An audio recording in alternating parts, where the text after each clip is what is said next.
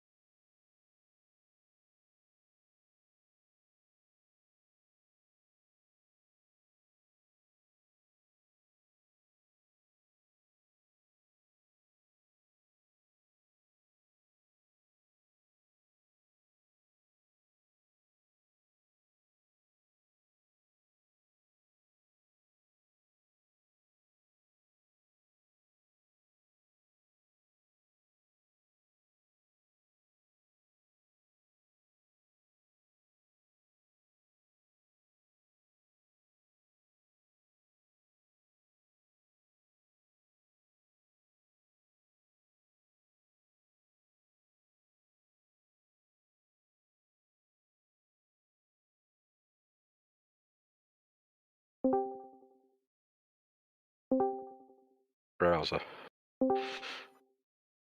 That's interesting. Okay, I'll mute myself. Oh, I came in unmuted. Somebody's dragging us in. I got in all on my own. Yeah, should it default to us being muted when we first get moved in? I think that might be a good idea if that's possible. All right, Well- everything seems to be working a little better right now. I've obviously been dragged in because it's still shown as being locked. Yeah, and I don't understand why that is, because it's not supposed to be that way. You know, it's not a private channel. View channel, we're going to get.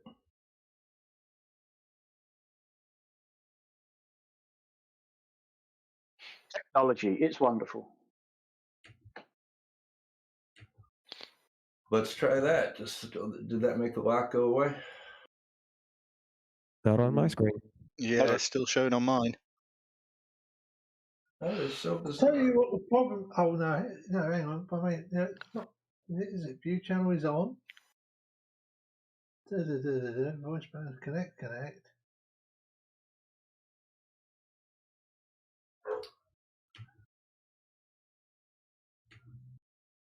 Yep, connects on, speaks on. Video is off. Start activities. I don't think that has anything to do with it. Use voice activity. Yes. Priority speaker. No. Mute members. No. Deafen. No. Move. Let's go ahead and make that ambiguous and manage events. I mean, It should be working. Do we have anybody new in here? See, I don't see a lock on my channel. Well, I do. to you, it's unlocked. That's the point. Yeah. Yeah. Now, see, in theory, if I go back to the green room, if I go out of here going to the green room, I shouldn't be able to get back into here because it's locked. Yeah, you won't. Let me give it a go.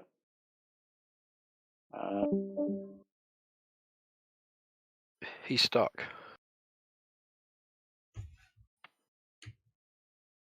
see where your problem is, Bob. What? Yep. Yeah, that wouldn't let me. I couldn't get back in. If you go to the basic member role, the connect is turned off in the basic member role, which overrides the general. So you would need to change it in there. That might be something there. I didn't do any of that crap, so we're gonna see. Hashtag crafty can't tech. I'm too old to tech. Yeah. I have limited tech. And of course, I'm pretty sure I take a everybody- pill and it keeps my tech in good shape. I'm fairly sure pretty much everybody's got basic member. All right, so what we're gonna do then is we're gonna double check here. Some days I can tech for a while. Yeah. Maybe not completely. Look, I still fondly remember my analog days. Thank you. Yeah. I could tech as well as I could when I was younger, but I can do it once instead of all night long. Yeah. Here's the thing, right? I can barely use my Android phone, but I can write apps for it. Yeah. Look, I can remember a time when there were no bloody mobile phones, and if the phone rang down the pub, we all said, "We're not here." Yeah. And I had a drawing board, and I had rotring pens that I've still got somewhere, and none of this CAD malarkey. And a big bag of farthings, no doubt. No, but I do remember the pound notes getting smaller before they got replaced by the pound coin. Yeah. Oh, that was a terrible shock, making the pound note smaller, wasn't it? It was a terrible shock when your pocket money was a handful of coins. It's like, hang on a minute, this don't look right. Well, it's the same number of pounds, yeah, but it's not the same. When you had notes, it felt like you had more money, and now they're just some coins. It's no. Because you were because somebody by that stage had also given you a wallet, so you actually exactly had real paper money in your wallet. It looked like you actually had money. Money. Yeah, you only had about £3 in there, but that's beside the point. Yeah. The amazing Alright, well- thing is they still have $1 note in the States. It's amazing. Do they? Yep. We have a $2 note and nobody uses it. So is that lock off now? Nope. Not for I me. don't see it, but maybe I should go back in there and check. Oh, it'll It be could there. be different if you're a mod. No, I changed it to basic I went member. in the edit channel, and I actually looked in the permissions because I am a mod. And when I click on basic member, no, it still shows for basic member that it's not connecting. You see, that's I the were a thing. mod- I just checked it, and it If I says were a that mod- on me. Sorry. Just Paul, saying, are you selecting the basic member to look at in the roles, Yep. or are you just looking at the everybody at the basic? No, I'm looking at the basic members here. Yeah. if I were a In the- mod, the first person I'd kick out would be me.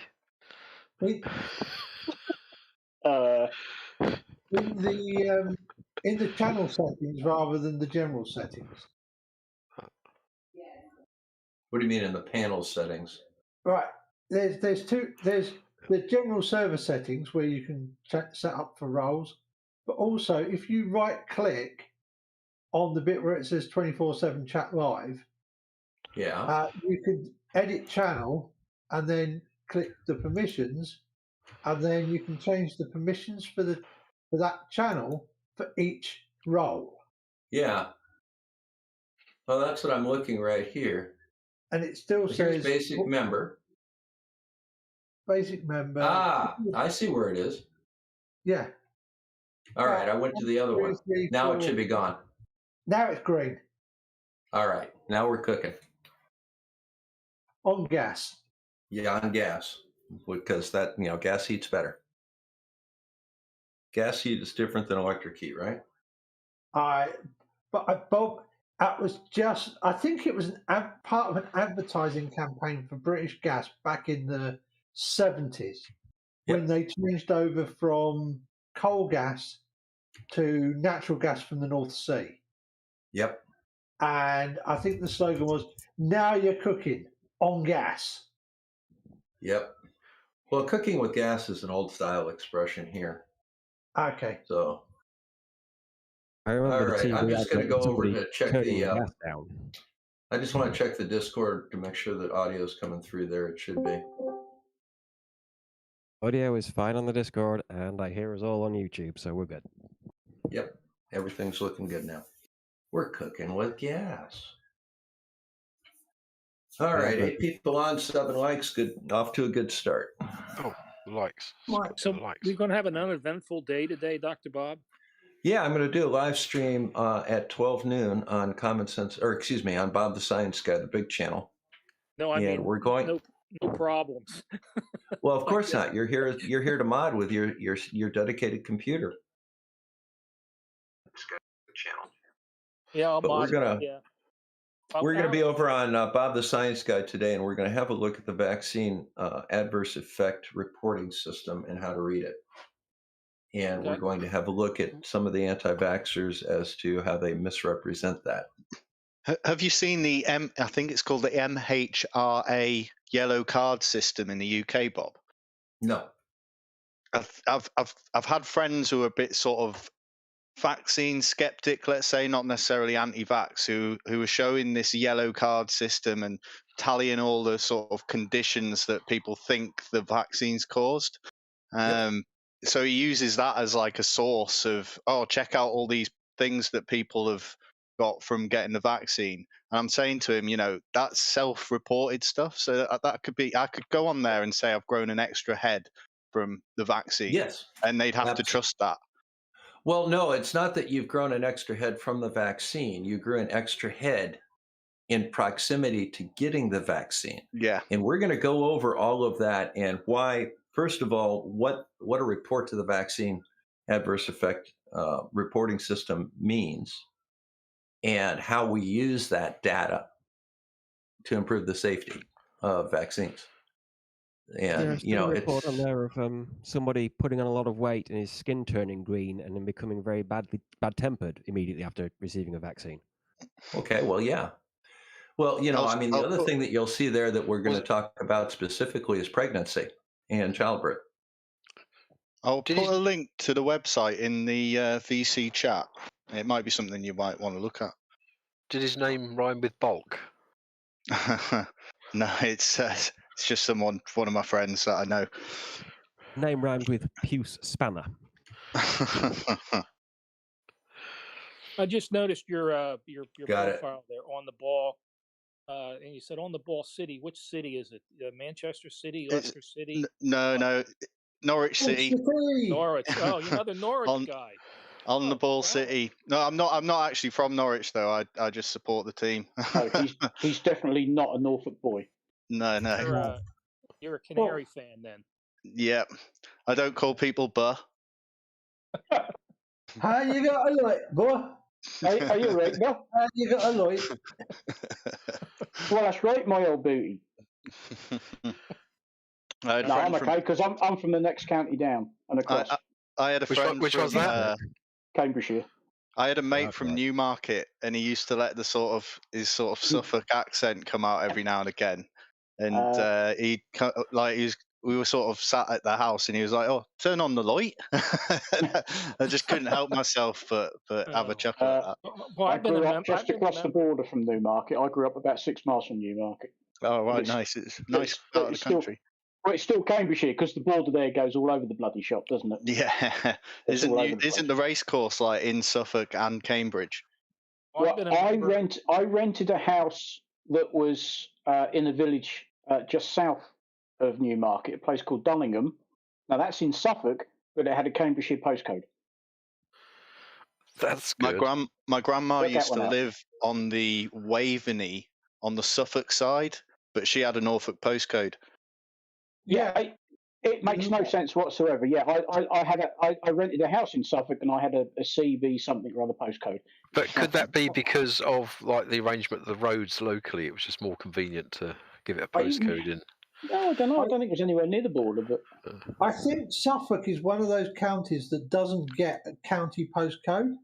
You've got the so you get a lot of Norwich Ipswich. postcodes along the top of it because you get a lot of Essex postcodes along the bottom of it because people don't like that because it bumps up their car insurance. And then you get the Ipswich postcodes in the middle. Boo.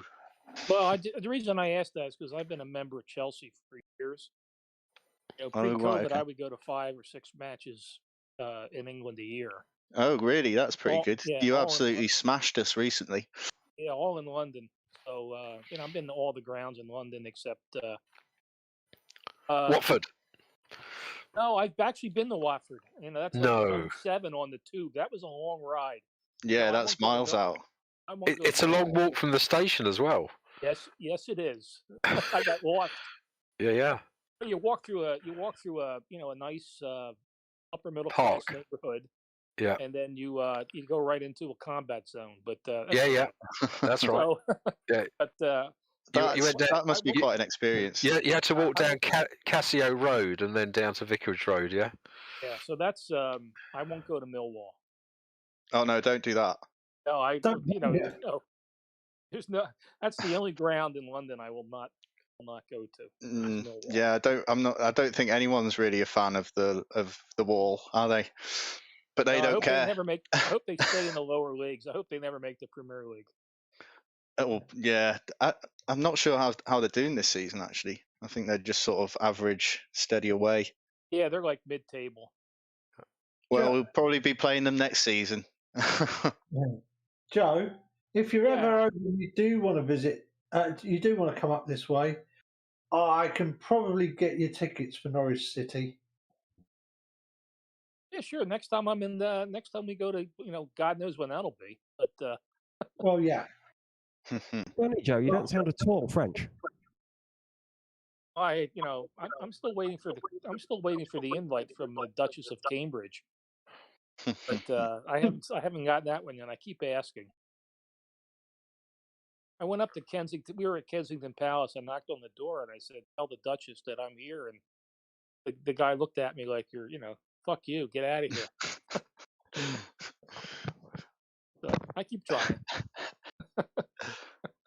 How you doing, Alan? I saw your little note there in the VC text. I'm perfectly fine now, thanks.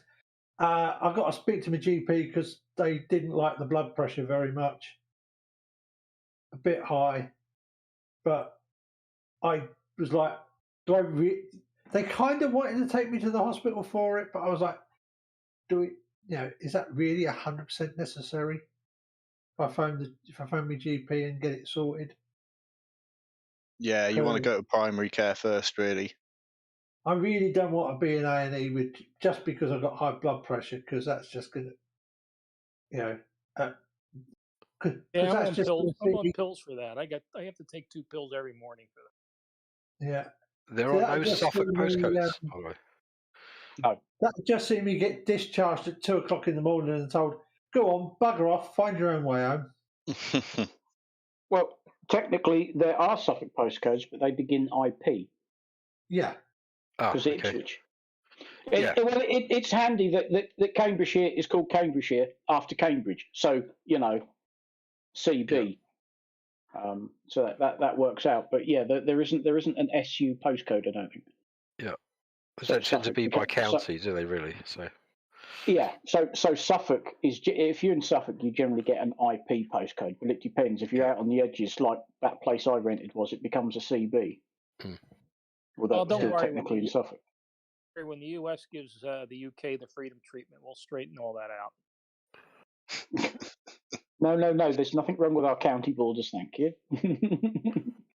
Yes, there is. Yeah, Some straight bleeding lines. idiot Greenham puts up signs saying South Yorkshire next to the A1. There's no such bloody place. No, there isn't any more.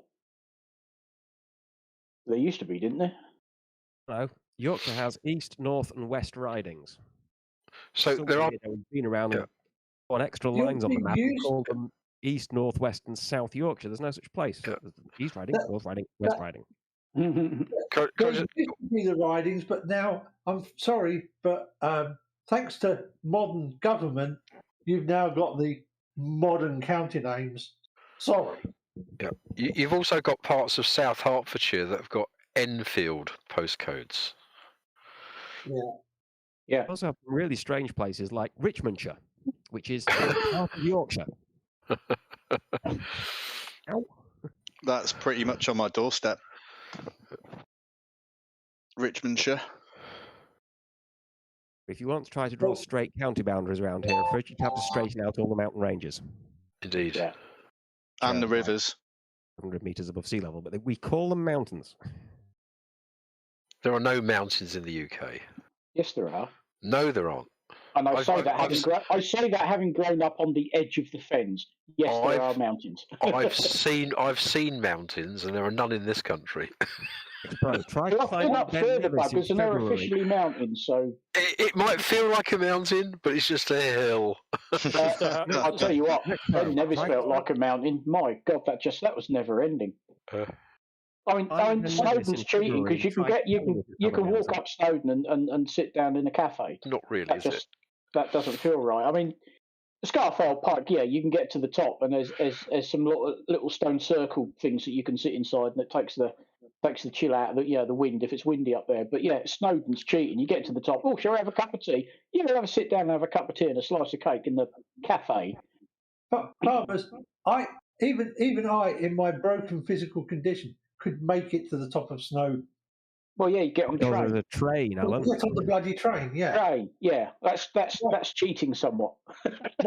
My son and his friends would get the first train up in the morning before they had to go to work, so they could then cycle back down on their mountain bikes, jump back in the car, and drive back to work. Yeah, could have done with the train going up Ben Nevis. My God, that was hard work. I've never done Ben Nevis, done Scarfell Pike, and I hated Scarfell Pike. What a boring walk! It is, unfortunately, Scarfell's not very interesting at all. Feels and you climbing up this thing, you get to the top thinking you got there, and no, You're going to go down another. You're going to go down another couple of hundred. You're going to go down a couple of 100 feet, and then up another one, and then another one, and then I think there's like, oh, I don't know. It seemed like forever. I know which, I know which path you took. That's the northern approach. Yeah, you go up to this peak, and then you have to drop all the way down into this valley, and then go all the way back up again to get to the top of Scarfell Pike. That when we did it first time, that was our way back down. If you come from the south, it's just up all the way. You just it just seems a lot better that way. Yeah, I've done I think we Scarfell from started. Rossdale, which is just straight at it. You follow the stream up, and then you go up into this little notch in the rocks, and you climb it. It's not quite a chimney. I think it counts as probably a hard severe. Yes, I know the route you're on about, because meters. the route we went up was next to that. There's a nice meandering footpath up, but yeah, if you go to the right hand side, like you said, you're in that notch, and yeah, that looked interesting. Go up that notch, and you go effectively up a flight of steps, except they're a bit uneven and rocky, and you're on the top. None of this mucking around, bouncing over Scarfell and Illcrag and Broadcrag and Great End. You just climb it. It's there. Go up it. I just remember the pub at the bottom doing the most amazing meals. I'm not sure if I disconnected before my comment got through, but I'm just saying I think we should redefine a mountain as anything taller than Ben Nevis. No. I think we should redefine a mountain as anything higher than the highest point in Norfolk. Hang on a minute, that's the Bridget Bloody Weldy then. Hang on, that'd be 13 feet. Yeah, exactly. That standard, Weatherby Services on the A1 counts as a mountain. Mountain. Oh dear. That's really annoying when the phone rings and you answer it and it goes beep at you. Yeah. I was on a mountain in Italy once, considerably higher than Ben Nevis, and I got a text message.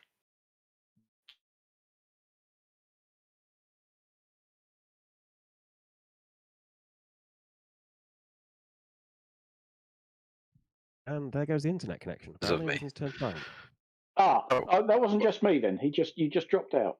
Oh, sorry. You got a text message and then nothing. Oh, okay. I got a bad connection. Has it gone again? No, you was going up a mountain and you got a text message. I got a text message which coincided with a wild boar running past me. And I looked at the message. I couldn't make head nor tail of it because it was in Italian from an Italian friend of mine. And eventually, later on in the day, when I'd been walking for 12 or 13 hours, whatever, and got back to the back to the house, I got my wife to read it to me, and she said, "Oh, that says beware of the wild boars." Yep, that's a real thing that happened. Oh dear. Comedy timing. Yeah. I've only seen one wild boar. I was in Switzerland walking up Menelich, or whichever it's called, which isn't quite. Is that Welsh mountain? It's that Welsh mountain in Switzerland. Yep, gotcha. Yeah, that's the one. Because it's got a Welsh name. It's masculine in German. Manly. It's 3,000 some meters. There's from the Eiger looking north. You have obviously the big drop. You have a scoop of a valley, and the bottom is Grindelwald at 1 kilometer altitude.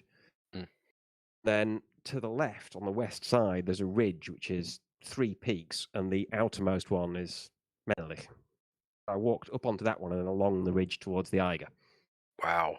As I was going up there, on the lower slopes, there are still these minor roads. There are still individual little cottages dotted around, people with small farms and so on.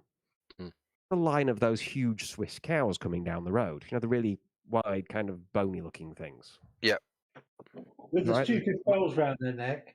Yeah. There's a line of these coming down the road. I'm walking up the other side of the road. It's not a problem. A cow goes past, another cow goes past, another cow goes past.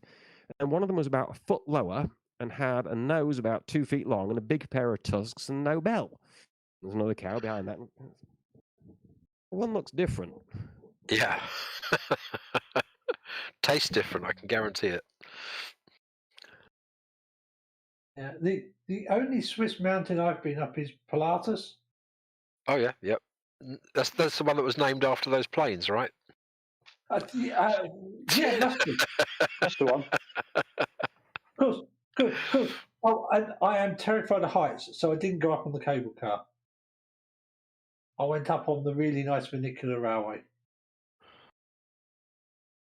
You wouldn't like Laggy du Midi then?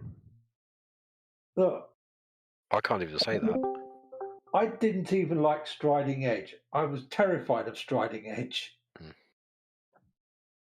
Laggy du Midi is off the northeast side of Mont Blanc, on the French side. Yeah. Go from Chamonix up the cable car, and about half the people go off. Then you go to the top of the cable car, and everybody gets off, and most people ski back down, and you get into this little yellow box that's masquerading as a cable car. I swear it's a foam box hanging off a cable. You can just about shut the doors and squeeze 5 people into this with your ski kits. Yeah. You get in your skis. It sets off out of that third station downwards. It doesn't go through any pylons. It's just the sag in the wire. Down across the gap between that peak and the main face of Laggy. And it comes up through the floor of the cable car station at the top. It is that steep. It doesn't go in through the wall. It comes up through the floor. And you step out onto this mesh platform where you can see down through the holes between your boots all the way down. You stand there and wait for everybody to shuffle off this platform so you can get into the station proper. And behind you, the cable car drops back down, leaving an open space. Holy shush! Wow. Yeah. I'm not doing that. Sorry. Yeah. I got to say, the approach to Mont Blanc from the French side is not the most glamorous, but when you get out on the other side, it's quite spectacular. I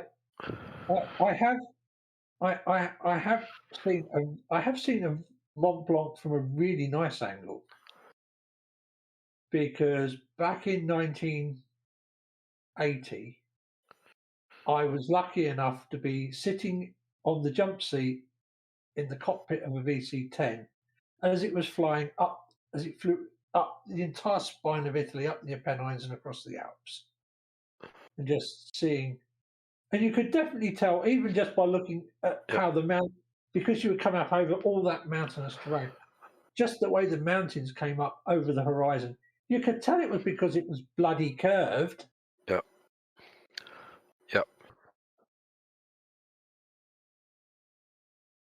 Yeah, that's the thing, isn't it? Look at that. I've never heard it pronounced that way, Alan. What's that? That mountain range. Which one? The one that you said. The other ones. The Italian one that you just said. Apennines? No, Apennines. Apennines. Oh, well, or as the Italians say, Appennini. I was about to say, you can call them 8 ninnies. I'm English from bloody London. What do you expect? Well, I'm only supposed to blow the bloody doors off. Yeah, it's just the Pennines in this country are named after the ones in Italy, not the other way around. Just letting you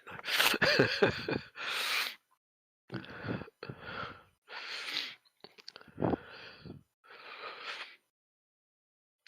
Well, Latin for continental divide or something.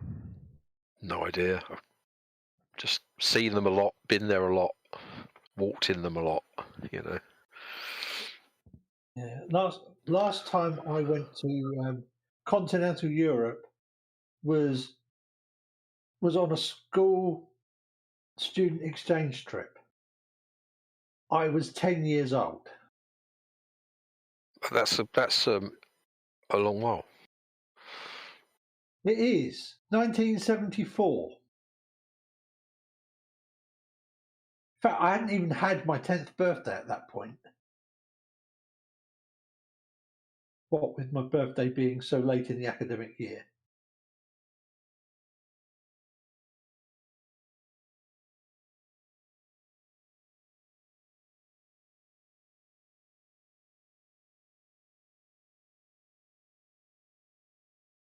That is one big hunk of mountain I'm looking at there.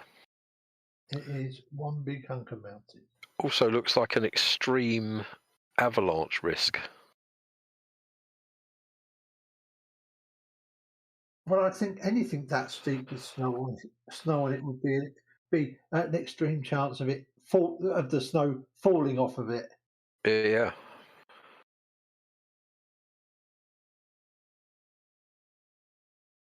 But that doesn't worry James Bond. Oh, I mentioned ski kit. The reason we were up there is that some stupid sod thought it'd be a good idea to ski off that. Yeah. How many bits was he found in? We all made it eventually. Oh, you were part of that party. Okay. I'm afraid so. Right. Damn. I didn't know what I was getting into until, we were already up there. Ridge coming down, in those photographs, coming down towards the camera. Yep. You walk out onto that ridge, down the right side on a sloping path, and then along the right side onto the crest to get round a steep bit, down the crest a bit, and then off the left side, and then put your skis on, and ski off down there. The continuous line of people walking down to ski this, and you can't really turn around and go back, so screw that. And back down in the cable car. See you in the cafe when you're done. There are 30 other idiots behind you waiting to go that way. Yep. Damn.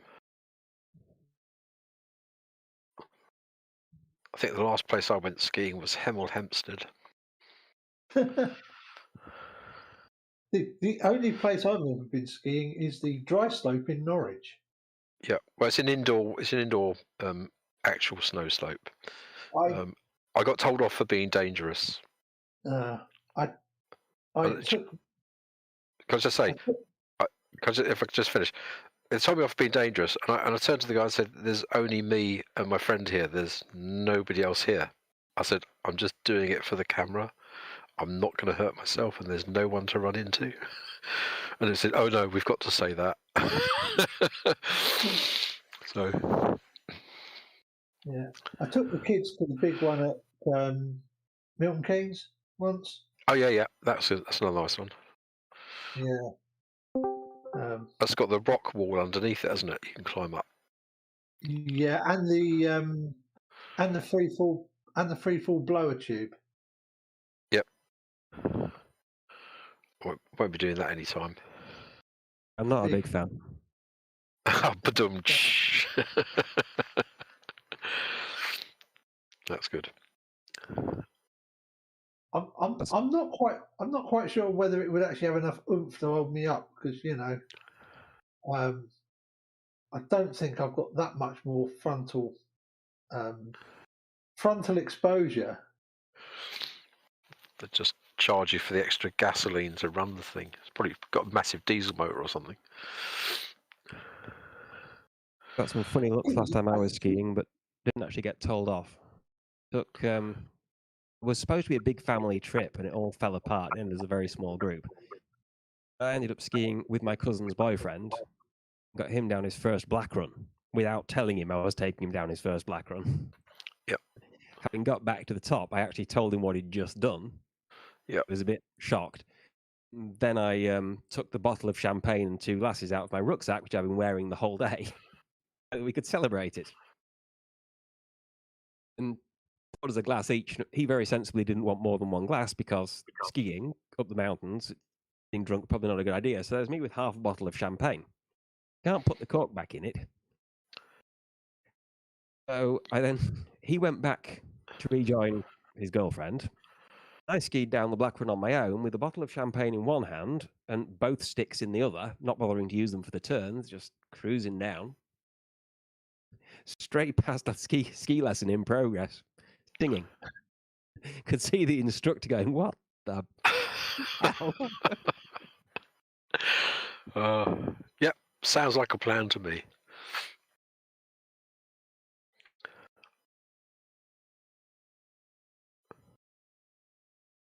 You've all liked the video, I presume? Yeah. Stream, right.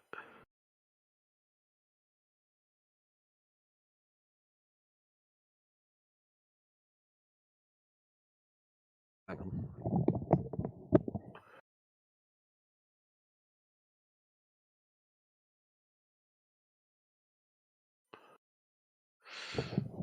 tumble dry, just fired up full speed. Thought I better shut the door. So, guys, if you sign up to the Udacity course, which is called the Intro to Physics, lesson 1A is the circumference of the Earth.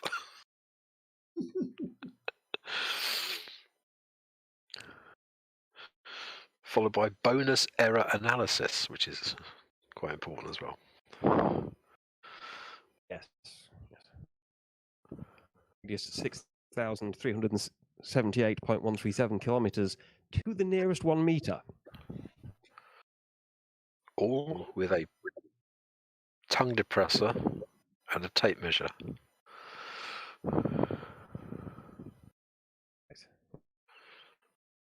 LD50 of this compound is 20 micrograms. Sorry, oral LD50 in rats of this compound is 20 micrograms per kilogram. 95% confidence interval, 18.2 to 21.7 micrograms per kilogram. You never get an exact number. You just have 95% confidence that it's within a certain range. Yeah.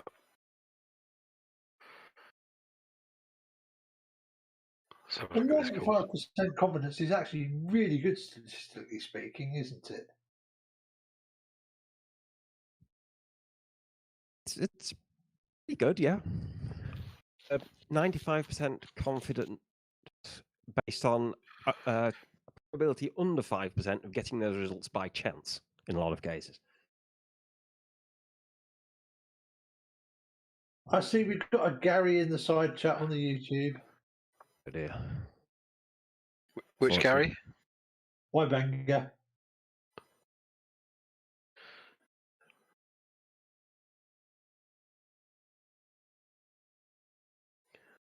I'm going to say hello.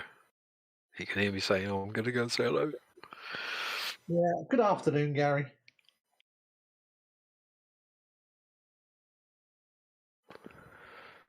Well, oh, actually, I don't have to type anything, do I? No, he can hear you. Yeah. Hi, Gary. I mean, it's not like have another copy. It's Sorry? not like you didn't choose to come in here and talk to us, is it? Hi, Gary. Please join us in Discord.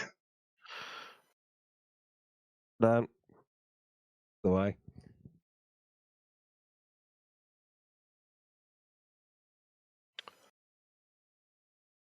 Coffee, now that's a good idea, actually. But I'm going to disappear because I've got some more programming to do. So catch you all later. Lucky you.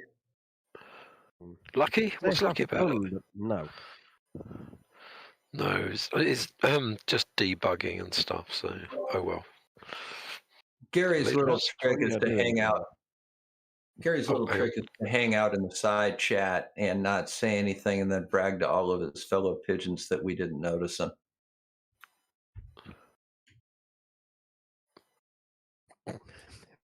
Didn't notice him. I just didn't think it was worth paying attention to. Well, that's the sad thing, because that's actually the case. But he likes to brag that nobody saw him sitting out there, and he merrily recorded everything. Yeah, but we all said hello, so he can't use that clip. Yeah. So later, guys. Have a good afternoon, everybody, wherever you may be, even if you're in Westchester County, New York. Yeah. I mean, it's not like YouTube's not going to record it, and I believe you leave them up, don't you, Bob?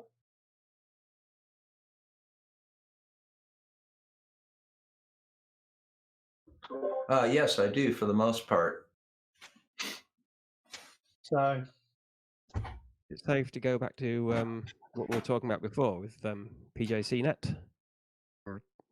Yeah, actually, I'm getting ready right now to release the announcement for the live stream on Bob the Science Guy at 12.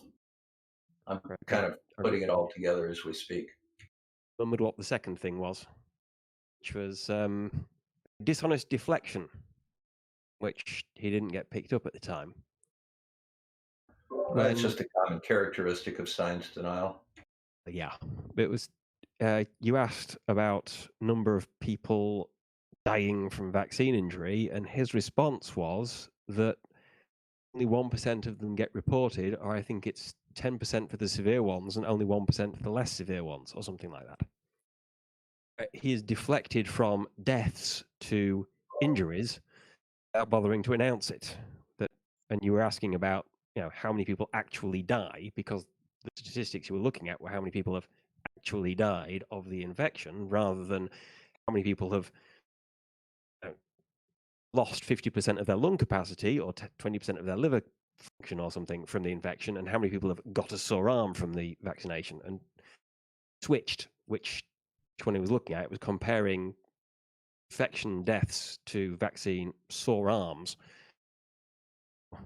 My husband got vaccinated on Thursday. On Sunday, he was struck by lightning. That vaccine kills people, it does. He got struck by lightning because he was playing golf in a thunderstorm. But yeah, it was a deflection, which I thought ought to have been flagged up as the dishonest tactic it was. The third thing I wanted to mention was just talking about stuff could happen 10 years down the line. When they do that, I really want to ask them for a mechanism. So I can go to any of maybe 3 or 4 universities near here, access the library and read the textbooks and talk to lecturers or talk to them online, contact the Open University online, whatever, and get all the information about which part of which molecule binds with which part of which other molecule, which part flexes, what ion-gated channel opens, what ion flows through it, and everything else, or how a foreign protein injected into the bloodstream, or in this case, produced by cells, extruded into the bloodstream, triggers increase in the number of antibodies that bind to that protein, and an increase in the number of cells associated with those antibodies and everything else. The whole mechanism is there in detail. He's proposing that there is something that's going to happen 10 years down the line. I want the mechanism. I want to know which molecule is lurking in what part of what cell. It's going to cause what effect, rather than something could happen. Well, you have to understand that a primary error in scientific judgment by science deniers is that they seem to believe that by raising a question, they've demonstrated something. Well, it could be unicorn farts becomes, therefore, it is unicorn farts. And, simply raising an objection doesn't mean that you've demonstrated anything. You still have to do the work and demonstrate it.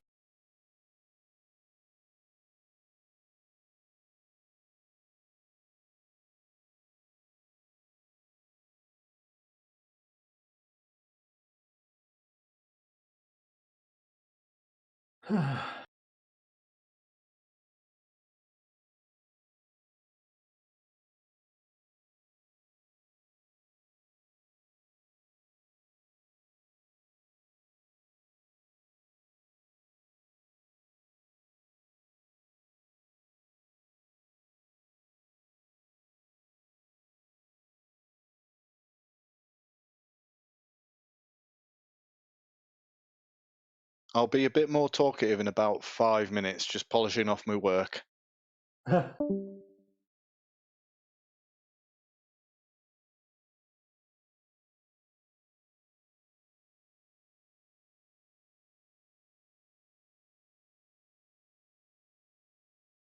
got to stop scrolling through Facebook Marketplace while I'm chatting. Keep seeing things that, oh, that'd be nice. Oh no, better not. Don't really need that. Don't really need that crap because they're asking too much money for it. Best bet's probably just to stop looking at Facebook. Well, yeah, I don't actually look at Facebook very often, but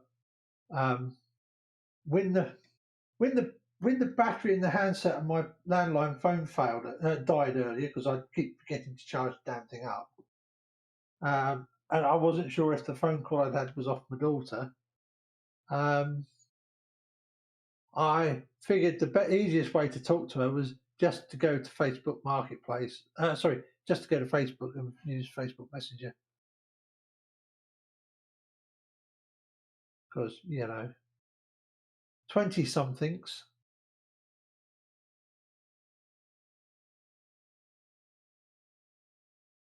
Giving away all their personal information and the copyright on every photograph and voice clip they upload and everything else to you don't give away the copyright on all the photographs you upload because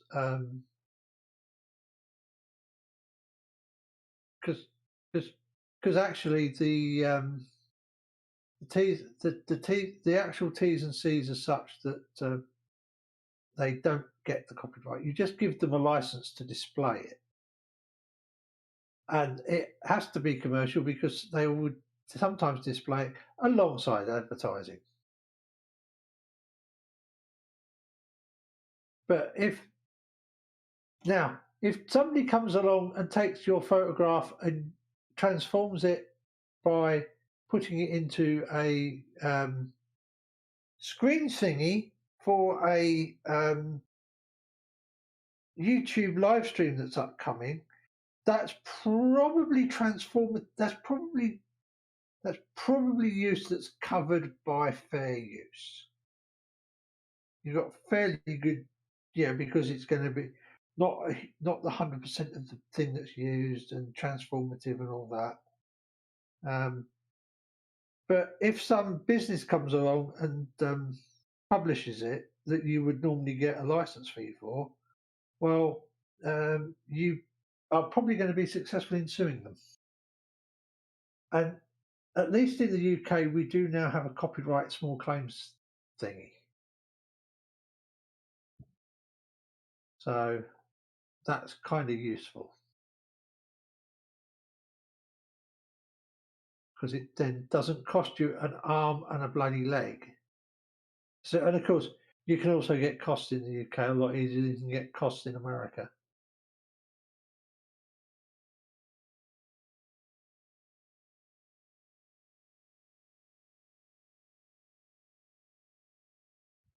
I first saw the terms and conditions for Facebook, I looked at it and went, no.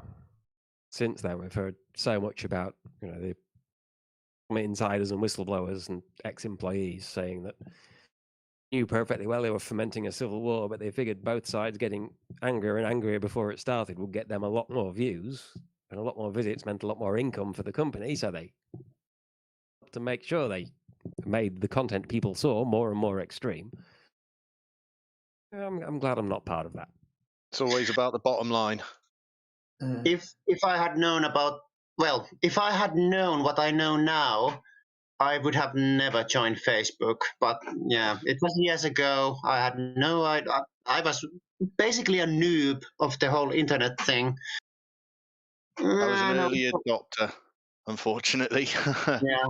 Some girl that I liked put me onto it, and then I've been on ever since, unfortunately. But then the only reason that I'm still on there is because of one particular Facebook group that's like the best place on the internet, in my opinion. And yeah, so I'm a bit aggrieved to leave now. Yeah, that actually, I'm glad you brought it up because this is something I have been thinking about. I mean, I do use it I have actually been using it to look for work. And also I have some friends who live really far away from me, so it's useful to be in contact with them. But this is something that I particularly would like your guys' opinion about. Like, while Facebook has a lot of nonsense in it, like they spread, it is a spreader of all sorts of science denial and all that. But at the same time, for example, I am a member of a couple of pro-science groups in Facebook, and that's something I'm wondering, I don't think I would, this is my opinion, I don't think I would do anyone any favors if I left Facebook and basically, I kind of feel like I would create it, I would be partially a culprit of making it a more of an echo chamber than it already is.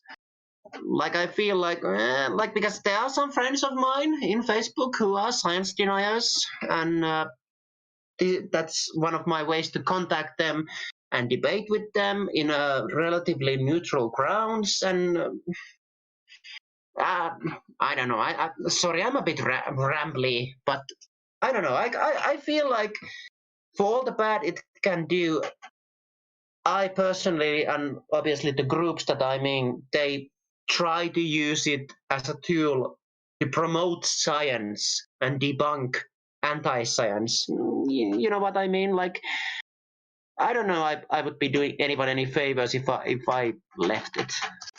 The only reason that I'm still on there, it's kind of a bit of a silly reason, really. But there's a band that I really like, and their fan group is absolutely amazing and really positive. So I like to go on there because it's really positive people. It's called Afghan, actually. It's regarding a band called Idols that I really love from the UK. And yeah, it's just an amazing space for like positive, like talk and like-minded people. So yeah, I highly recommend that group if you're into the band Idols. If anybody who's listening cares. Idols. I'm not familiar, but I will look it up. I'd say they're a bit of an acquired taste. They are getting pretty popular here, but yeah, they're sort of. I just heard one of their songs, and the first two lines is, "My blood brother is an immigrant, a beautiful immigrant," and I just thought that's a band that I really like, and I'll get into them. Never turned back.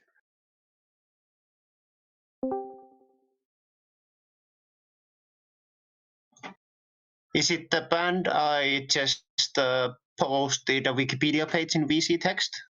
Let's have a look. I've finished work now, so I'm being a bit more chatty. Let's have a look. See, yes, that's them. Yeah. Okay. Mark Bowen. He's one of the guitarists. He's actually a trained dentist. You can see his like ratings on these like Rate My Dentist websites. It's quite funny. But they're quite sort of right on, and people don't like that a lot. Like there can be a little bit divisive, but they're kind of they speak to me, so I don't really care if people don't like them. But they're a bit of an acquired taste. Well, what you describe sounds well. I definitely will take a look of them, because what you describe does sound something like I might be into, because I like rock music in general, and I do have some things I'm a fan of that were an acquired taste for me. For example, the Canadian comedic movie and cartoon reviewer Phelan Porteous. Like at first when I saw him, I didn't like him at all, and now years later, he's one of he's absolutely one of my most favorite movie reviewers in all of the internet. Mark Commode. Who is it that you mentioned there? What was he called? Phelan Porteous. Oh, I don't know that. No, I'm not sure. I only know like the most famous one in the UK is a guy called Mark Commode. I'm not sure if you heard of him. Mark Commode. I do know a couple. Like if you're still talking about movie reviewers, I do know a couple from the. Yeah, I don't know that he's one. He's on Radio 5 Live, and he's got like a bit of a sort of fancy haircut. He plays the double bass. He's like he looks like quite a hipster. But originally, I used to not like him at all. But then, like my mate showed me this. He does a review of Sex and the City 2. And it's absolutely brilliant. It's hard to kind of describe what he says, and he does get a bit ranty in it, but it's it's so funny. That might be fun to watch, check out. I'll put a link. I'll put a link to it in the VC Yeah, chat please do. because it's absolutely brilliant. I think it has had quite a lot of views as well.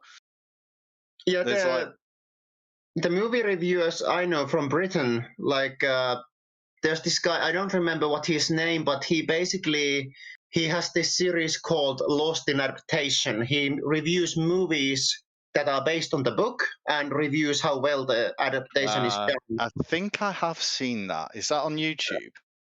Yeah, like these are seen that. It's basically the YouTube famous British movie reviewers that I'm more familiar with. Like I've put the link up in that. I've put the link to that video on the VC chat, but just watch it when you've got a bit of time. But it's so fun. It's had 1.2 million views, so that kind of says how it went a bit viral. I have to say, even as an old fart, I quite like Mark Kermode. Yeah, he's a funny guy. Especially some of his more documentary type stuff when he's been talking about movies and what have you. Yeah, he's a clever fella. He is indeed. I tell you what, a reviewer that reviews, that does the book to screenplay comparison, and ratings. I'd love to see that done for the movies Where Eagles Dare. Ooh. 2001: A Space Odyssey. That's based on a book. I didn't even know that. No, they were both written as screenplays by the authors and then novelized. Whoa. Yeah, I knew that Where Eagles Dare is based on a book, but Alistair MacLean. But yeah, I didn't know that as well. No, Alistair MacLean wrote the screenplay, then novelized the screenplay. Oh, I'm sorry. Okay, now. Oh, wow. Okay, now I understood. Oh, never knew that. Because I looked somewhere. I obviously imagined it's the regular way, like first the book, then the movie. Wow, that's interesting. No idea. There's not too many books that I've read the book of and then also seen the film. I'm not the best reader. I don't really have the greatest attention span, as you probably noticed when I'm in the chat. I don't often talk a lot. I lose focus and want to do other things. But yeah, like the best one that I remember, like One Flew Over the Cuckoo's Nest, is just so different. The book is so different to the film. Like that was one that I actually studied at A level. So I didn't do too badly on that. I haven't also, like I must say, there's not many franchises where I have both read the book and seen the film. It's usually either or. There's the first two Jurassic Park books and movies, then there's the Clockwork Orange. Oh, then there's the Unknown Soldier, the Finnish war book by Väinö Linna. I think that. Oh no, wait! There was the Swedish author Jan Guillou. I don't know. His surname sounds French, so Jan Guillou. His book centered in the Crusades, starring the main character is called Arn Magnusson. I did read the first two books, and I also saw the movie, and I absolutely fucking hated the movie. But that's almost it, I think. Like those are the only examples of I can name where I have both seen a movie and read the book. Yeah, I have to say, unfortunately, I was very disappointed. I mean, they were great movies. However, I was very disappointed by the Lord of the Rings movies by Peter Jackson because I'm a lover of the books. Oh, yeah, I was actually coming to those. Like, I forgot to count that in because I haven't read it, but I have heard it as an audiobook, so that's why I didn't count those in. Yeah. Yeah. I was somewhat confused by some of the choices they made adapting the Harry Potter series. Oh yeah, okay. Again, sorry, but you reminded me. Yeah, I'm still way behind on the Harry Potters. Like I have read the first 3 books and have seen the first 3 movies. And my intention is that I will not watch the movies until I have read all of them. And I know, like, and I speak. By the way, I speak as a trans person. I will not let the fact that J.K. Rowling is a transphobic idiot bother me enjoying her art. Like I will read the books and I will watch the movies and I will judge them regardless of the author. The absolute best adaptations of books that I have seen weren't movies; they were TV series on the BBC, and they were the adaptations the BBC did of Jean le Carré's spy novels,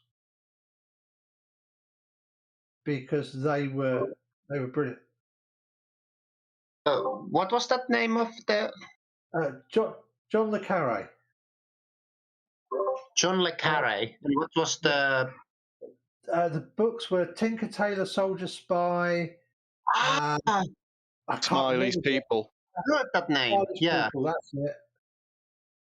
I will look it up more. The BBC adaptations of those books were absolutely brilliant, but they pretty because the Carré includes a lot of description in the book, and he also and there's also a lot of literal, the conversations are just almost like verbatim. So yeah, I guess it's actually fairly easy to, if you've got the time, to turn that into a TV show, because you've just got to find locations that match the described scenes. And a lot of the locations are kind of actual real places anyway. Oh. Hi, Björn. Hi, Björn. What's his... Ian Richardson, isn't it? Who's in... is it Tinker Tailor Soldier Spy? Something like that. In the original BBC, it was... In the BBC series of adaptations, it was Alec Guinness. Oh, right, okay. Yeah, he's got this. He's got same birth date as me. Alec Guinness, the original Obi-Wan Kenobi. Correct. Alec Guinness. There's a name I've not heard in a long time. I'm waiting for somebody's impression of it. Here's my Simpsons reference for the day. Alec Guinness, genuine class. Jeremy Irons. Jeremy Irons. I also like. I saw that episode of The Simpsons. I thought that like I could not have thought about anything better than Lisa did. But yeah, Alec Guinness. I have only the only movies I have seen him in are Star Wars and Bridge Over the River Kwai, and yeah, he is genuine class, a charismatic guy. You to see you in Ice Cold in Alex. Sorry, what I didn't quite make up. Sorry. Ice Cold in Alex. The closing scene has been used as an advert for Carlsberg Lager in the UK, because in the movie they're trying to get from Trebuk, which has been besieged by the Germans, back to Egypt and back to the British lines in an ambulance during the Desert War. And the closing scenes, they get to Alexandria and they're in the bar and they have, a glass of ice cold beer, and it is Carlsberg. I see. Yeah, I can understand why they would use that. They need better adverts than that to get me to drink it. Well, hey, that's why I bought 2 bottles of Koskenkorva, because you can see them so much in Finnish movies. I've never had Finnish beer. I don't think. I've got this beer from Hamburg.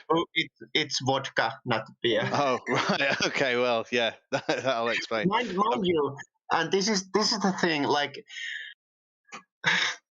this isn't really any important information, but in Finland, only thing you can call vodka is if the alcohol content is more than 37.5%. Then you can call it vodka. Anything below that, made from the same material, is called vina. And this actually exceeds that with the half percent, but it's still called vina. But as an English, speaking English, yeah, it's vodka basically. I have to make a terrible apology here. I just realised I completely and utterly screwed up. It's not Alex Guinness in Ice Cold in Alex. It's bloody Sir John Mills, isn't it? Well, I was wondering, because I immediately, when you talked about it, I searched the Wikipedia page of the movie and I couldn't see Alec Guinness anywhere. So I was wondering, maybe he was in the commercial or something. But yeah, I apologise. It's I'm a bit rubbish at identifying people. It's something I've always had. People would come up to me and speak to me, and I won't have a clue who they are, and they will obviously know. I mean, I was walking through a local shopping centre a number of years ago before I had to use the wheelchair, and somebody came up and said hello to me, and I looked at them, and they went, and it's like, this was a bloke I spent 2 years working with when I was in the army.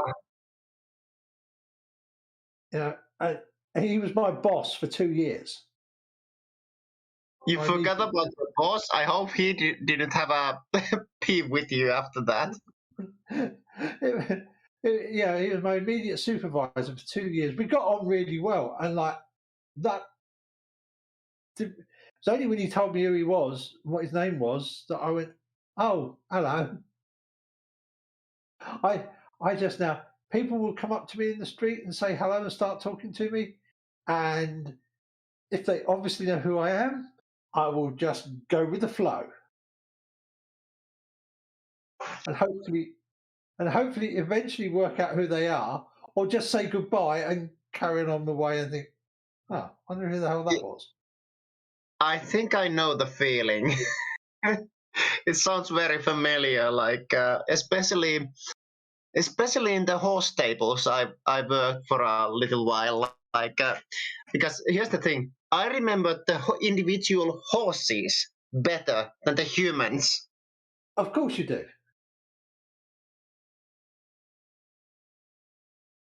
But yeah, it's really, yeah. So I just go with the owl, Well, you can always be like, oh yeah, hey, you there, like yeah. Like even like seriously speaking, like I think it's only natural that you might remember a feeling of a person more than their name. Like I think that's natural.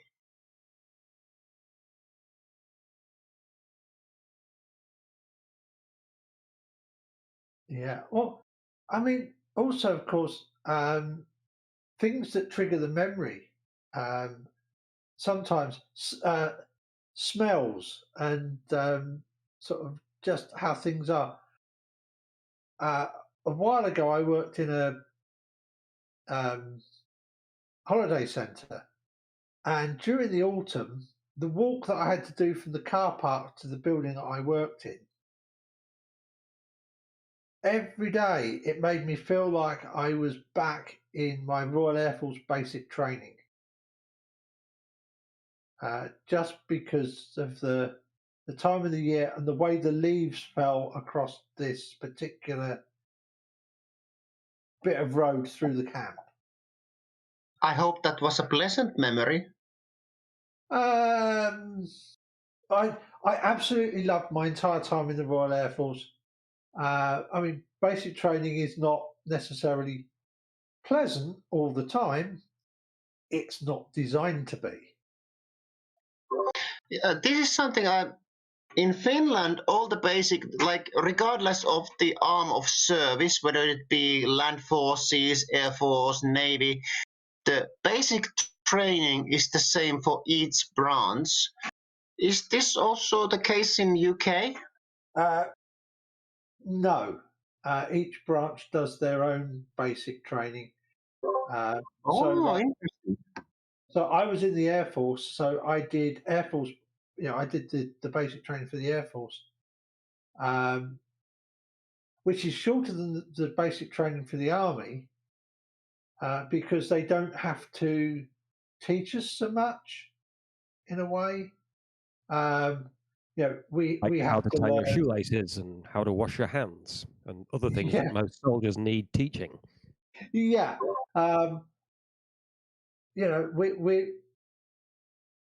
We need to be taught. You're taught to march and they do your physical stuff, but you don't have.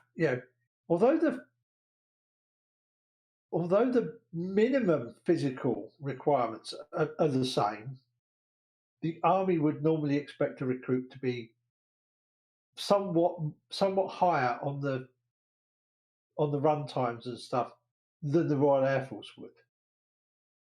So, you're not going to have any problems as long as you can run a mile and a half in under 10 minutes. In under 9 minutes and 50 seconds as a recruit. Whereas the Army would expect you to be down closer to 8.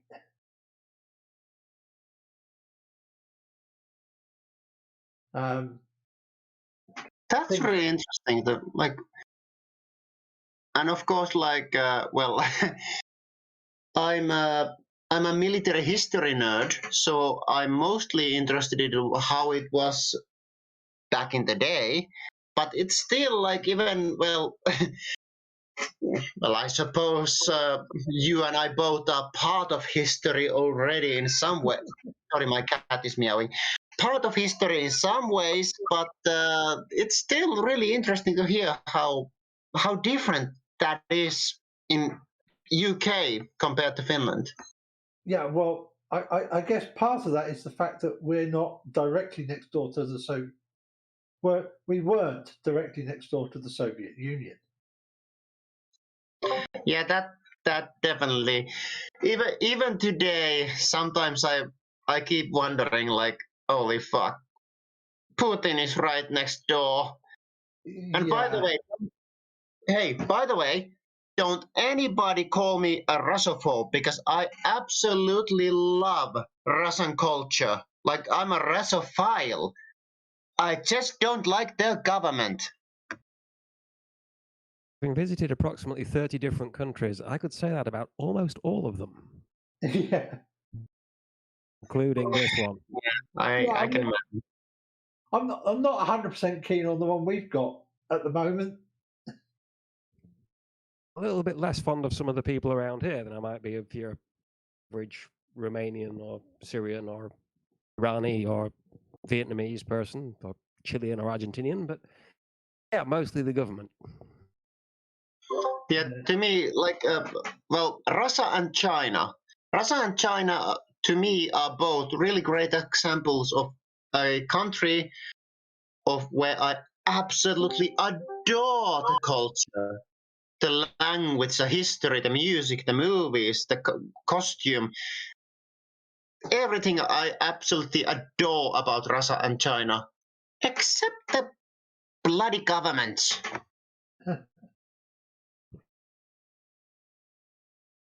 Yeah, well, of course, my service was during the Cold War, so the Soviet Union was the big bad bogeyman to the east.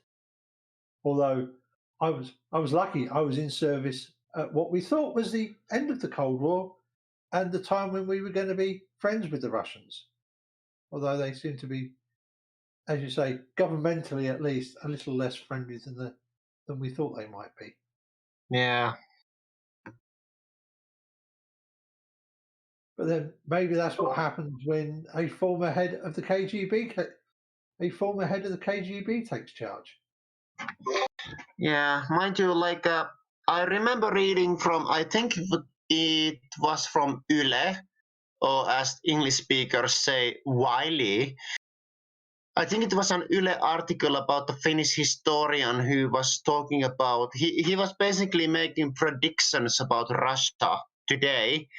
And he predicted that, well, as soon as Putin goes, so does this whole ultranationalist nonsense bigotry that he represents. Like young Russians, they want freedom. And speaking of that, like, well, rock music have always represented freedom and rebellion, and Russia does produce some really awesome rock music. And based on that, like, of course, like, I'm talking purely from my own very limited perspective, but I can easily imagine that once these old geezers, the leftovers from the whole Soviet regime, once they are gone and the new Russians take over, yeah, at least I hope that it will indeed be very different than it is today. Yeah, you might have said that back in the 1890s about, once the old Confederates die off. Yeah, the old Confederates and their lost cause mythology, which is just pure mythology. And their apt pupils, as I believe the film was called. I actually have a book in Audible about the whole lost cause myth. God damn it. Aton Shea Films has done pretty good videos about that. He has one, Why Gods and Generals is Neo-Confederate propaganda and objectively sucks. Aton Shea, did you say? Yes. Yeah, oh yeah, I have seen that video, and I love Aton Shea. And I'm not saying that I love Aton Shea purely because I think he's so absolutely cute in a uniform, but, well, he is a cute in a uniform, and I love his videos also. Looks particularly good giving the that statue a 2 middle finger salute. Oh yeah, and here's the thing. Like, yeah, I'm Finnish. I lived in Finland my whole life. But the time when I really learned to appreciate the American ideals, what America was founded for, this happened when a constitutional lawyer working for the Freedom from Religion Foundation called Andrew Seidel had sent his book. I think it was his first book. I think he has written more than one book by now. But at the time, his only book, he had sent his book to some kind of Christian nationalist, ultra evangelical guy, and the guy, this evangelical, I'm not throwing all Christians in the same basket by no means. They are awesome Christians, but this guy, this fundamentalist Christian, he felt himself burning this book and that Andrew Seidel had sent to him, and I was immediately like, I want to know about what that book has. And so I got it in Audible. And here's the thing also, like how interested I was in it, because I don't even like the narrator, and I'm usually really picky about that in Audible. But yeah, I got it in Audible, this book from Andrew Seidel. I forgot the full title, but it was something like Why Christian Nationalism is Un-American. And when I listened to it, I really learned to appreciate the influence that the American Revolution and the democratic republic ideals had around the whole world. Like, I even recognize it in, when Finland gained independence during the end of World War I. It is so obvious that we had this awesome example to look up to in history. Like, we didn't have to invent anything like from thin air. We could just look up to what like George Washington and all these other guys had already brought up. And yeah, I apologize. I'm rambling again, as some people may figure out I'm a bit drunk. But yeah, it really made this book. It really made me appreciate the positive democratic republic influence United States Revolution had on other countries as well. Yeah. So sorry, Tessa. Your comment on the alcohol just had me nearly wetting myself with laughter, because such a Finnish stereotype. Scandinavia in the world comic, anybody? It's okay. I am a Finnish stereotype. Portable sauna towed behind you everywhere you go, big knife permanently in one hand, and often with one of those knitted woolly hats with the dangly bits over the ears with the little pom-poms under them.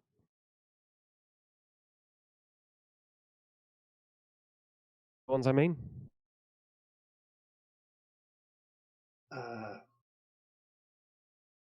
If you've never seen the webcomic, you won't get the reference. There is probably not.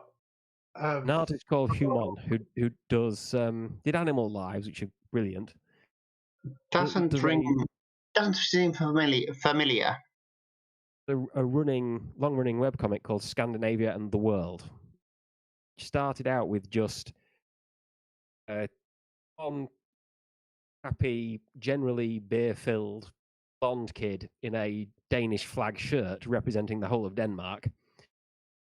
Some geek, and again, a Swedish flag shirt, permanently carrying a laptop everywhere he goes, representing the whole of Sweden. And some big red-haired, bearded, muscular bloke in a Norwegian flag shirt, representing the whole of Norway. And over time, this has grown into this huge cast where you now have male and female, Denmark, Norway, Sweden, UK, France, Spain, Italy, the works. And every time something amusing happens that can be made into an amusing comic, if there isn't already a character for it, they get drawn. And the character for Finland is this permanent scowl, a permanent a woolly hat with ear flaps with dangling pom-poms on them. It never talks, just waves knives at people who get too close. Sometimes tows a sauna around because the Finnish are never without their sauna. I'm pretty sure he drinks vodka in large quantities as well. That sounds about right. It was a Russia versus Finland one, I think. It was the Russian guy who was running around bare-chested and throwing himself into snowdrifts and going, "Look how manly I am!" The Finnish guy was wearing about 3 coats and 2 hats and said, "Fuck that."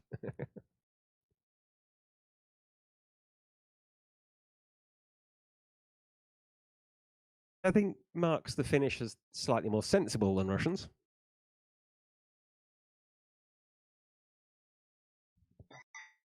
Well, it depends what way you look at.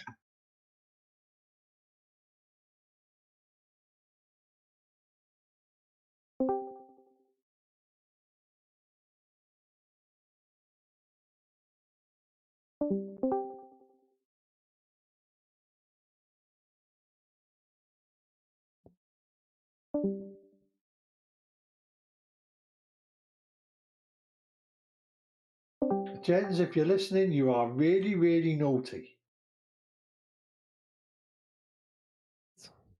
Tut Jens.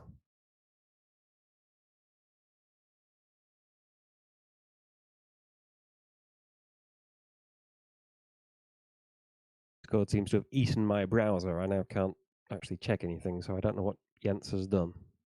Oh, he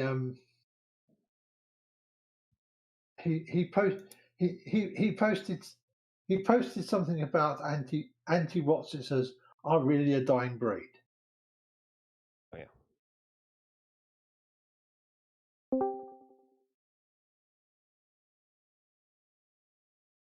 True enough. True. It's Doesn't bother me. It's when they breed that I worry. Yeah, harsh but true.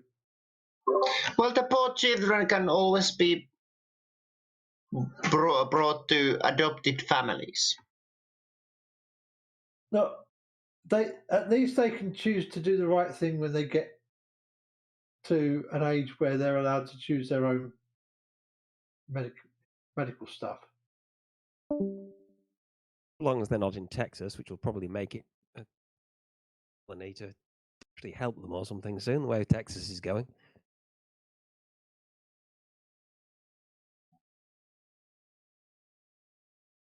Or a suggestion that Texas, as it appears to have de facto seceded from the Union at this point, should be allowed to fully secede from the Union. 2359-59, and then declared a failed state at 000001. Target of a UN intervention by 1 o'clock in the morning.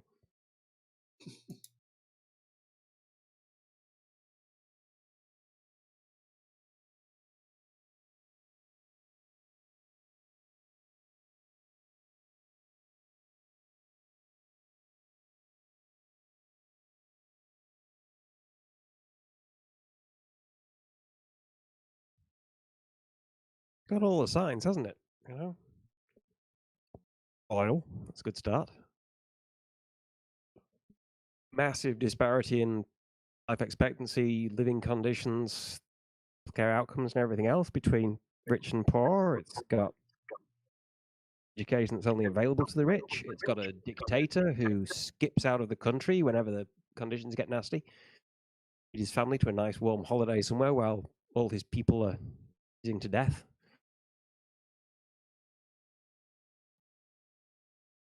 It's like a failed state to me.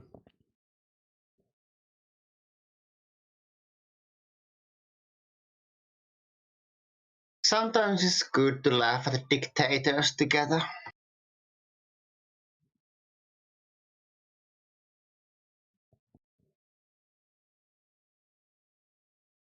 Worrying part is the number of people over here who think England should be more like Texas. Yeah. I tell you what, I think we should just do international disputes, as in the video for Frankie Goes to Hollywood's Two Tribes.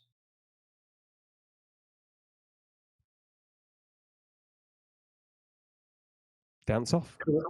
For those who remember the video of it. And the juggling contest? I haven't seen the video. Tell us what's in it, Alan. It's, you remember the spitting? They somehow seem to have got hold of the spitting image puppets from Fluck and Law, from Spitting Image. Spitting Image is awesome. Of Gorbachev and Ronnie Reagan, and they do the old pro celebrity boxing match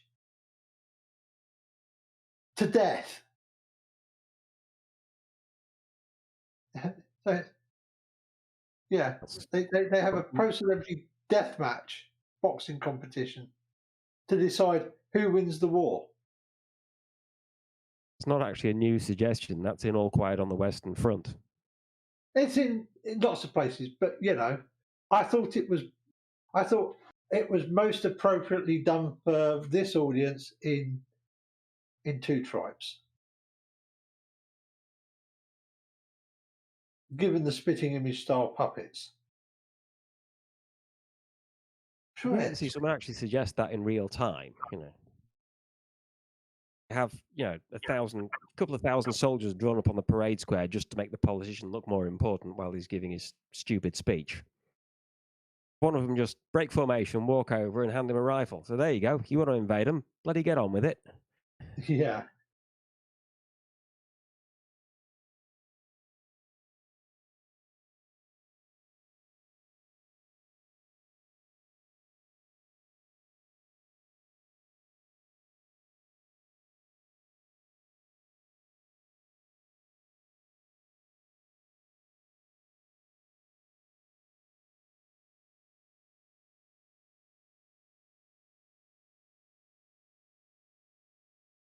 I couldn't find a fight video, but this was the best I could get.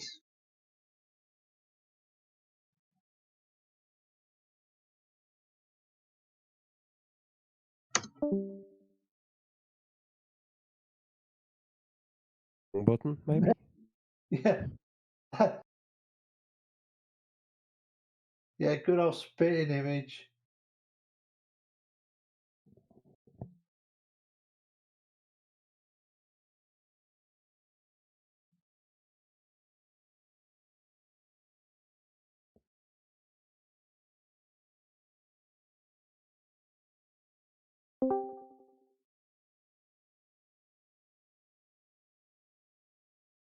Oh, sorry, it's not the puppets. It's the very, very good looking. It's the puppet-like lookalikes in the Two Tribes video.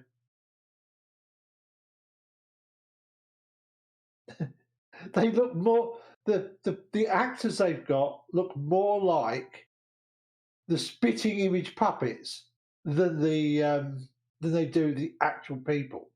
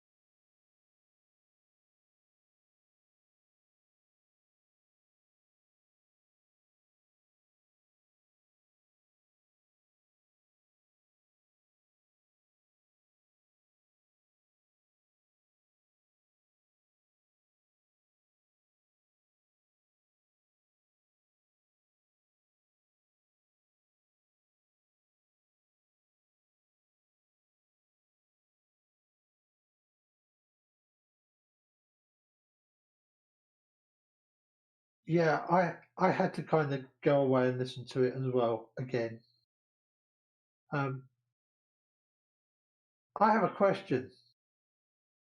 If you've got a couple of carbon atoms and a hydroxyl group on the end, isn't that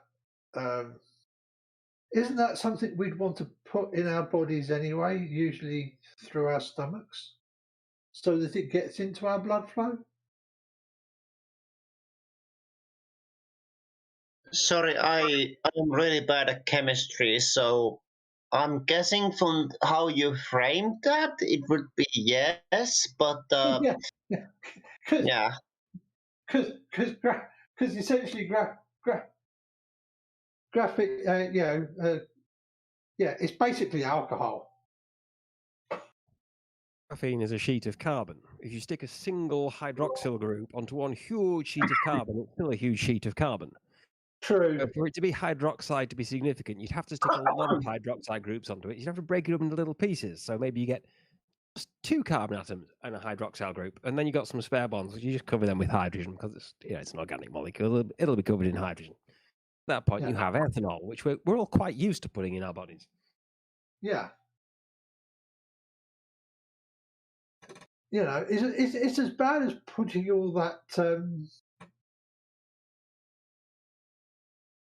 hydrogen dioxide in there, isn't it? Dihydrogen monoxide is bad. It's truly only half as bad as hydroxonium hydroxide. Yeah, I mean that's really, really nasty stuff, isn't it? You want a really scary one? Look up the LD50. We're going back to scientific method here. If you want to find out whether something is toxic, you can't just grab a rat and inject it and see whether it dies, because if you injected an air bubble, that will kill the rat. If you inject distilled water, that will lyse all the red cells and kill the rat. If you stabbed the rat through the heart with an injection needle meant for horses, you injected 500 milliliters of something into a rat, you've killed the rat. If you squeezed the rat too hard, you killed the rat. So just one doesn't do. If you get 100 cages, or 104 cages, I suppose, put 100 rats into each cage, you feed them all and give them all the same toys and the same accommodation, the same bedding and the same water and everything else for a week in a climate-controlled warehouse. They're all in the same conditions. Have an assistant shuffle a couple of decks of cards and deal 1 card to each cage, and another assistant prepares, or you prepare, dilutions of ricin, milligram, 100 microgram, 10 microgram, you have to go 1 gram. 1 gram, 100 milligram, 10 milligram, 1 milligram, 100 microgram, 10 microgram, 1 microgram, 100 nanogram per liter. Other assistant shuffles 2 decks of cards and sticks the cards to them. And yet another assistant has to go around and match up bottle to cage. Then they all go away. Somebody else, your least favorite assistant, has to go around and weigh each rat, inject each rat with 1 milliliter per kilogram from that cage's bottle to the muscle of the right thigh. No air bubbles and so on. Turn them all to the cages, and then over the next few days, you do the usual rat care and you count and remove the dead rats from each cage. And you get a graph of how many rats died in each cage. You can convert this from an actual number to a percentage of the number that would have survived, you think would have survived, if there hadn't been anything toxic, based on the fact that at least some of these cages actually got injected with saline solution, which is isotonic salt and maybe salt and sugar solution, the same concentrations as is in the blood, and out of 100 rats, those control cages, maybe you lost a whole 1 rat. So your average deaths is 0.1. Your average number of survivors should be 99.9, and you have a number of those 99.9 rats that died in each of the other cages, and you plot that against the dose they received, which goes from 1 gram per liter to 1 milligram per kilogram, or 1 milligram per liter to 1 microgram per kilogram body mass. You get an S-shaped curve, and you can draw across from the 50% and come down and find the LD50, lethal dose 50%, which is the dose required to have a 50% chance of killing each victim. Yeah. And for something like botulinum toxin, it's 3 nanograms per kilo. For ricin, it's 20 micrograms per kilo. I think for aspirin, it's 666. That might have been something else. There's one of them that hit 666 in one study. If you look up 137-trimethylxanthine, you will find that its LD50 is actually lower than that of pure arsenic. So that's a fairly scary compound, you know. What's the LD50 of arsenic? Because I mean, I know arsenic's not good for you, but I thought that was another one of these things that is interesting in that you can get lots of little doses given to you, which will then build up. What with it being a heavy metal and everything. Well, single dose LD50. I forget the actual number. There are salts of arsenic that are more toxic than pure arsenic. So in a sense, saying it's more toxic than pure arsenic is actually less of a claim than it's more toxic than dimethyl arsenic or something. Yeah. It sounds better, doesn't it? This stuff's more has a lower lethal dose than pure arsenic. And if you look up the list of things that 137-trimethylxanthine can cause, we've got arrhythmia, tachycardia, seizures, the usual nausea and gastrointestinal upset and vomiting and dizziness. So what, right? Compared to all those things. And, you know, death. Yeah. This is not hypothetical. This stuff has killed people. There are medical reports of people being killed by lethal doses of 137-trimethylxanthine, which you may think isn't a problem because it's probably one of these weird chemicals that gets used in some obscure part of paper production, and there's like 3 people in the whole world that are ever in any danger of ingesting it. It's been found in measurable quantities, you know, serious affect your physiology quantities, soft drinks manufactured by a certain rather large corporation based in the USA. Oh. Would that be the Red and White Corporation? Yeah, and not only can you find enough of this, could you find enough of this stuff in some of their products to measurably affect someone's heart rate and blood pressure, they recently moved from one state to another. Moved the headquarters in response to. They had some good reason. There was something about rights legislation. They protested by moving out of the state, which was quite good. The senator of the state to which they moved didn't say anything about this stuff being in their products, didn't say anything about them actually, didn't ask them what precautions they have taken to make sure it doesn't get into their products in the future. As far as I know, they haven't taken any precautions to keep it out. Think about it, your kids right now could be accidentally could be swallowing this stuff. Your grandchildren or whoever, If there's a pack of their product somewhere sitting in the pantry and your kids drink it, they might be necking this incredibly dangerous stuff that has killed people and is more toxic than pure arsenic, at least if you measure it by LD50. Obviously, there are lots of ways to measure how toxic something is. Oh. I really think when that senator runs for re-election, somebody ought to ask him what pressure he's going to put on that corporation about this stuff getting into their products.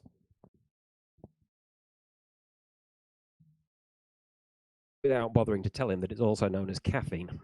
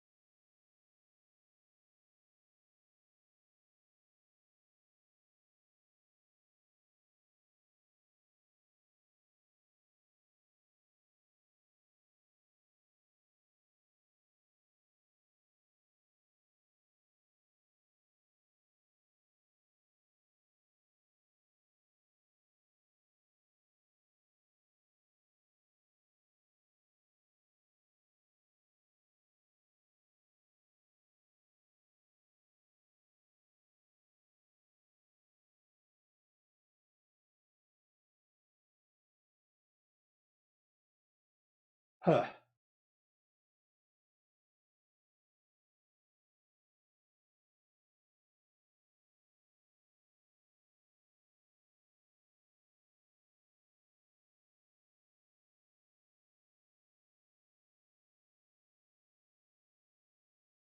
Oh, Tessa, back to the song. I don't know if you heard of Frankie Goes to Hollywood.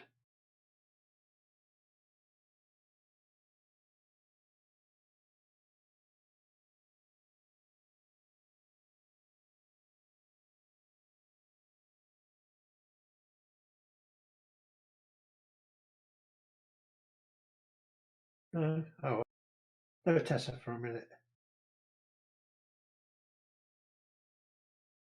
Is that the I'm too sexy for my shirt, guys? Yeah. That was it. No, that was Right Said Fred. That was Right Said Fred. No, Frankie Goes to Hollywood was Relax. Oh, that's it. Yep. Which got banned by the BBC, of course. Of course. When they suddenly realised what the what the lyrics actually meant.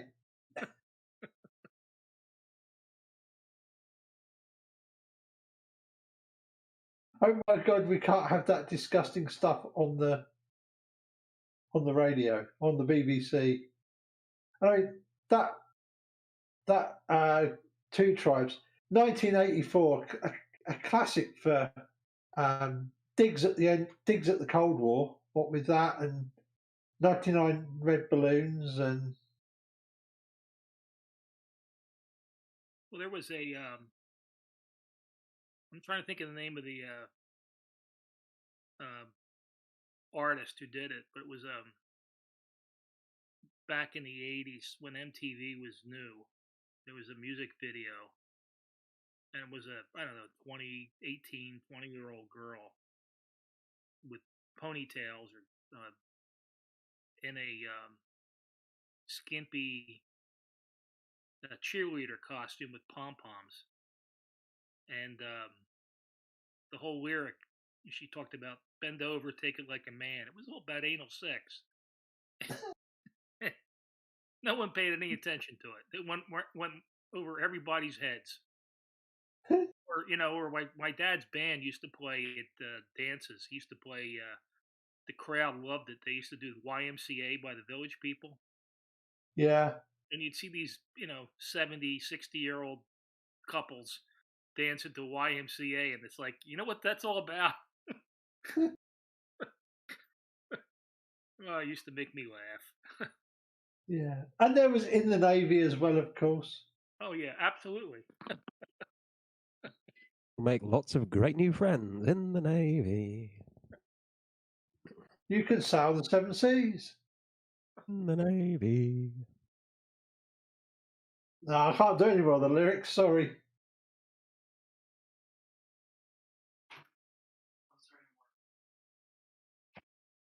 If you go back to the basic training thing, I'm sure the RAF get told that their basic training is the same as the armies these days, but there are very definite different emphases on them. That was always the army case. have a lot more emphasis on crawling through mud and being completely undetected, to the extent that when I was the rabbit, one of the hunters actually tripped over my head without realizing he'd found me and carried on. Yeah. Amusing. And shooting. Yeah. The requirements for a soldier to shoot are generally that you're more likely to have to, and you're likely to have to over much longer range than the RAF. If the RAF are having to shoot, stuff has gone horribly wrong, and it's probably defensive shooting. Correct. Unless you're a rocket. Yeah. For an army, even in something like signals or engineers, you are much more likely to be doing pairs fire and maneuver and engaging targets at much longer distances. And much more likely to be shooting in general. So there's more emphasis on the marksmanship and fieldwork skills. Yeah. I mean, obviously. So the army food is a lot worse. It's skills you're not going to need in the Air Force, is it? So, I mean, that's like, I don't know what weapon you have experienced, with the training of. But with the SLR, I heard that the Army requires about at least twice the number of hours to train a squaddy up to a standard where they can be potentially taken onto the range with an SLR than the Air Force did.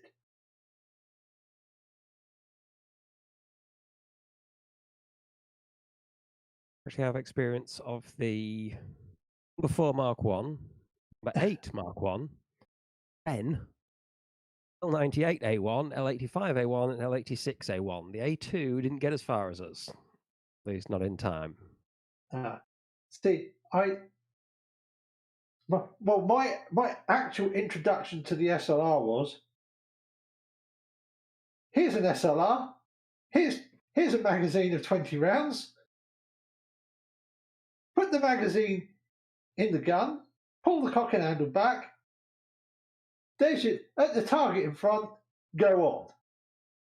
Jesus. We had a whole lot of time spent using using our own rifles, but with dummy rounds, steel cased, no primer, grooves in the side of the case. So DP rounds. With basically a wide-angle photograph of a landscape just printed across the bottom of the wall, and someone next to us cycling the action for us after each click, and a whole lot of time on drills and stuff before we ever got near live ammunition. They would have been with I'm going to guess they would have been with L58s as well.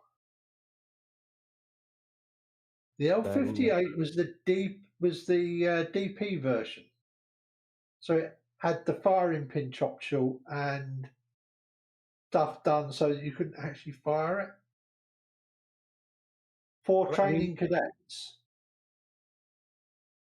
The air cadets had all kinds of junk, but I meant actually I met the other stuff before joining the army. In the army, it was straight to the L85A1. Okay. I wasn't sure because even if you're only a couple of years younger than me, because my unit didn't get L85s until towards the middle of 1992. Got told it's not an SA-80. Sorry? Got told it was not an SA-80. No, it wasn't an SA-80. Small arms of the 80s, and if we were still using small arms of the 80s in 2002, we'd be using kit that was 20 years out of date. Bloody are using kit that's 20 years out of date. I don't care what you call it. But the thing is, the L1A1, 1957 we adopted it.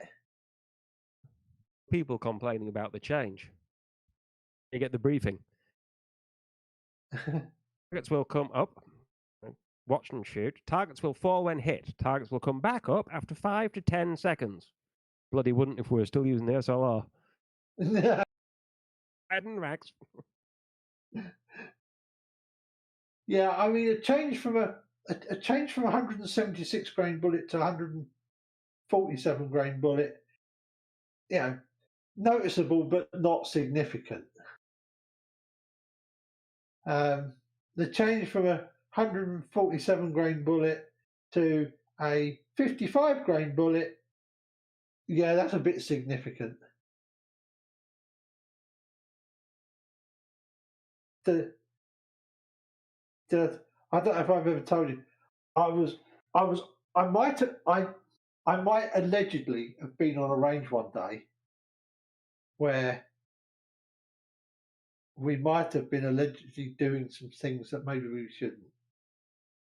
Like taking a spade that had the handle break off the top, so you just had like the spiky bit of the wood that you could stick in the ground in the sandbank in the backstop,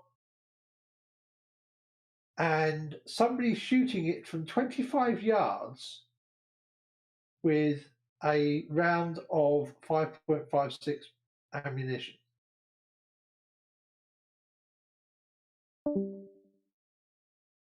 and this round of ammunition not penetrating the blade of the spade at 25 yards, just flicking it round about 45 degrees. You ever do the falling plates shoot? No. So, yeah, but so at 25 yards, the 223, the 5.56 round failed to penetrate the blade of a spade stuck in the sandbank. The falling plates thing was 200 meters with the air cadets, and they had. It got a bit bent and got a little twisted. You've got the butts behind the target, and then you've got the mantlet in front, protecting the people who are patching up your targets for you. Yeah. In the front of the mantlet, there are 2 slots. Kind of looks like a bunker, which are shelves with, obviously, there's plenty of thickness of earth behind them, really, where you can stand up a bunch of A4-sized plates. They're almost rifle plates, but they're half-inch thick tin plates with wide bases, so you can stand them freestanding. Indeed. 10 each side along the front of this shelf. Then you have 2 cadets on positions 3 and 4, 2 cadets out to the right on positions 9 and 10. These 2 pairs of cadets have 10 plates each. 10 plates a pair. 1 L98 each. It's a race. Knock down the 10 plates on your half of the mantlet before the pair on the other side of the range knock down the 10 plates on their half. Yeah. You only have 10 rounds each, so you better not miss too many times. This is with the manually cranked L98A1, so you have to.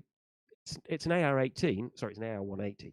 But instead of having gas parts, yeah, I've seen them. I have actually done the training on the A2. For anyone in the audience who didn't know, basically it's an AR-18, but you have to reach up and crank the action every time. Yeah, it's a bullpup, but don't worry, the charging handle is in the normal place. And the long rod. Yeah, and the difficulty is that it's an AR-180 that's had the butt cut off of it and moved backwards, and I have to go for a bit now, so I will catch you all later. I shall just be on mute because I was just going to say that this conversation has basically killed the audience. I wasn't watching the YouTube chat anyway. No, I'm talking about even in here. Right. People were dropping like flies. That's my fault. I'm a very boring speaker. But I'll carry on anyway because I don't care. Nothing's happening in YouTube. Dr. Bob, we're still waiting for Dr. Bob. For his live stream. We're all right. That's why everybody's leaving, because they're all going across to there. Okay. Yeah, it's 15 minutes late. The falling plate thing. The problem we found some of the time, because we were using 5.56, was you could knock the plate at one side and it would just turn 45 degrees but not fall over. Or, it would rock back and swing around and stand back up. It's still there, but it's a narrower target and you can't hit it square, so you've just made it harder to knock down.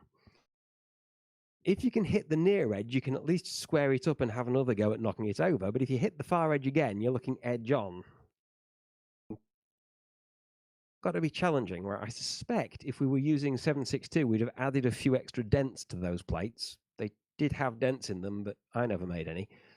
Knocked them down a lot more easily.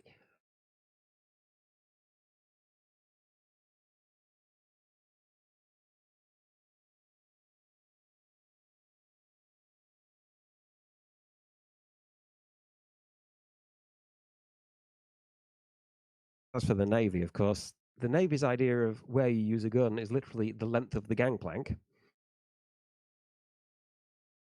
They do have a very different requirement in terms of firefighting.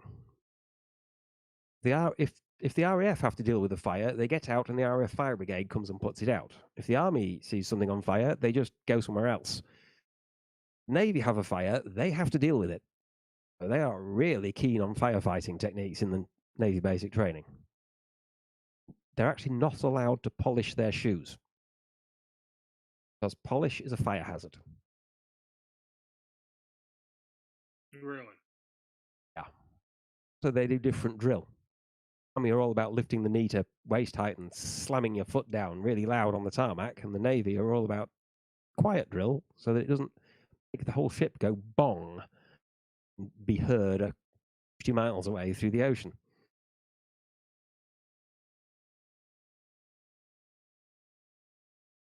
It means they screw their knees up a bit less than the Army do.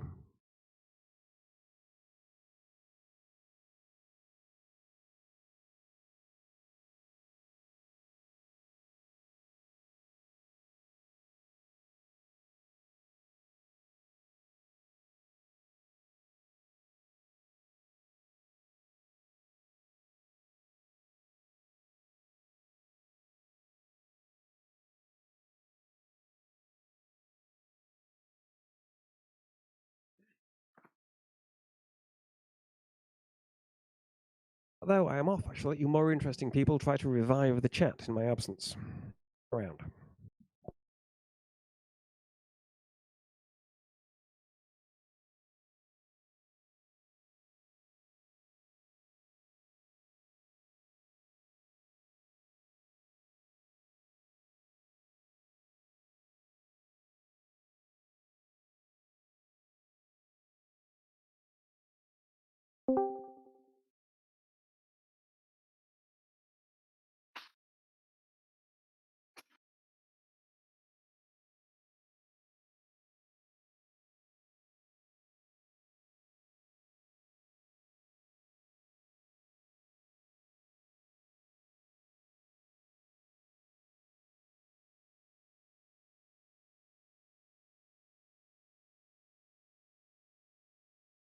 How are you all doing today?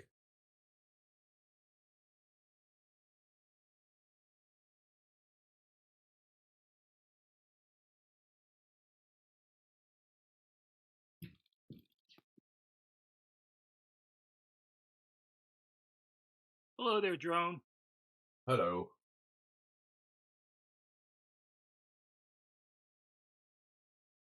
How are we doing today, Joe? Well, I'm still around, so that's good. Well, that's better than that guy. Yes, it is. Yeah, he was quite a piece of work, that guy. Yeah, that was announced a few days ago. Yeah, I saw it now.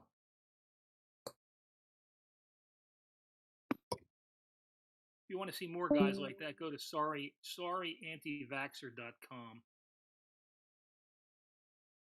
That's with 2 X's.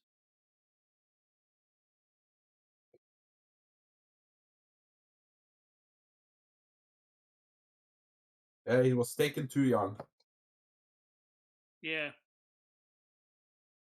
People have been speculating as to what he was doing down in Ecuador or wherever the hell he was. Costa Rica. Getting COVID. Yeah, well, that's not what people were speculating he was doing down there. Well, that was what he was doing.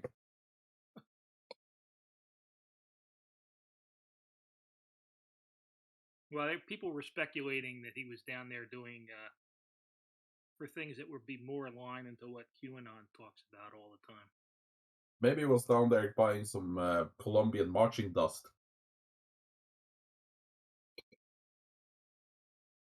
Well, I don't want to say what it is on Dr. Bob's server, but something a Catholic priest may appreciate. Ah.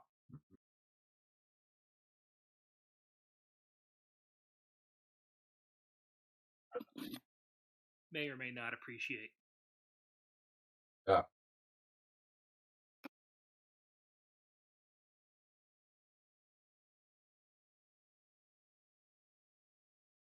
So what's new in Norway?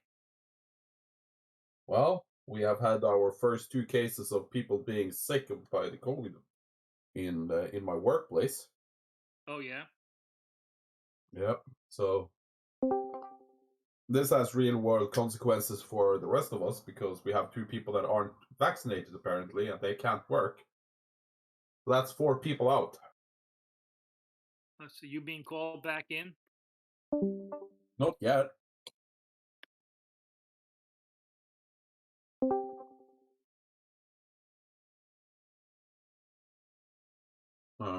But sooner or later, I guess.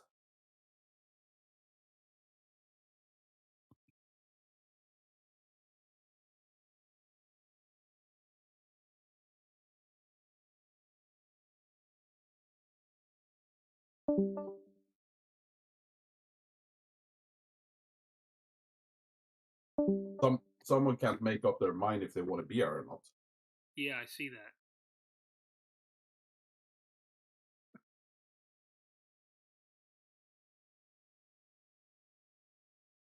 I don't think Dr. Bob can decide whether he wants to be here or not. He's here both in spirit and person. He's here 2 times. Twice.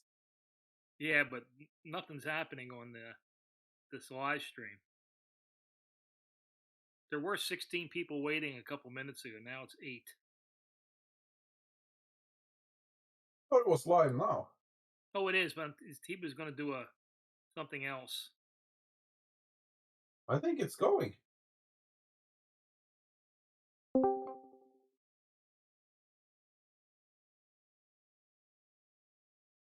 No, he was going to do a live thing, waiting for. It's right now, waiting for Bob the Science Guy.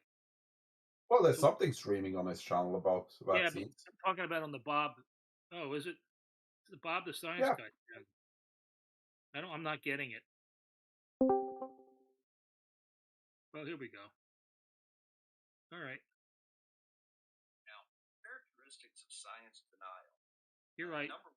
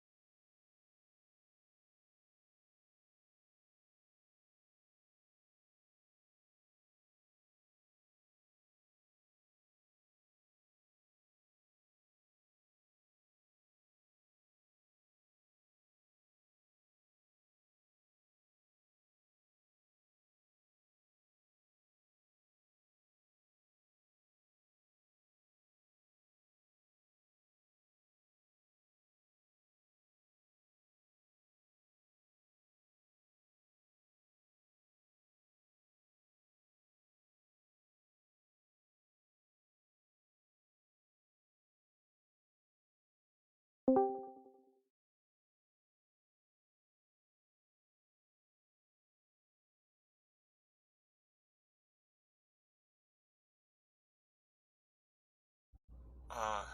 everybody, is anybody actually here? Everyone is watching Bob Street. That's right, Tessa. Or Burrow. Oh, that's Lale.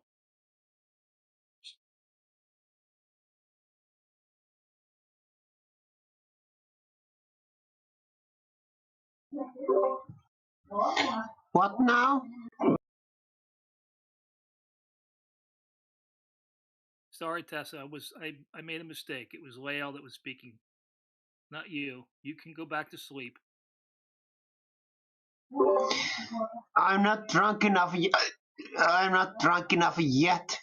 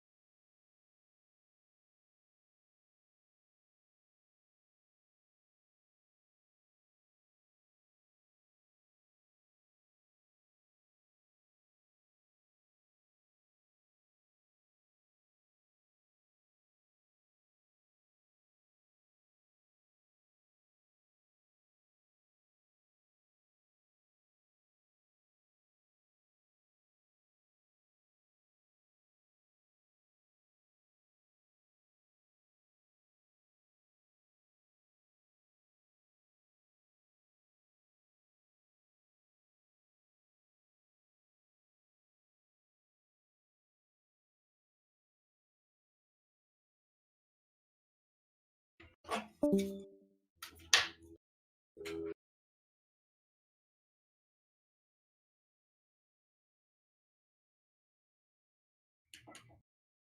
hi, kids. Just got done with a live stream over on Bob the Science Guy. We may have a few people coming over to join us. We'll see you in a moment.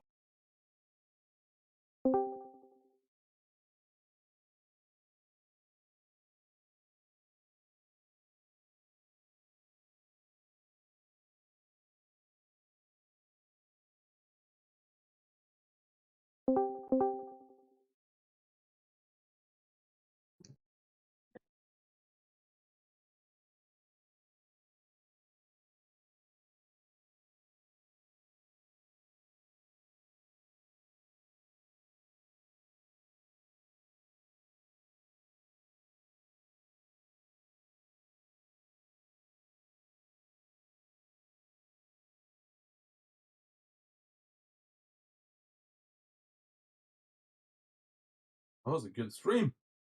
We need to get this Mr. B Silver in there. All right. Well, thank you very much. Can you guys hear me out? I had to make a couple of audio switches here real quick. Yeah, your Discord. We can hear you. All right. Got you in Discord. And that's going out on that. It's just part of, I just got done with a stream over on Bob the Science to catch it. Yeah, I caught the last 5 minutes. I'll watch it All again right. through when I've got a chance this evening. Yeah. It's a short enough stream. You're Go ahead and clipping a edit little out. bit, you're clipping a little bit, Joe. Oh, Bob. I'm clicking? Yeah, you're cutting out for me at least. I don't know if it's just me. Fine for me. Okay, then it's just me. Well, what I'll do is let me go ahead and have a look. Yeah, I think Yeah, you some Input sentences were sensitivity. end early. Yeah, I think you should drop the mic volume a little bit, Dr. Bob. My mic volume? Yeah, I think I think that's what Bjorn's referring to. I think you're clipping a little bit. All right. Well, let's go down here to 90%. Is that a little better? Well, I could hear all, your whole sentence there. So you heard the whole sentence. Okay, so everything looks good there. Well, Dr. Bob, I've noticed another commonality between anti-vaxxers and flat earthers is that they have no reading comprehension. Nope. So,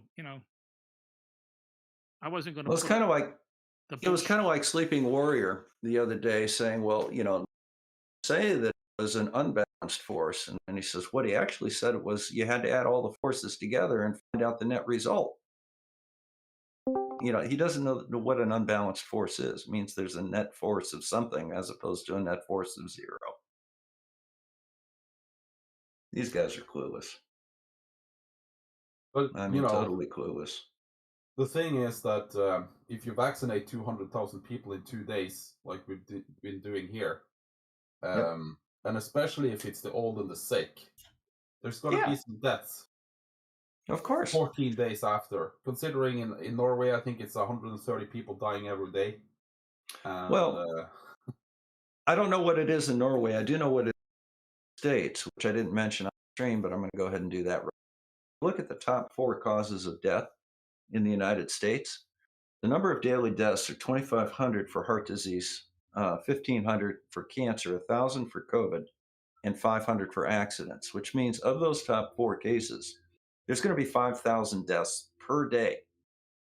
And if you look at the number of people that get vaccinated, how many of those will actually die within 2 weeks of being vaccinated?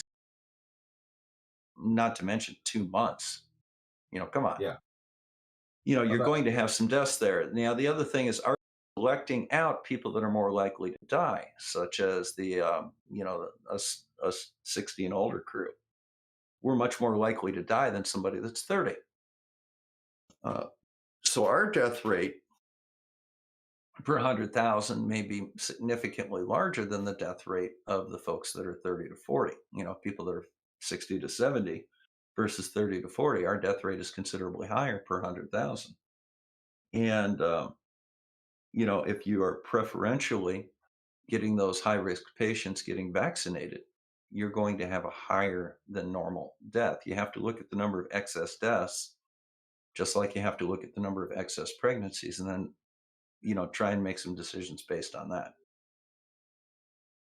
Yeah, and here it's the people, above 45 years old. So, and they, of course, take the people on retirement homes and, vulnerable people first. Yeah, and of course, as they that's the should. people that usually die.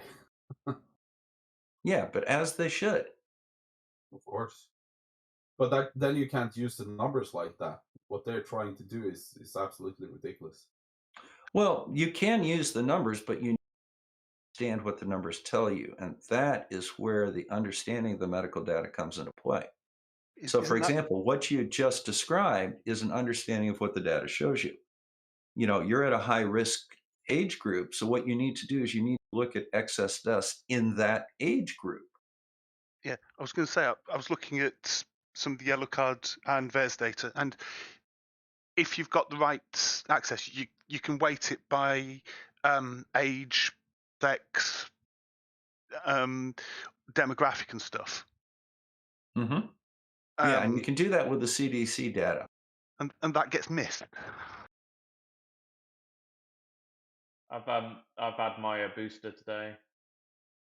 Oh, yeah.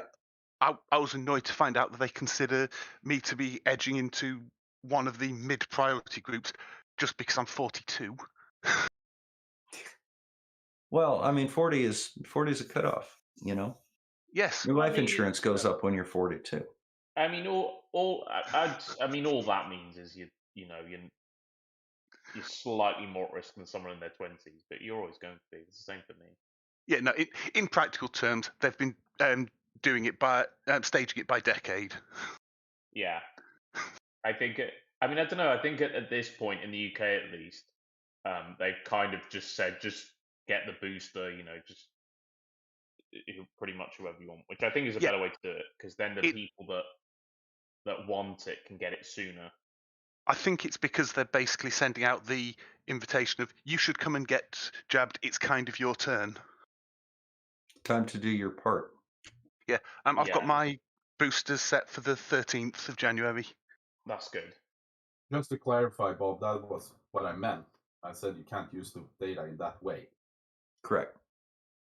But you very appropriately listed how you, and that was what I was pointing out, that you actually said it was correct. What you said was correct. I was having an argument with an anti-vaxxer, and they kept on saying, and we kind of have these protesters, and these were kind of standing up. I can't remember if I've told you about this before, Bob, or not, but they're standing up by the road and holding up signs, and they're saying 11,000 dead or whatever. Yeah, and they've got no idea what they're talking about. Yeah, and I said, okay, it's like, are these people is this because of the vaccine? What caused those deaths? Do you have any proof that was the vaccine? And they can't seem to answer that. So, but you know how it goes. They'll move on to the next talking point, and then they'll move on to the next talking point. I ran into one protest in the middle of the city centre here, where they were asking people, "Are you vaccinated? Are you vaccinated?" And then they were screaming about, "You're murdering kids because you've been vaccinated." Why are you murdering kids if you've been vaccinated? Because if I'm near kids and I've been vaccinated, I'm shedding the vaccine and making them ill. Vaccine shedding, yeah. That's a. But Norway has 93% of the adult population in Norway is vaccinated now, but we have actually fewer deaths than we should have at this point for 2021. So if vaccines were killing people at that rate, we would have an overdeath that we don't have. But because people are actually, using masks, social distancing and stuff, we have less people dying from the common flu or the flu. Yep. And stuff like that. So and less people on the roads dying in car accidents. Yep. So you don't. So we don't have 40,000 people just keeling over because they use the vaccine, or any number. That it just doesn't show up in the statistics because it's bullshit. And I'd have to say, well done to Norway, honestly. Well, we have had our fair problems now because we opened up again. We have much more people dying. Oh yeah, that's true. But it's going down again now because we're closing down again. Yeah. So the problem is that one, Omicron's very, very transmissible, and two, it doesn't. Having two having two shots alone doesn't seem to offer that much protection. I think that's why we've had this like wildfire. Well, it seems to offer some, but not full. Yeah.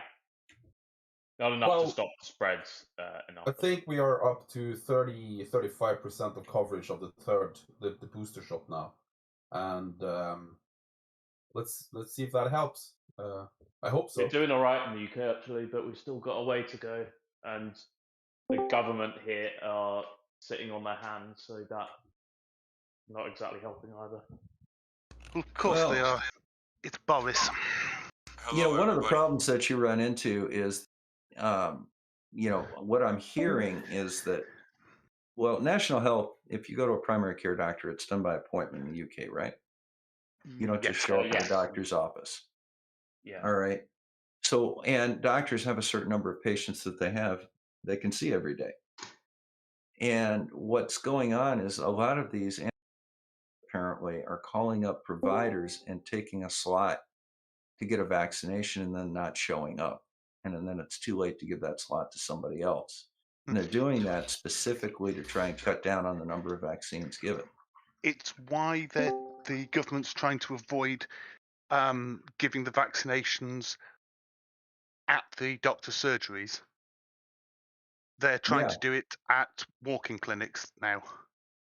They should do it at walk-in clinics. And, the other thing that they ought to do is we're giving shots on the way in. Bring your vaccine card, or you get one on the way in. Yeah, well, mine's at one of the pharmacies on the other side of the city centre. It's going to be a bit of a pain. It's a 20-minute walk. Yeah, well, we but it's give at them a at pharmacy pharmacies here too. Yeah, but we give them at pharmacies here as well. And we're Americans, so we all have 3 cars. So I don't have to walk to them. Yeah. Oh, you wouldn't be able to get a car near this place. It's on the edge of the semi-medieval grid, and there's just no way to sensibly get a car there and out without being snarled up for an hour. Well, the issue with it is kind of like.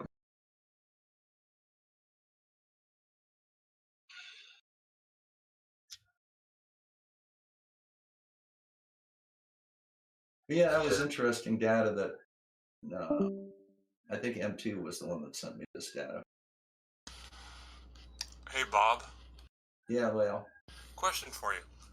Is there a difference between scientists getting a strand of the virus, of any virus, and a doctor like you pulling a patient in with COVID and experimenting on that patient to devise a specific vaccination for that person? That's not done on my level.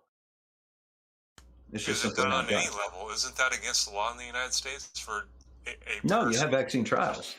Now, I have in the taken part in medication trials, in which case I had some special training. I had a packet, and I had 2 patients that I was to find 2 qualified patients with hypertension, for example, that didn't have these disqualifying conditions. Have a chat with them, give them a very detailed, informed consent to sign, and they were going to be part of a clinical trial on blood pressure medicine. And the packets that I had were either sugar pills or they were blood pressure medicines, the trial medicine. I had no idea which was which. And my job was to monitor them, to make sure that they, A, didn't get into trouble because their blood pressure went up, or they didn't have any potential adverse reactions such as angioneurotic edema, which is the swelling of the mouth and tongue. And basically at the end of it, I sent my reports in, my blood work. That was that. I never knew whether these patients were on it or not. And then I had my choice of putting them on any medicine that I wanted. And eventually that medication was what they call an angiotensin an angiotensin-renin blocking medication, an ARB2 is what they called it, and it's currently in use.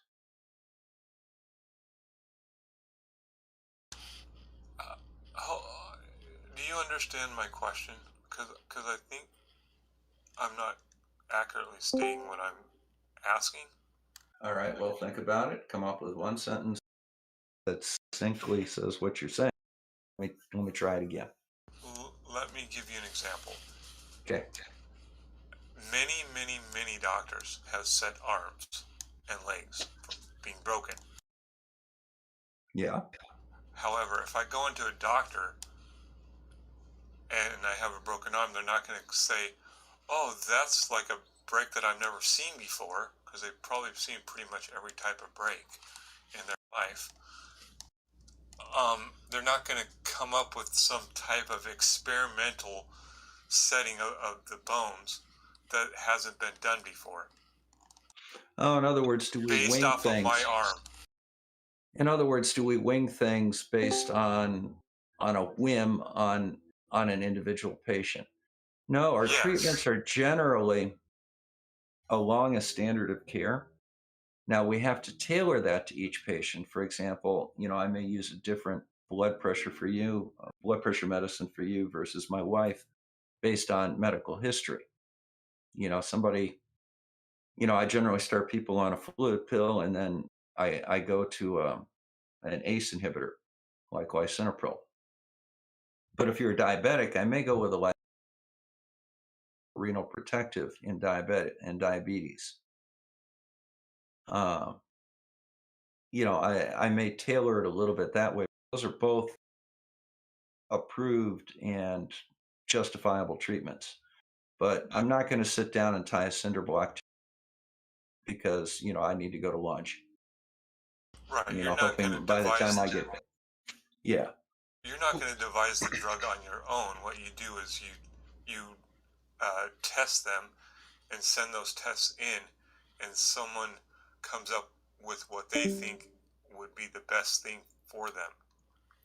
People who are above you. Yes and no. I can sit down and 95% of my patients to this standard therapy. So I'm going to start off on that with you. Now, if you do something unexpected, I'm going to first question my diagnosis to see whether or not I'm correct. Second, I may consider sending you or giving you an alternate approved therapy. And third, I may consider sending you to a specialist. It's always a good idea to know people that are smarter than you are, and especially in specialized fields. So pretending I come in and I have hypertension. Yes. You're not going to test how hypertension affects me, and then you yourself come up with some type of drug specified just for me. No, I'm not going to prescribe you lemon juice. Dang it, I love lemon juice. Yeah, well, who doesn't? But, I'm not going to walk in and I think I'll give you lemon juice instead of any other medication. And by the way, have all the potato chips you want. I'm not going to do something like that. No. Yeah. I was talking with Lemonbird and Mr. Elliot over on Jump Server, and they were talking about being vaccinated, and I'm like, because Mr. Elliot held the position that doctors just randomly come up and devise like I was proposing. Well, that's their basis. That's their understanding of science as well.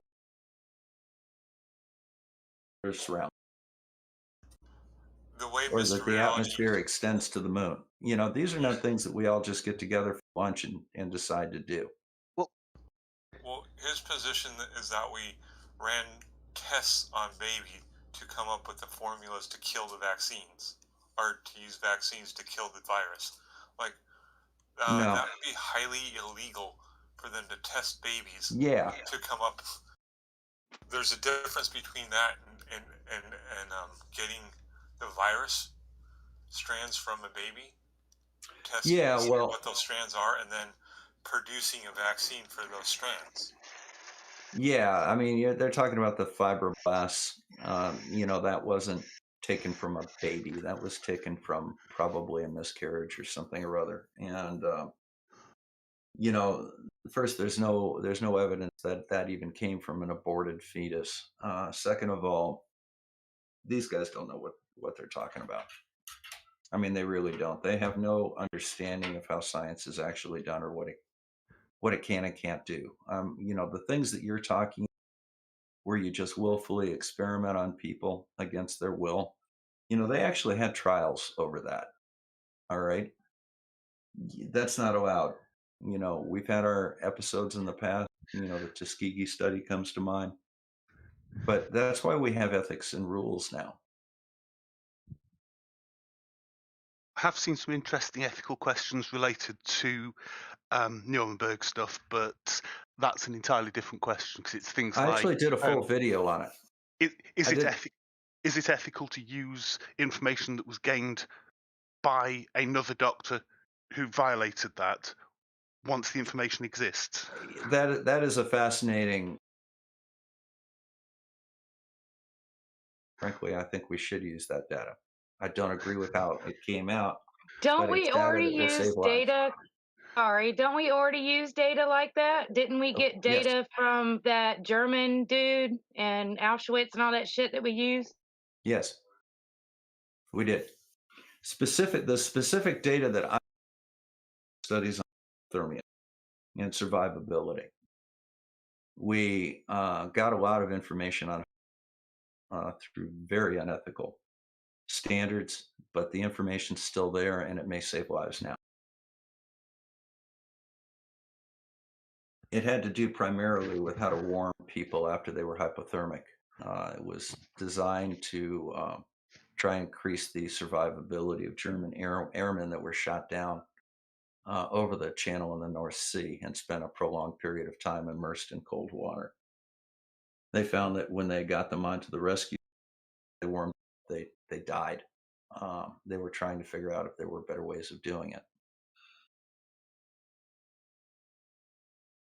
And you can obviously guess how they did it, but how they did it is reprehensible. But the data that they got actually could save lives now.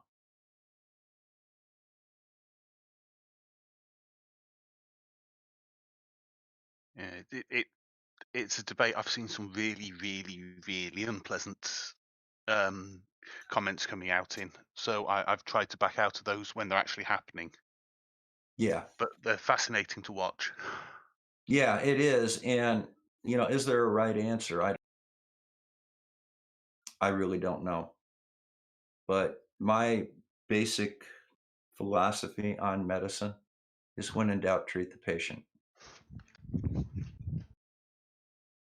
Fair.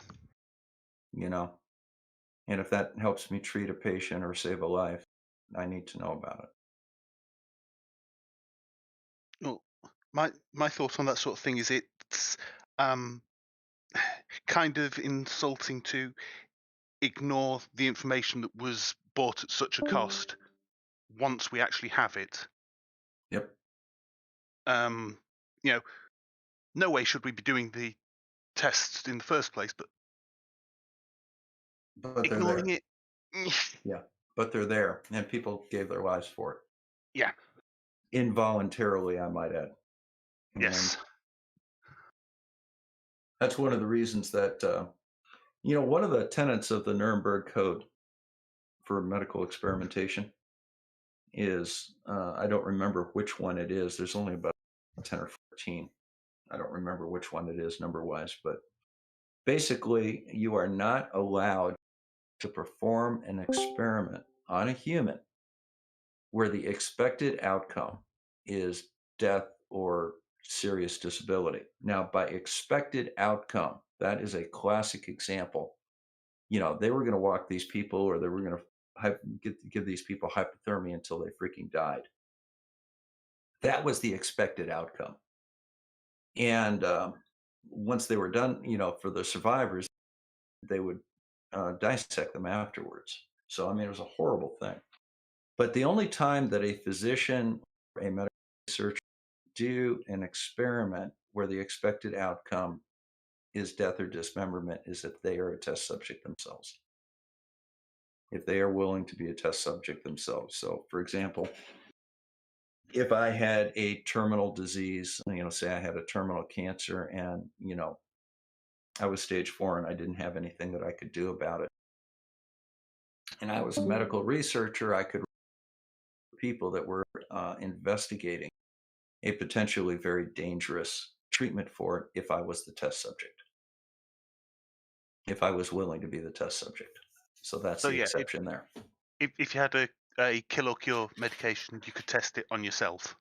Yes, but I couldn't test it on you. Yeah. But I could submit it. I could submit myself to the test. There's an old joke about the guy that did the first cardiac catheterization was a German medical student. And he had this idea that if a catheter into his right atrium and inject some radiolucent dye, he could get a picture of his coronary arteries. Kind of a rather interesting thing for a med student to be thinking about. Well, he did it in the middle of the night. He threaded a catheter into his own artery and ran it up and took an x-ray of him and dye into his own heart and showed us first coronary angiography. That sort of stuff you can, that's what we're talking about. Nice. Yeah. On a bit more mild gutsy one, is what it was. On a slightly more mild one, I remember something with Heliobacter and stomach ulcers. Yep. Yeah. Where the guy went, the guy took it. I'm not allowed any test subjects. Right. Well, I'll drink I'll do it myself. Yep. And he drank it, and then had himself scoped. Yeah, these are hardcore researchers. I don't know if and having looked, I think it's number 5 out of 10 on the code. Okay. Because Wiki's being cooperative today. Yeah, but you understand by the fact that I knew specifically, that I've read the code a number of times. So I'm quite familiar with it. So I love it when Anna. Great. What section? Let's pull it up right now. You tell me where. You get the same look that you get from the Antarctic Treaty. Okay, so which section of the Antarctic Treaty you can't go here? Well, no, none of it. None of it. Military guards down there. Are you allowed to have military in Antarctica? No, not really. I mean, air crews maybe, but you're allowed to have military personnel there if they are part of an experimental base doing research or security on the base to stop the penguins stealing all the equipment. Yeah, I mean, they're military planes that bring people down there. So I mean, the air crews are obviously options. You may have military police trying to keep some order or providing security for a sensitive experiment. But if you have a sensitive experiment down there and the freaking Russians want to come by and see what you're doing, they're allowed to inspect it. Yep, they have to fill in a little bit of paperwork, if I remember correctly. Yeah, there's a little bit of paperwork, and the funny thing about it is that they actually did that not long ago, and the Russians. I keep calling them Soviets. Sorry about that. My apologies to any Russians out there or Ukrainians or anything else. But they, the Russian Federation says, okay, well, this is a provision in the treaty. We haven't done it in 45 years. Let's go look at the other bases together. And they all went around. They looked at all the other. They say, yeah, everybody's doing cool. And the Norwegians make good chili. And, that's about all they had. But they went out and actually did it. To be honest, I don't think it'd be a bad idea to have every 5 years the senior researcher for each base all get together and go round the whole lot just for a general chat to make sure nothing's overlapping. By the way, not a bad idea at all. By the way, Bob, they are also complaining in stream that you are cutting out. So there is something. It's not just me. All right.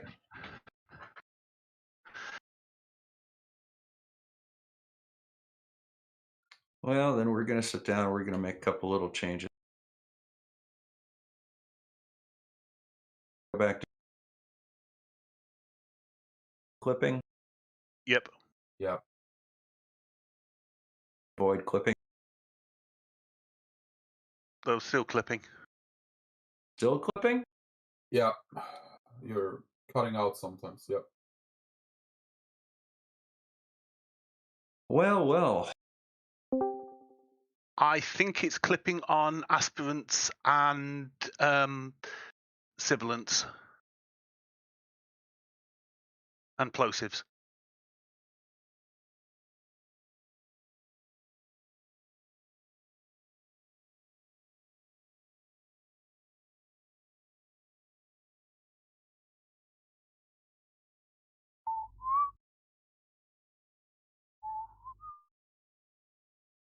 Are we still clipping now?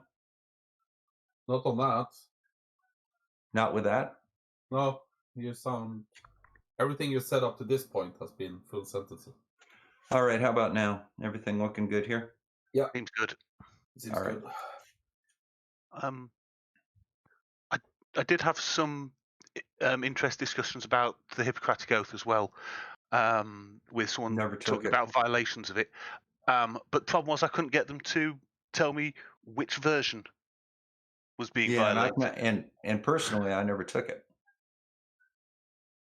Interesting. Yeah, I never took the Hippocratic Oath. That's for MDs. We have our own little oath. Fair enough. We swear to AT still. And the Queen. Always the Queen. Yeah, no, I know over here it's a bit weird. It depends which university you graduate from as to whether they persuade you to take the Hippocratic Oath or one of the other ones. Well, the bottom line is you shouldn't be going into med school unless you've already accepted it. Yeah. Yeah. It's really if you look at the Hippocratic Oath, we violate it on a regular basis. You will give no poison. Well, I use digitalis. That's quite poisonous.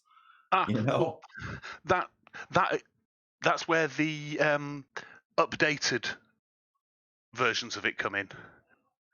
Was what the discussion ended up being about. Oh, that's the one. That's the one that I will give no poison unless the drug company sends me to the Bahamas for a conference. That one?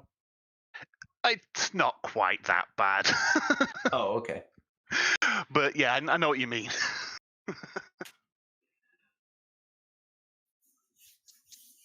When all that went out, the drug companies, used to have really good toys for us, great stuff for the desk and, crap like that.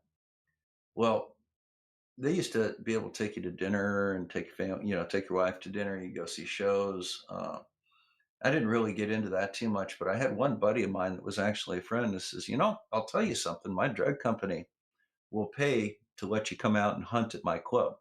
And I got to thinking, cool. So I'd go out and hunt with them. And, I did this for like 5 years, and then I went, and then he came out one year and says, hey, Bob, I can't take you hunting this year on the drug company. You have to actually join the club because they're not letting me do that anymore. Oh, okay. Well, how much does it cost to join the club? And he goes, $5 a month. Oh yeah, right. I'm going to use your drug because they're doing something that costs $5 a month. So I joined his club, and we continued to go hunting, and we, we were just friends, Yep, makes sense. Yeah. But they used to count the pens when all that went down, and they had all the laws changed. They would count the pens they left. Come on, guys, seriously.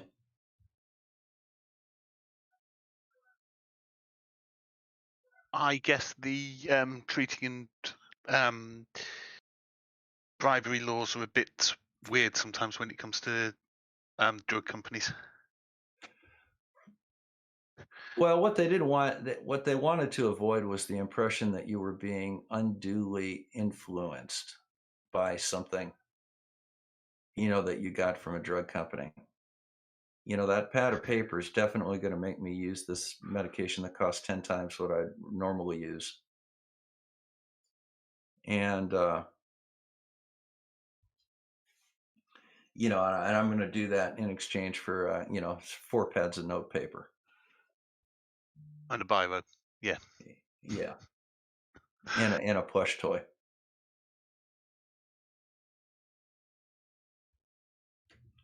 Let me go check the chat real quick, and then I'm going to get out of here for a few minutes, let you guys take it from here. That was just a little brief interlude from the main channel. Hey, Bob, can you hear me? What? Can you hear me? We can hear you. Hey, Bob, have you seen Rup's new video regarding that 45-degree septic test? No. You should check it out. All right, I will. He always works out pretty well.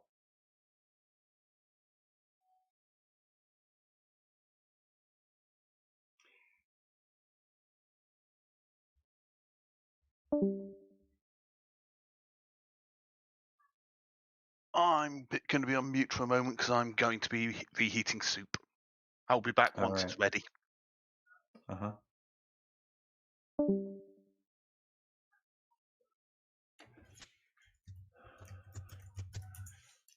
Well, it looks like we got the audio problem taken care of. Sorry about that. It had to do with the sensitivity of the mic in Discord, and I made some adjustments on it, and that seemed to work okay. Well, I'm going to take off for a few minutes myself, and thank you guys. Please feel free to carry on. We've got plenty of mods here.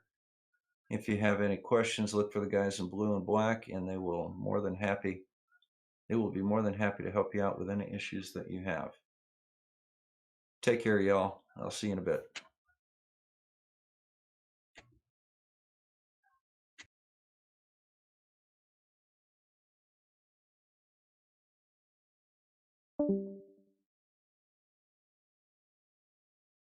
Well, that was interesting.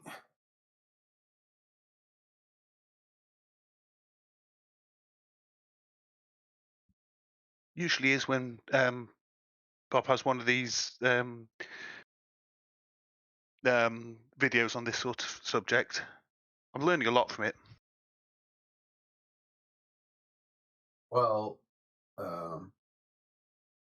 what you mostly learn is that these people don't understand numbers at all, which is kind of sad. Yeah, some of it is when I've not known where to go to look for things, if you see what I mean. Yeah. I mean, thankfully, I got a good general education, so I actually, covered statistics and how you can make statistics say pretty much anything if you're willing to distort them enough.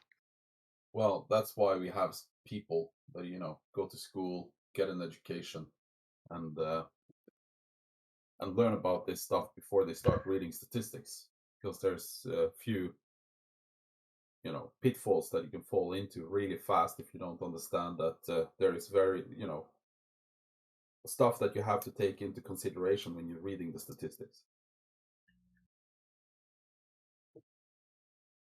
Yeah, there was one set of statistics I saw about the average wage for Group A being compared to the average professional wage for Group B, and using this to point out some massive disparity between the two groups. But of course, it's general wage levels averaged across all sectors against specifically professional. Something wrong there. Well, you have to add some information into the statistics. Like if you do general statistic work on people habits by going out on the streets, and you ask them at a certain time of day, and then you go at another time of day, different groups of people will be out. So if you go out when most people are at work, you're much more likely to find people that are unemployed. Yep. And if you ask them a question about employment and then you put that up as fact, that's going to be a problem. Got that happen here with a survey that was carried out badly. They had the survey team out at like 2-3 o'clock in the afternoon, and they were suddenly publishing that the city had this massive unemployment rate. Yeah, well, because everybody they were talking to was either a student or unemployed at 2 in the afternoon. Yeah, these are the simple things that even me, I can point out, and I don't have an education, but within this field, but I know enough that there's going to be other pitfalls that I'm going to fall into because I haven't really considered it, and therefore going online and just reading statistics is something I usually don't do. Well, even if you're vulnerable to being hit by bad statistics, you know that it's a possibility. So if something looks too weird to be true, you know that it's something that it's worth finding somebody who can give you a sanity check. Well, usually when they do statistics, if like a major, God, I'm a little bit sick. Sorry about this, but a major player within the statistics world, they will usually have a conclusion where they pull out some anomalies and try to explain them, which is basically where I end up, because going through a huge set of statistics is usually not worth it for me because it's above my pay grade. Fair.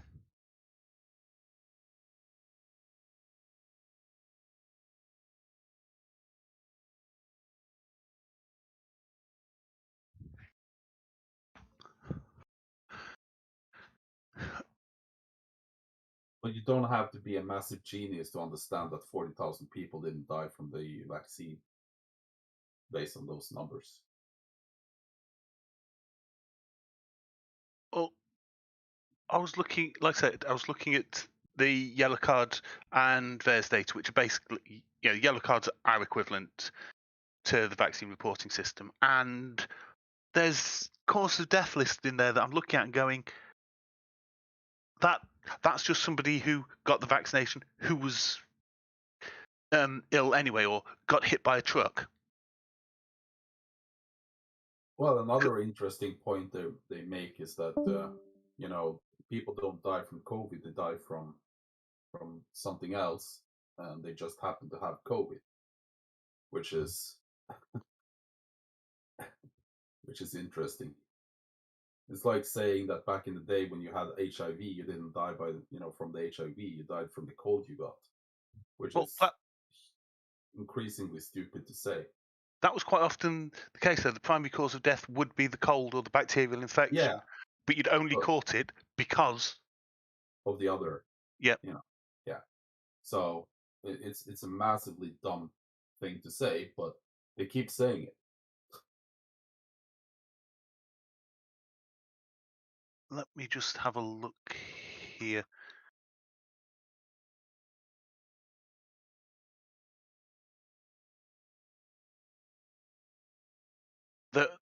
There was one of the vaccine lists I was looking at that listed as one of the side effects was 6 cases of successfully gave birth with no problems. Oh, excellent. And 2 cases of pregnancy. Well, maybe they, had COVID, had to be isolated, went in. I'm not going to take it any further, but that happens when you're isolated and you're have to stay in bed. I don't know. Being more reasonable, it's going to be somebody who had a symptom listed somewhere else and a perfectly reasonable natural unassisted birth, and it all got written down on the record that got submitted. Excellent. But it's absolutely crazy some of the stuff that turns up on these. Insect bite listed as a side effect.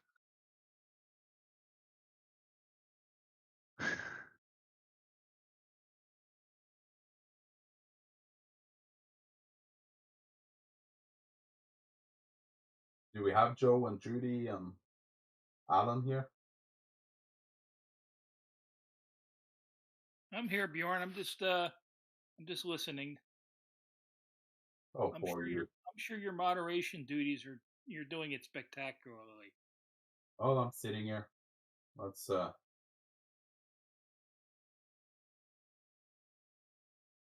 I'm surprised we didn't have any anti people coming in here today. Well, we did in the side chat. I took care of them. Yeah, I saw that, so I didn't bother.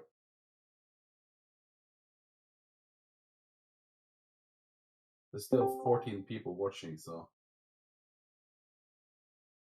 we'll still have to keep an eye out.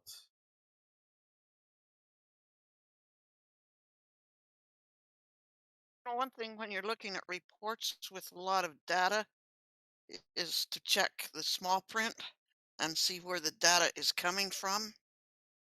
Like the one that he showed, that anybody could submit anything to it, which makes it totally invalid. But if you just look at the headlines in the main table, it looks really bad. Well, like I said before, it's a reason why we have highly educated people to take care of this kind of stuff when it's done professionally. It's not because, I can go to Facebook and read half a report and then draw a conclusion from it. It's because it's a little bit more complicated than that. We need people like you, Judy. That's what we need,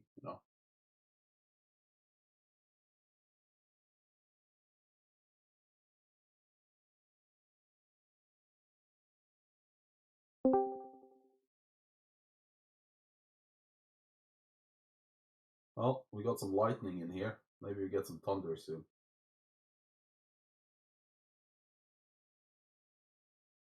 Whatever happened to the new people coming in or muted? I don't know if that is the case. Must have got taken off. Yeah, it's not the case. Maybe I probably should be put back on. I like the. Joe, I think if they have the role of basic member, they're allowed to just come in. Okay. All right. Just wondered.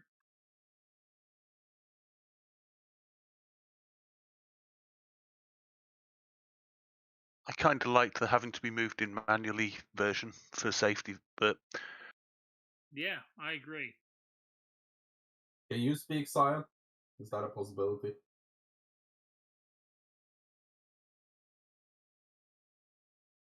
I don't know. I've just noticed. I don't think I've seen anyone come in today new that were muted.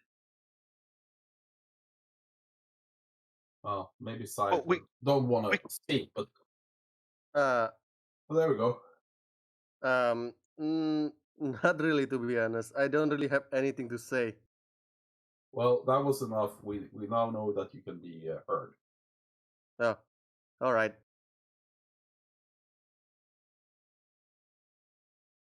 Let's see here.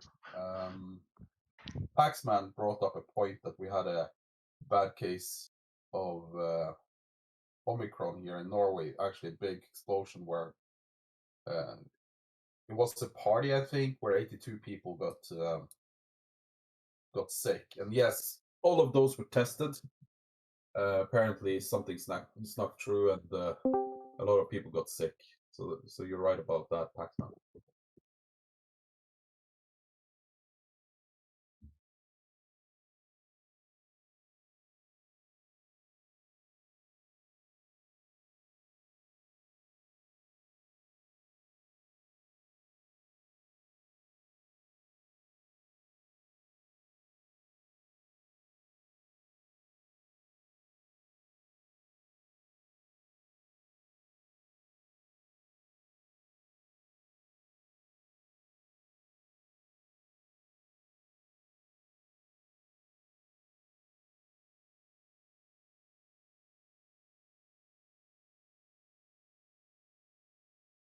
Got another guy in here, Bevy, or a girl,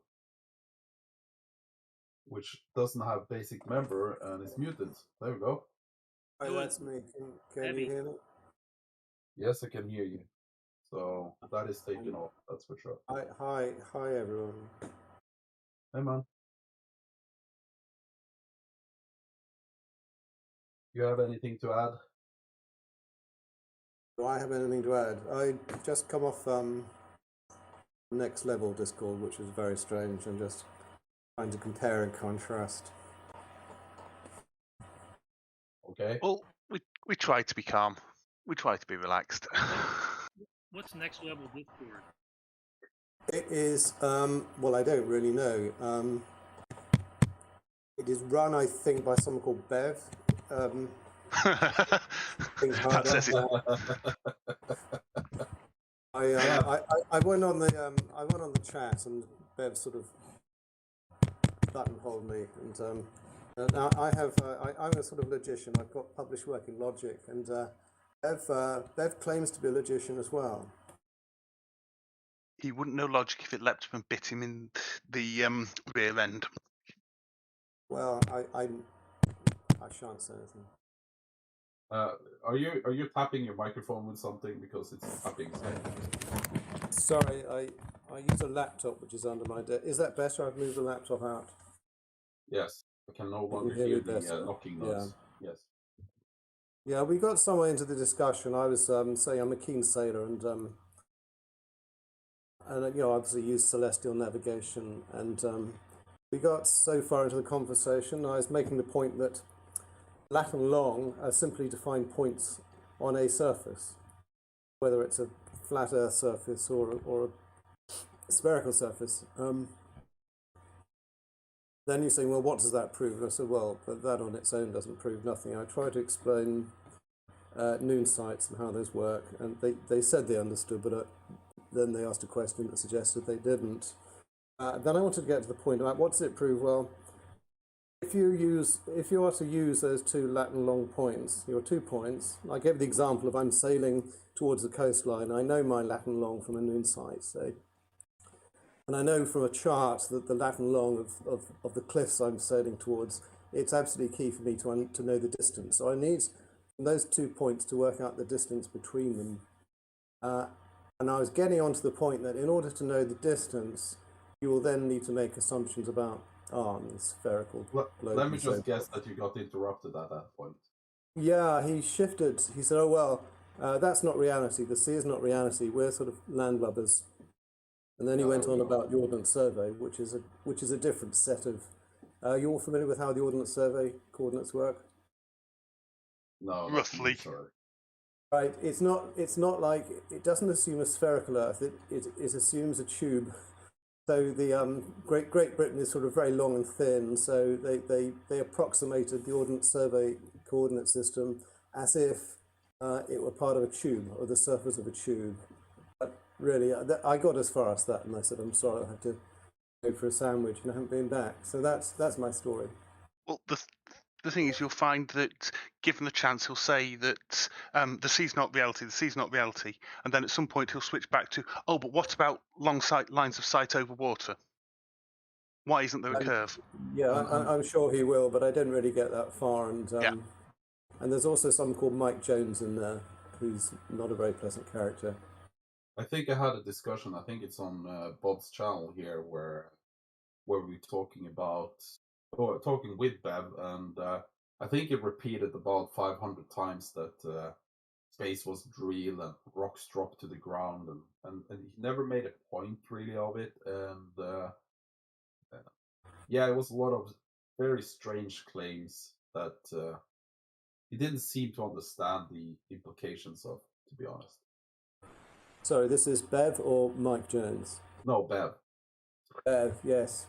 And there's also a whole sort of group thing there where they've got this proof that, that horizon lines. So first of all, we start with the idea of a horizon, which is something which is, a horizontal surface, right? Or a horizontal line, which must be parallel to the horizon. Okay, I get that. But then they're saying, well, because a level is parallel to the horizon, all horizon lines must be parallel to each other, or something like that. Therefore, the Earth must be flat.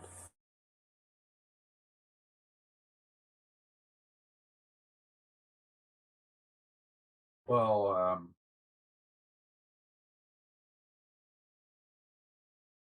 I'm sorry. When someone starts to talk about flat Earth arguments, I sometimes just my brain starts to bleed and I zoom out and I just don't hear half of it. Yeah. Well, my background. Sorry.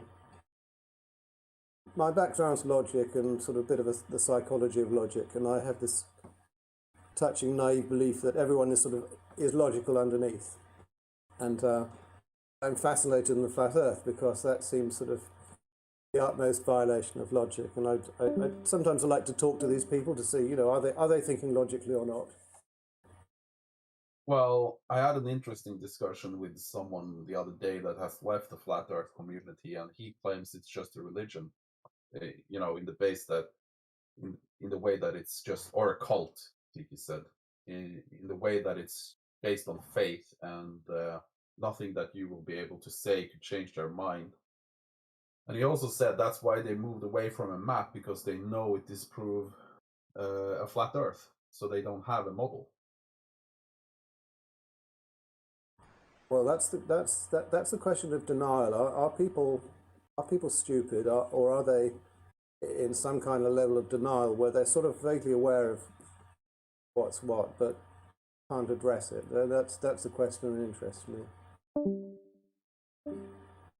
Well, I don't have your background. I can just relay the information that I was given by this guy, and right. You will have to make what you want out of it.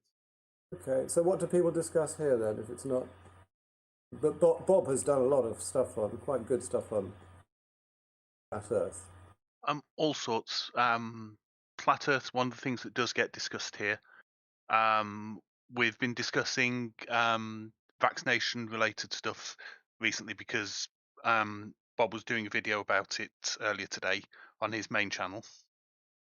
Oh, right. So is that what we're meant to be here for? No.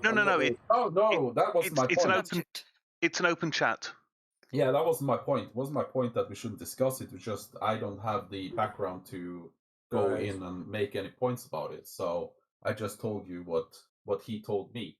I find it fascinating too, but I can't really make any conclusion based on that alone. Vax is another thing, isn't it? Where logic. It's not so certain as the Earth being an oblate spheroid, because, to be fair, a lot of the data does contradict, and particularly with COVID. And I can't make sense of a lot of the data. Well, but in that case, you talk to a doctor about it, or look up what the general consensus is. You don't go down the path. One of the guys I've been arguing with for almost 2 weeks now has been going down, which is everything that the government says is a lie. So we can't trust anything the government says because they're lying about it, because we can't trust what they're saying. And he's just going round and round in circles, never offering any reason why we can't trust it, other than he's been told that they're lying to him. Right. Well, I suppose if he believes that, then yeah. Yeah. But you can imagine how frustrating it is to have any conversation with him, let alone one where it relates to people's health. Well, from what I see is that this kind of problem isn't really about fact and logic. This is pretty much about emotional problem. From what I see is that a lot of these people have some trauma or some sort in the past that make them hard to trust, like higher authority. Maybe, something happened, but I don't know. I don't know much about it. We have a problem here in Norway that there are certain groups. I'm not going to name them because it's not really relevant, but they are from they're new citizens to Norway, either 10, 20 years, or they are very new to Norway. And they are very overrepresented on the statistic over people that don't take the vaccine. And the majority of these people come from country where trust in government is very low, and trust in authority and science is very low. So there might be something there that if you come from a country where you can't really trust the government that is at charge, it's going to be harder for you to trust. They also don't trust the police and stuff like that. So every survey made.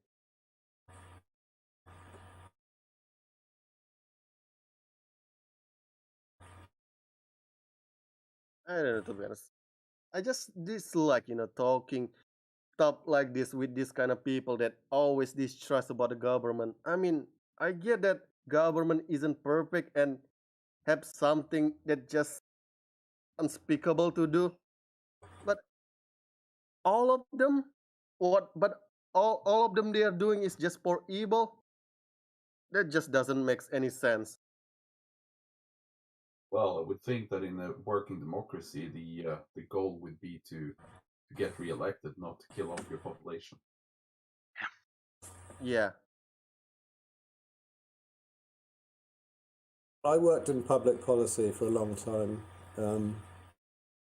not medical policy, but what I will say is you'll find very little once you get inside the machine, there is very little consensus. There's a lot of arguing, some of it quite bitter, and what you'll be seeing, and it's all in good faith, but what you'll be seeing as the outcome of all that when that public policy is sort of stated. For example, Boris Johnson comes out and says whatever SAGE group has said, that will be the result of long deliberation, and also the understanding that no one involved in that public policy process will sort of leak anything, although they sometimes do. So the impression that some of these sort of anti-authoritarian people like to promote, which is that there's some kind of conspiracy, is as far from the truth as you can get. There's no, you can't even get one department to conspire with each other because all the departments hate each other.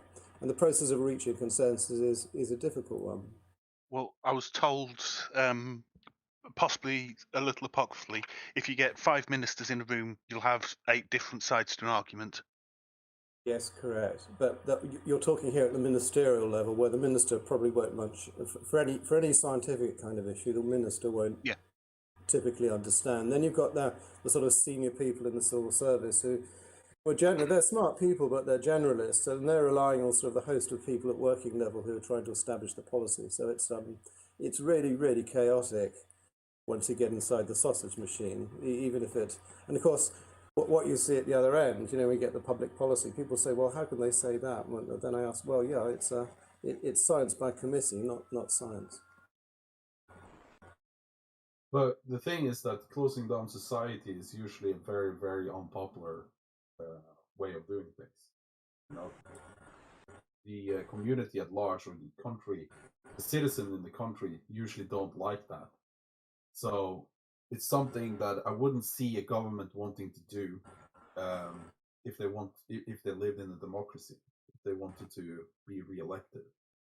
That's correct. So you've got the minister who's listening to 4 or 5 people from different departments, civil servants, who have come up with their consensus view. But then the minister represents a party, doesn't he or she? So yeah, if people are sort of, they're rioting in Amsterdam, aren't they? Still. Yeah, but that's when you know that if they actually do that, it's because they believe the consequences for their government, for their party, is much higher if they don't do it. Right. Yeah, but they have to. That's the logic of being a politician. Exactly. And that's why I brought up the point many times that even if you don't trust politicians, you can trust them to do one thing, and that is try to get re-elected. Yes. I mean, there's a logic to that. Guys, I'm sorry, I've got to go. It's past supper time, but I'll check in tomorrow. Well, nice speaking to you. Nice to speak to you. Bye-bye. Bye.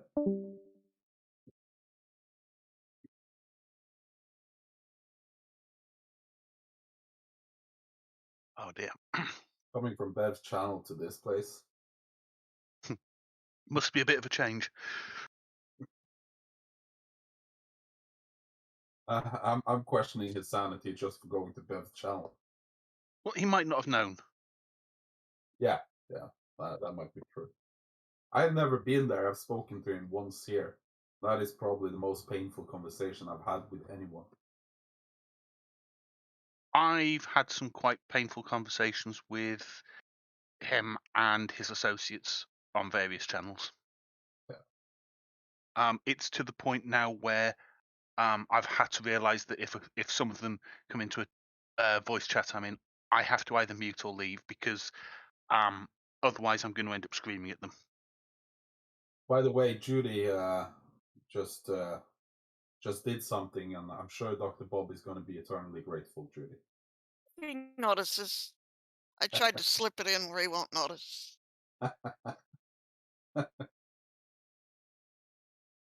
Let me guess. Another super chat? I don't know. You don't know? No, I don't know. I don't want to put her on the spot here. I just Just announce it to the public. Yes. What do you know, Bjorn?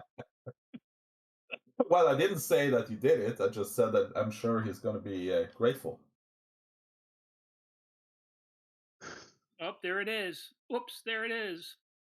Joe, stop it. Oh, he just noticed. Yeah, he did. There you go, Joe. There you go. Dr. Bob is in the house. He still hasn't got the join channel button, though. The what? The join channel button. Which channel button? To the Discord? No. Oh yeah. Join thing on YouTube. Oh, I see that. But that, I don't know whether that's so you've got to be a certain size channel to be allowed to have one of those. Maybe. Well, he has 2,000 subscribers, so he should be able to. Yeah, I can never keep track of what the allowances are. I've given some rubles to Dr. Bob, but I need to move to a country where I can get some proper, money, some freedom money for it.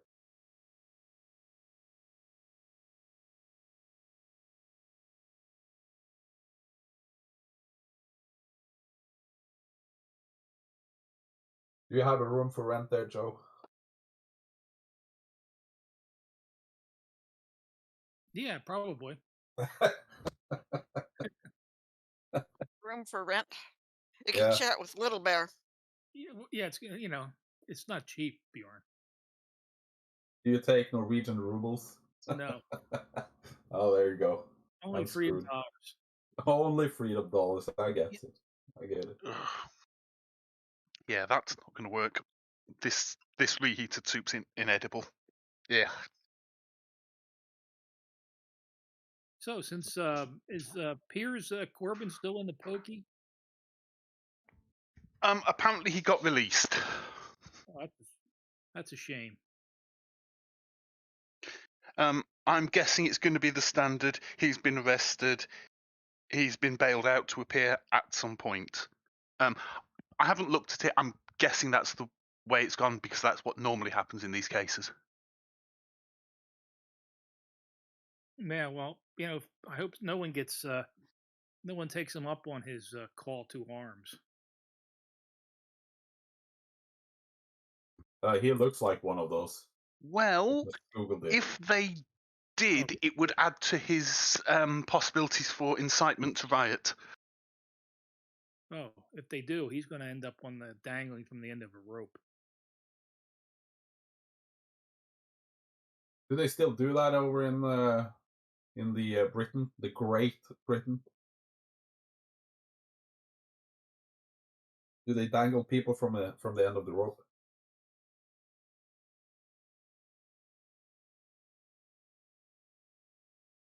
No one knows. I don't know. Not officially. We don't have a death penalty for anything anymore because they got rid of the last thing for that a couple of decades ago. Well, couldn't the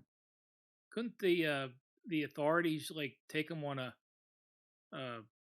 excursion in nature down to Land's End, and just like he trips over a rock. Now, I'm not going to encourage that.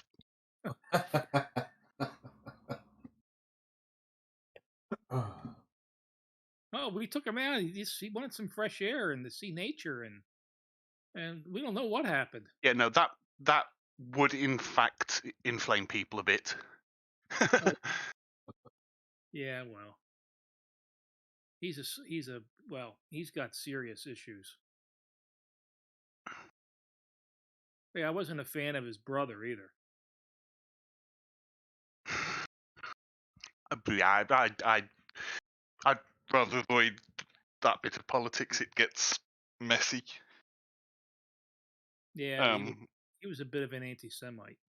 Yeah, no, I was going to say I'm a little bit left-wing, but I was very confused by that particular party leader. Yeah, it never made any sense to me. But electing the Marmalade Mussolini didn't make any sense to me either.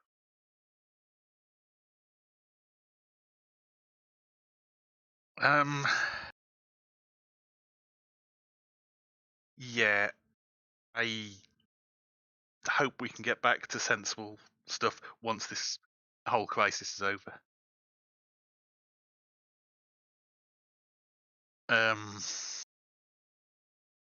Yeah, good luck with that. Well, it's going to be over soon when we all live in happiness and unity in Chinese concentration camps. So that's okay. I thought we were all going to get raptured. Well, No. The rapture happened 9 years ago. All the elect, all the truly saved were taken away. It was 3 people and a goat in Alabama. A scapegoat? Did they scare it off a cliff? Everybody else, we've been left behind. It was just like 3 guys went.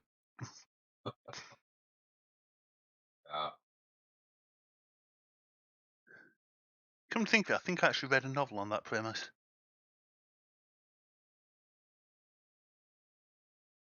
I'll have to look for it at some stage. I think 12 people on YouTube have fallen asleep with their computer on, and because there's actually some people left there.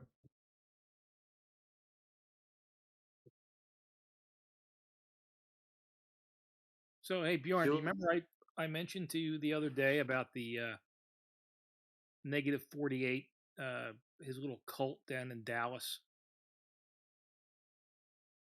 Oh, what was that again? They think JFK is going to come back. And oh, yeah. All that crap. Remember I told you they're going to end up like Jonestown? Did they? No, but they're already starting to drink some concoction with bleach in it. Oh, excellent. So. Oh, dear. So. Oh, dear, oh, dear. So they're going to basically poison themselves. It won't kill you drinking it once, but if you drink it for several days in a row, it'll kill you. Well. Apparently there's a woman from Delaware that's down there, and she abandoned her husband and her kids, and her family's just like distraught at what she's doing down there. So I was reading an article about that today. So that's what's going on. How do you end up at that point? When you're sitting in, well, I guess these people aren't in the jungle, but well, it's Texas. It's almost the jungle. When you're sitting there drinking bleach, I'm sorry. How do you get to that point? No, and abandon your family. Young kids, just like. And drinking bleach. On the internet. Oh, God Almighty! I don't get it. How you overcome, how you can overcome a mother's instinctive.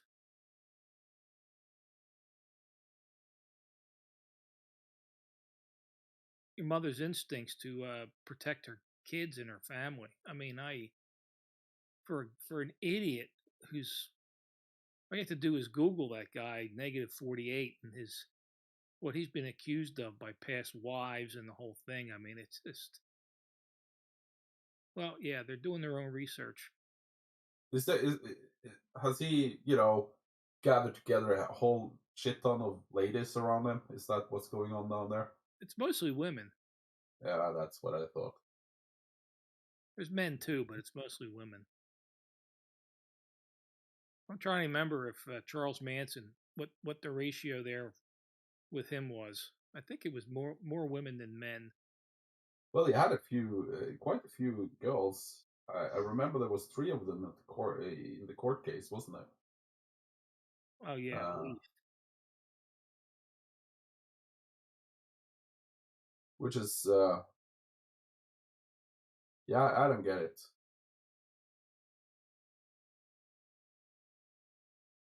But the big orange gorilla wanted people to shove light sticks up their ass too in one of his press conferences. Yep. So I prefer the Marmalade Mussolini. Oh God, we're gonna get in trouble I like now. the alliteration there, the Marmalade Mussolini. We're gonna get into trouble there, Joe. Oh, whatever. Well, it's interesting. It's just interesting Change to the me that people can subject. fool that. Yeah, let's talk about religion. Let's No, I wanted to ask Joe. Joe, have you been in all 50 U.S. states? Oh, hell no. Okay. No. Just wondering. No, I haven't been because in you've been in all continents. I haven't been in Alabama. I haven't been in Mississippi. I haven't been in the Dakotas. Haven't been in Nebraska or Oklahoma. I've been in Colorado, New Mexico, Utah, California, Washington, Alaska. You might ask her, but will she answer? But do you? The bad joke. Oh, the bad joke. Do you really want to go to all 52 states? I know places in Norway. I have no interest. No, I have no desire to go. I have no desire to ever go back to Florida or Texas. By the way, Dredd, I expected more out of you with your British wit. You're letting your countrymen down. I've only got half my mind on it. Sorry. Okay. I'm only qualifying as a half-wit at the moment. Well, it puts you halfway past the flurf, so there's that. No, I don't have a desire to go to, no, not my thing. Maybe the day you take up, drinking bleach like those others, you will want to go there.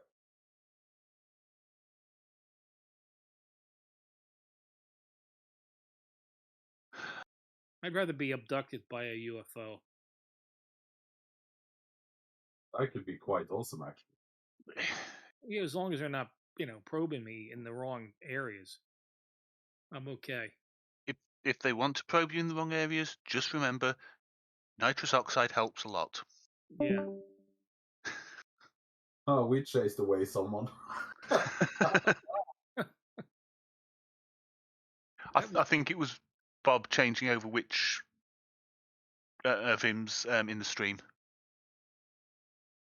I don't know what Dr. Bob's doing.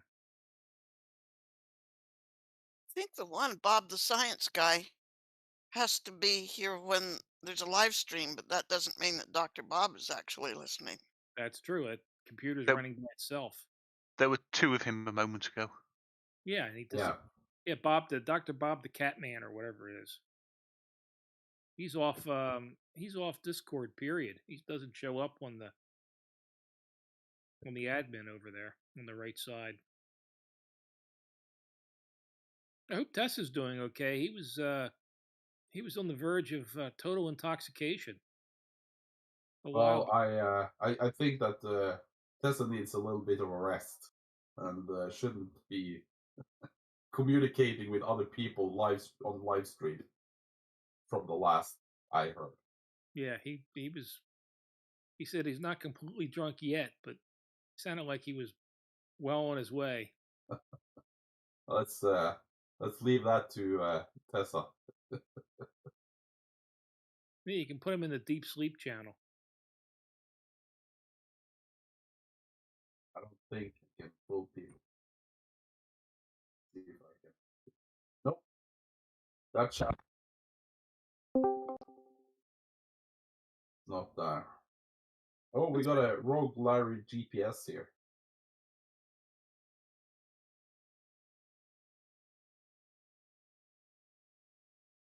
Okay. Just I've joined. seen him before.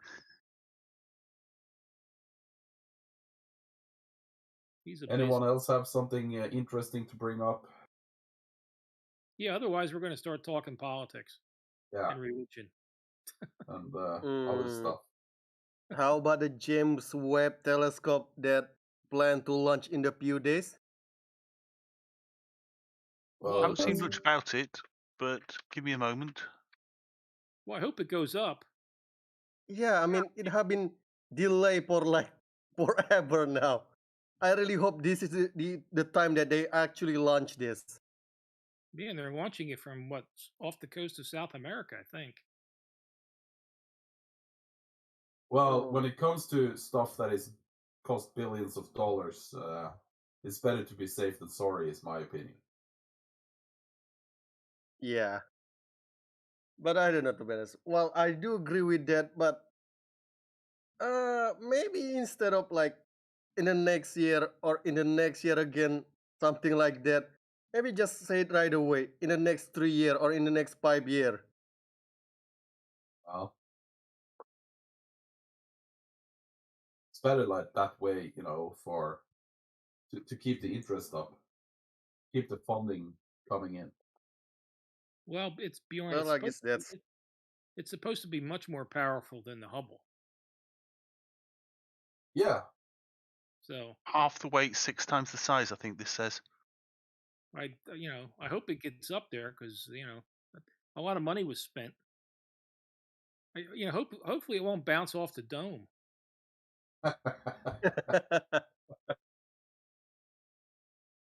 Comes up there and they find out that every other telescope and camera lens and all that stuff that they have sent up in the past was actually malfunctioning, and turns out it's flat anyway.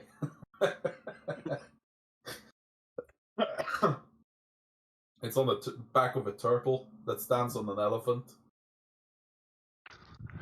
Yeah. Well, I hope they test the mirror in there and they don't have a rerun of what they did. What happened with the Hubble? They had to go up and polish it.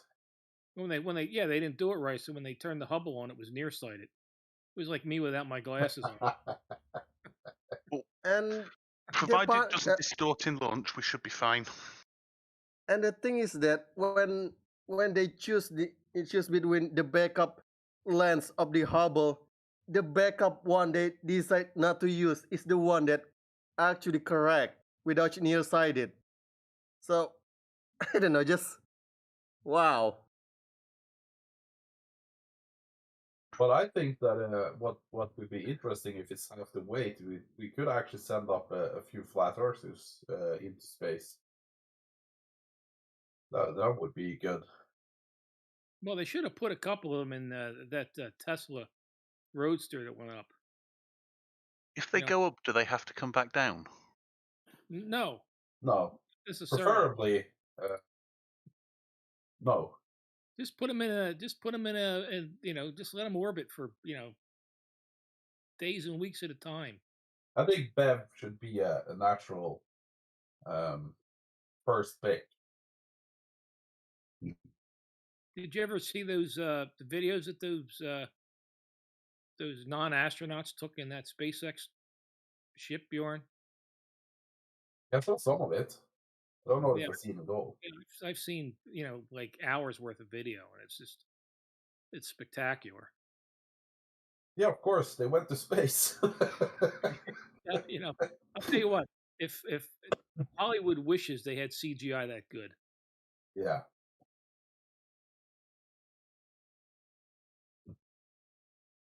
I wish that Hollywood had CGI that good.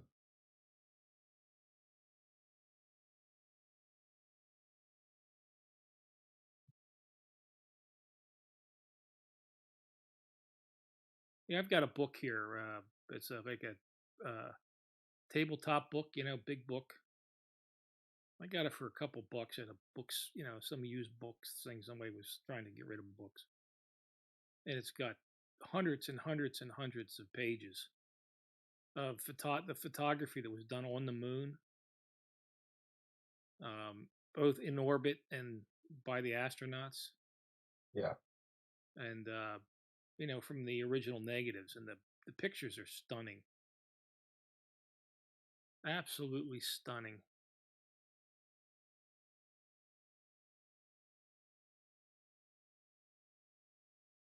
Well, it's what can you say? It's on. They went to space. They went to the moon. It's quite cool stuff. That's cool stuff. Maybe take a picture so we can, see the book. What's the name of the book? Or maybe that, or maybe just that. Yeah, well, I may have to go get it. It's over here. You bastards, you're making me get off the couch. Called Full Moon. Full Moon.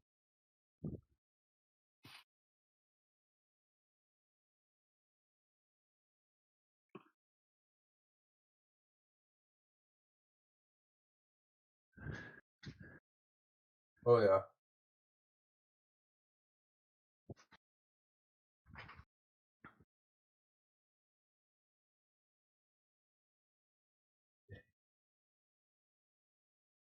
Michael Light. Yep. I found it. Yeah, it was $50 when it was new.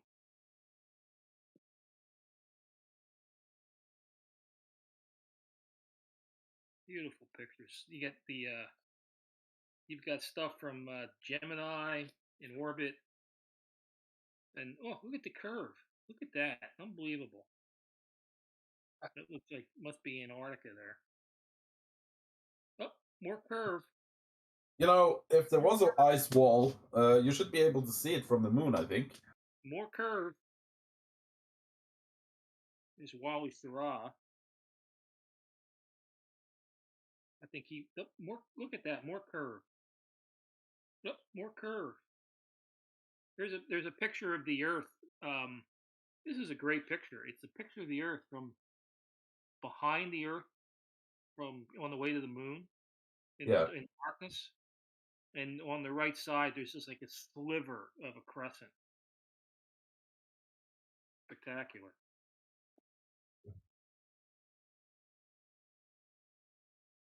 There's the dark side of the moon. I studied this picture, and I'm still looking for the alien base on the dark side of the moon. I don't see it. It's underground. Oh. Do they have an entrance in one of the craters or something? It's probably at one of the poles. Okay. Well, in the crater. I'll keep looking. I mean, the level of detail you can see from orbit on some of this stuff it's insane. I like that picture. Yeah. What, did you find the book, Bjorn, and you're violating copyright laws? I find stuff. That's what I do. Yes, you do. Oh, but it's interesting. What's most interesting is people that actually want to deny this and say that's fake. Yeah, I know. That's CGI. That's CGI.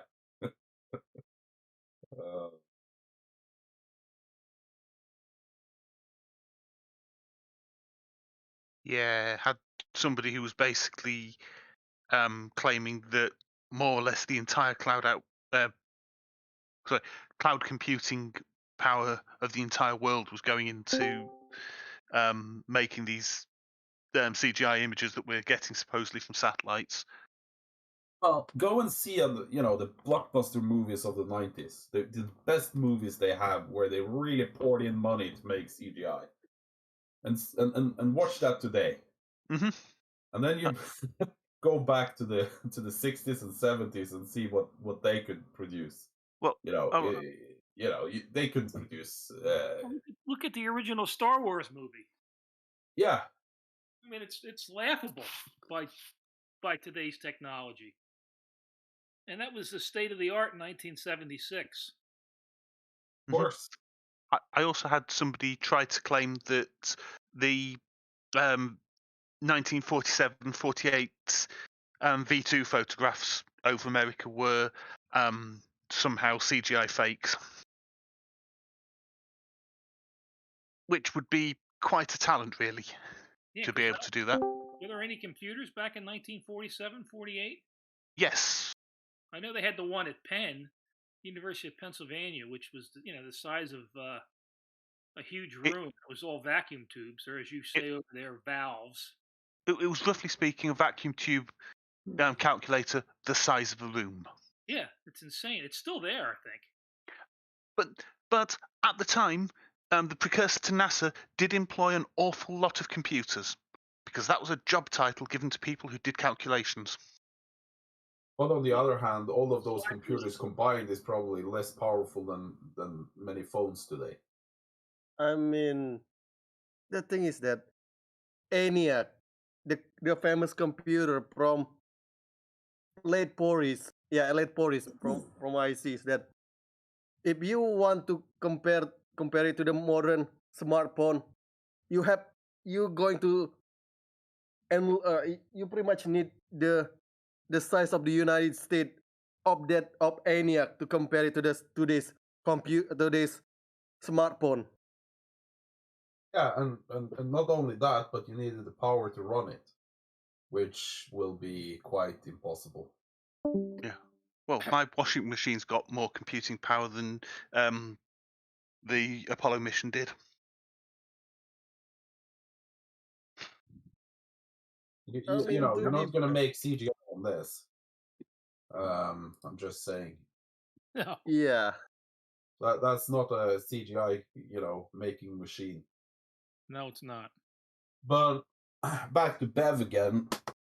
Made a fantastically stupid claim as always, and that was that they actually had secret computers back then that was more powerful than the ones today. What? Well, what they had today was so powerful because it was the secret military computers. I'm sure they got them from aliens or something like that. Remember, they had the computers. Yeah, exactly. The mysterious they. Has anyone noticed that Cyan Lightning sounds a lot like Tessa? No. That's just to your ear because they're all foreign. You racist. You all sound the same to me. Are you from Finland, Cyan Lightning? Indonesia. Oh, yeah. close. So nowhere near. Yeah, that's just a skip and a hop between those two. I mean, just on a flat Earth, absolutely.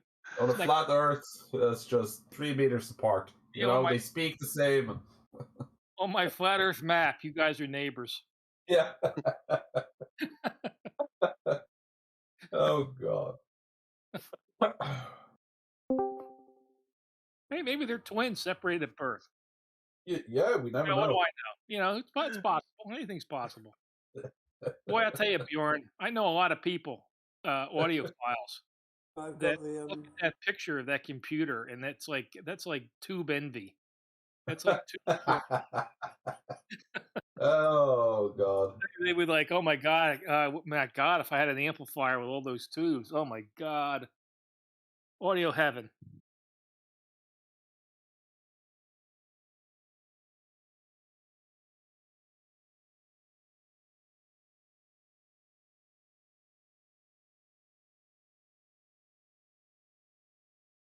Well, I saw. I think it's this machine here.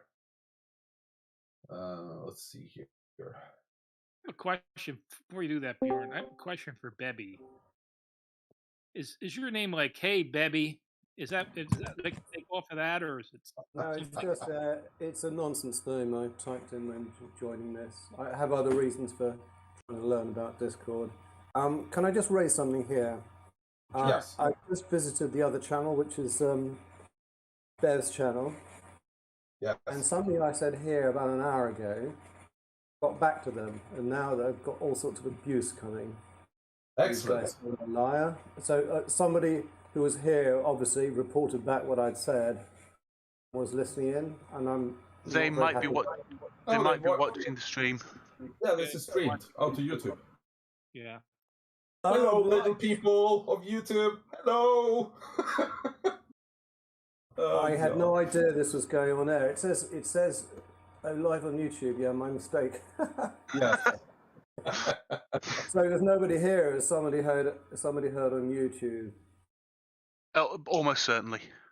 Okay. Yeah, I haven't seen anybody in here that we've been doing this would be reporting something like that. That had to be on the YouTube. Okay, thank you for that. I've got to go now, and I've left the other channel. It's a hopeless mess. But thank you for talking. Bye-bye. Well, to the flat earthers out there that's watching us, thank you for giving Bob the viewing time. Okay, bye-bye. Bye. Oh God. Yeah, they're. I mean, do any of those flat earthers have a job? You know, that they're listening in all the time on this stuff. I mean, I'm retired. I'm off work. I suppose someone could have a look in the who's watching and see who we've had recently. Well, let them watch. You know, no problem. I don't even know what. I find it interesting that Bev, that would call someone a liar. I would be. I wanted to use some more choice word there, but I'm going to refrain from that. So. Yeah, well, I'm not surprised given what I've heard about what I've experienced with in here yesterday that he's got people monitoring Dr. Bob's streams. Well, that's okay.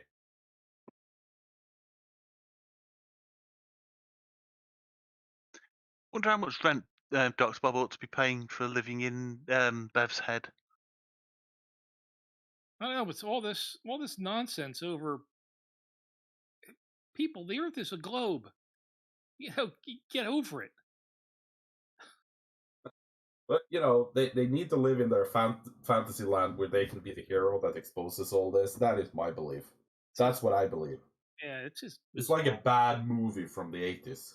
We have satellites in space. We've had them in the space since the 1950s. You know, what do they think Russia was doing with Sputnik? You know, was that all some sort of a live action role play from the 50s? Yeah. You know, when the U.S. and the Soviet Union had missiles pointing at each other, like coming out of, all over the place. I mean, it was serious. I mean, I grew up in that time period. It was serious shit. You have to remember that these people actually have to read a book or see, watch something. We used to have drills at school about for hiding under desks. Like that would have done any good. Do you think any of these people are history majors? It's like, geez, and that they launched Sputnik, and it basically was like a slap in the face to America, who thought, we're now we run the world, and we're technological marvels and everything else. And Sputnik was a slap across the face, and it caused the government in the military an about face to bolster the space program. And then they put a man in space before we did. I mean, that whole thing was a big deal back in the late 50s, early 60s. And we kept having, they put a man in space, and we were having the rocket launches were blowing up down in Florida. It was a source of national embarrassment. Yeah. I mean, why would that be all happening? I asked the flat earthers if space was fake, and everybody's in the coots with everybody else. I mean, it's just to distract you. Yeah, distract us from what? The 1950s were. Did you ever watch American TV and movies in the 1950s? No. Everything was, wonderful. Dennis the Menace and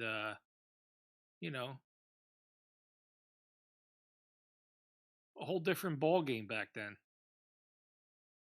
So, well, Fred Flintstone showing dinosaurs existed with people.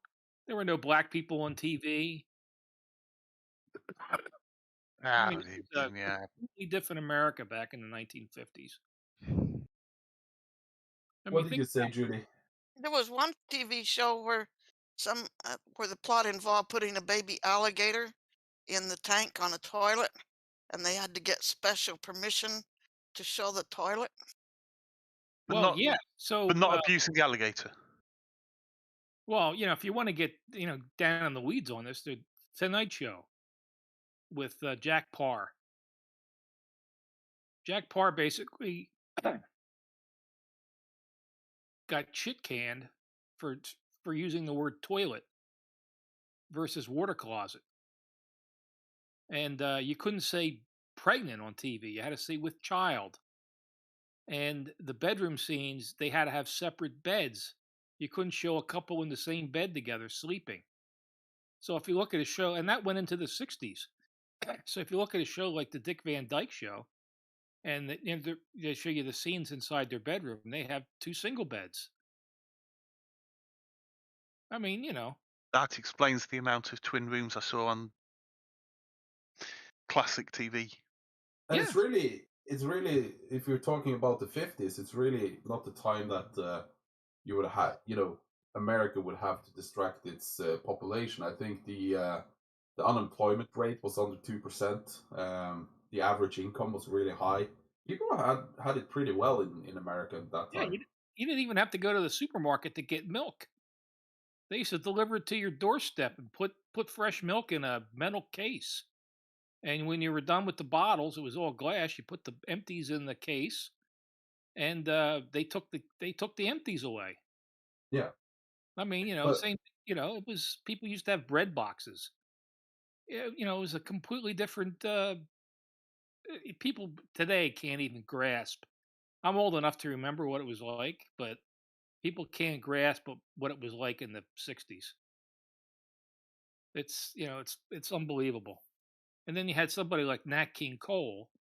Nat King Cole had a great TV show on in the U.S. It was on for a year, and a lot of racists protested to the sponsors of the show about having a black guy on TV, and the show was taken off the air.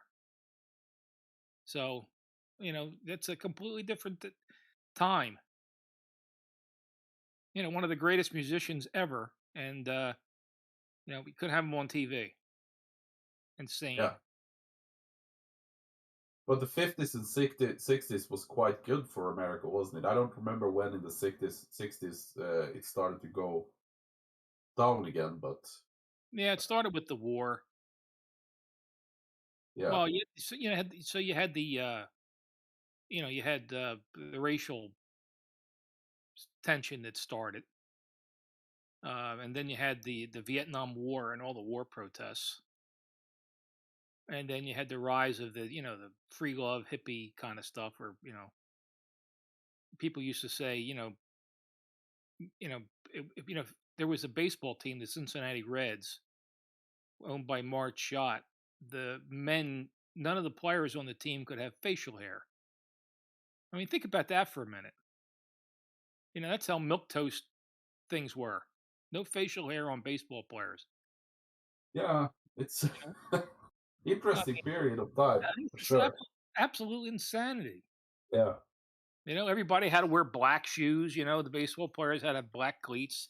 You couldn't have any, you couldn't, there was one football player, Billy, his nickname tells you all you think you know, Billy White Shoes Johnson in the NFL. And that was his, he was a great kick returner, but his big claim to fame was he wore white shoes. And then Joe Namath had white shoes. And, that caused a stir, Bjorn. The color of the shoes these people were wearing. Perhaps it should have been a league rule that you could only have one player on the team with coloured shoes. Yeah, now look at the soccer players or football, with pink shoes and green shoes and yellow shoes and multicolor shoes, and Well, it's not long ago that you had a black president in office, and that made a stir too, especially when he showed up in the wrong colored dress, in the wrong colored suit. The tan suit. Yeah, tan suit. We're going to congressional hearings over the tan suit. Yeah. You know, that's excellent. It's just absolute stupidity. So there's still some there's still some parts of that left in society, I think. But well, they should look back at the the paintings of George Washington and the frilly lace shirts he was wearing. I mean, can you imagine somebody, Joe Biden, coming out with a frilly lace shirt like that? What they'd say about him? But the thing is that, well, the point that we made was that distracting the population wasn't necessarily, you didn't have to have a space program or stuff like that to distract the population, I think. No, you didn't have to, because the whole population was asleep. It's like in the 50s. When edgy TV was Dennis the Menace, for crying out loud. And I remember when All in the Family came out. Oh my God, did that cause an uproar? No, I don't think it's right to say that most flat earthers are from the United States. You got plenty of them from England. Yeah, Great Britain has a few of them, and Australia. And let's not forget they have members all over the globe. Yes, they do. All over the globe. Nice one. Well, they even say that there was taken from one of their adverts. Yeah, doesn't the Flat Earth Society? They say we have members all over the globe. Yes. Yes. Oh God. Are they going to give up on the? Are they going to give up on the Antarctica being an ice wall anytime soon? There you go. I posted the ad. Well, it depends. I hope that was made, with a little bit of cheek and tongue. If it wasn't written with a little bit of cheek and tongue, and that was actually a slip of the keyboard. Yeah. Oh God. There is a bit of a fight going on about a new and revolutionary flat Earth map that one of the groups has produced, and they're really taking it to the AE proponents. But it's just a distorted Mercator projection. Mercator projection? Yeah, it's an oblique Mercator. Okay. Which they're claiming is a stereographic projection, which it isn't. Well, again, if you get on a candle and get shot straight up in the air, and you can see for yourself. It's a globe. I mean, I've told people, I've been in a military plane at 70,000 feet, with a glass dome above. It's a cockpit of a jet aircraft, and you've got 360-degree field of view, and you can see it's a globe as clearly as the nose on your face. You don't even have to go to space. 70,000 feet will do it. So just make a nice donation to charity, and and get somebody to take you up there. I did this back in the late '80s. A friend of mine was in the Air Force. I don't think they let you do that today. Now you'd have to pay money, but I think you can go to Russia and still do it. Yeah, maybe. You just have to pay for it. Yeah. Now when you had Mark Sargent saying in these, Eric Dubé's, that you can't take a plane from Sydney, Australia to Santiago, Chile. Telling people go online and see if you can book it. Well, yeah, you could book it. It's it's not hard.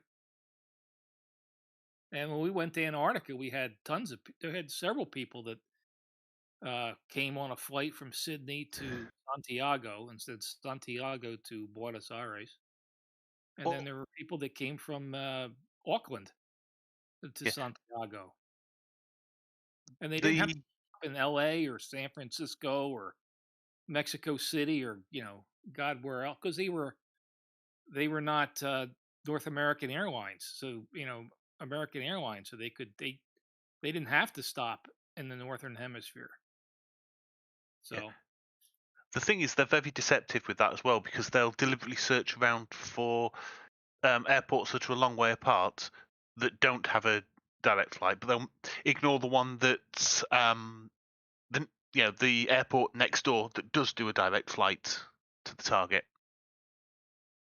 Random Monkey says, I absolutely believe we should develop a special app that asks, do you believe Earth is flat? If you agree, it breaks your system, so you can't use that tech to spread lies. And to a certain degree, I agree with you, but not with the flat Earth. But when it comes to COVID and vaccines and health-related things, I do believe that there needs to be some sort of check, because that is actually dangerous. And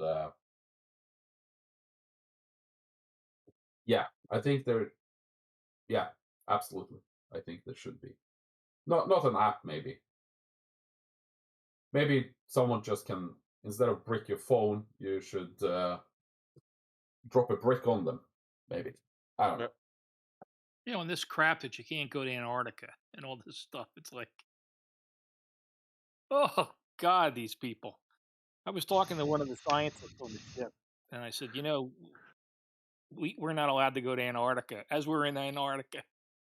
But the thing is, Joe, that you have to realize that most of these people that are flat earthers won't have the economy, the personal economy, the disposable income to buy a ticket for that kind of price and go to Antarctica. No, but you can look online and you can see how you can book the trip. But to them they say, well, no one going there. It's just tickets. They just have them there, and then they say it's full or something. They make up crap. That's what they do. Yes, they do. Well, you have to lie to Flurf, as MC Toon always says. By the way, have you been following the MC Toon thing with that Tony Noem or whatever his name is? Probably not. Only half. Well, wasn't he meant to be doing some measurements this week? Yeah, on the solstice, which is past, and he was going to show you the sun doesn't rise or set. I forget whatever the direction was. East. And he's gone completely dark. Yeah, he's blocked MC Toon on Facebook.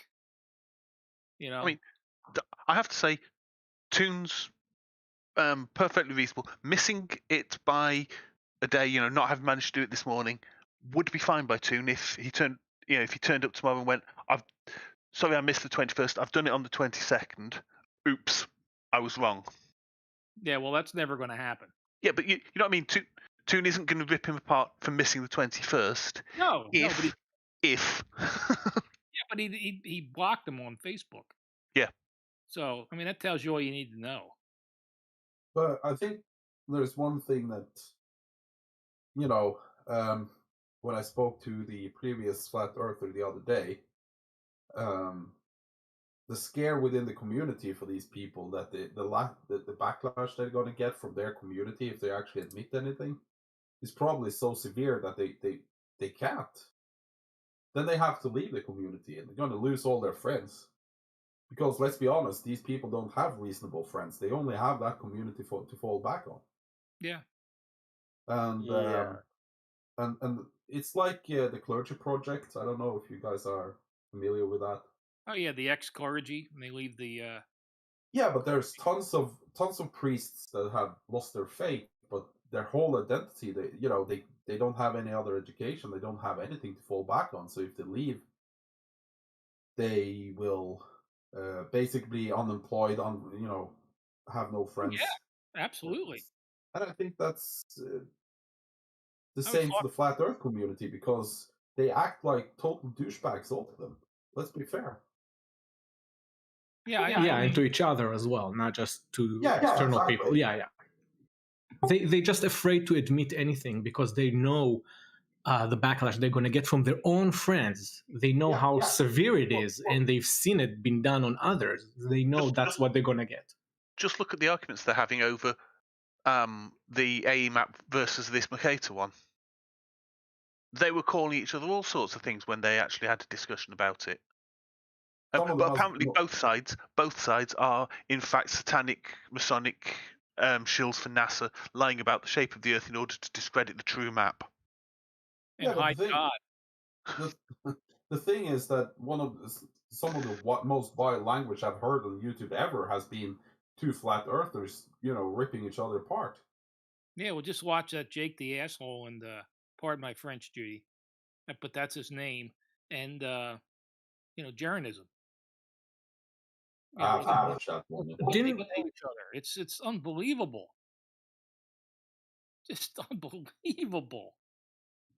It sounded like Jake is now also saying that he trolled the flat Earth and he's not an actual flat Earth. But it's not clear if that is actually the case. Yeah, I haven't heard that. I mean, that wouldn't surprise me. But like that other guy, what was the name of that guy that did the? Oh, I know the moron, the idiot. Yes. No, the guy that's his brother's a boxer. What's the name of that guy? Who went to the flat Earth conventions and then they made those videos. No breaks, no fame, whatever. I think I know the one you mean, but I can't remember his name. Yeah, I can't remember his name either. And they all thought that, like, that was his name, that the guy that was running the flat Earth conventions, the tall, skinny guy with the beard. I can't think of his name.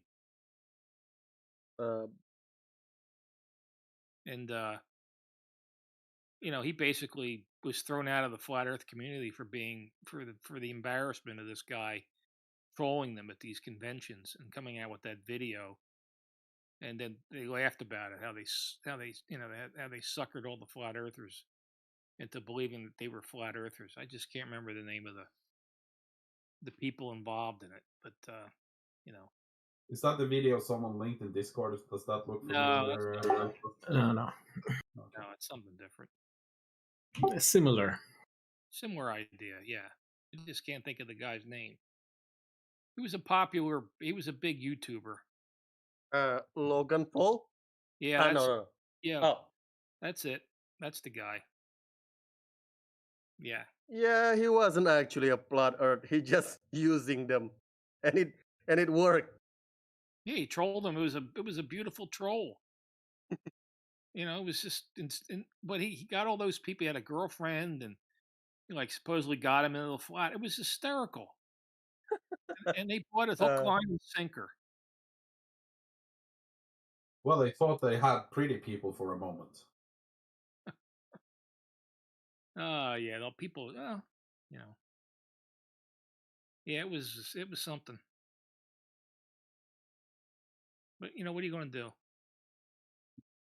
Well, it's not much we can do, but no. You talk about priests. There was a couple priests I knew in college, Jesuits. I'm sure that would satisfy the flat earthers. And they completely lost their faith. They were atheists. And I'd say to them, why are you guys still in the priesthood? He says, well, we're in our 40s and 50s. This is all we've known. What else are we going to do? Yeah. Where are they going to get a job and make money?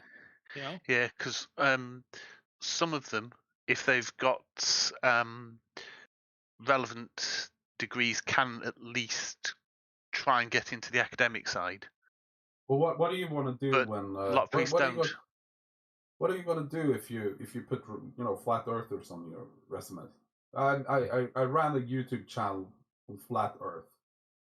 The last 7 years. That's what I did. What kind of job do you think you're gonna acquire by that?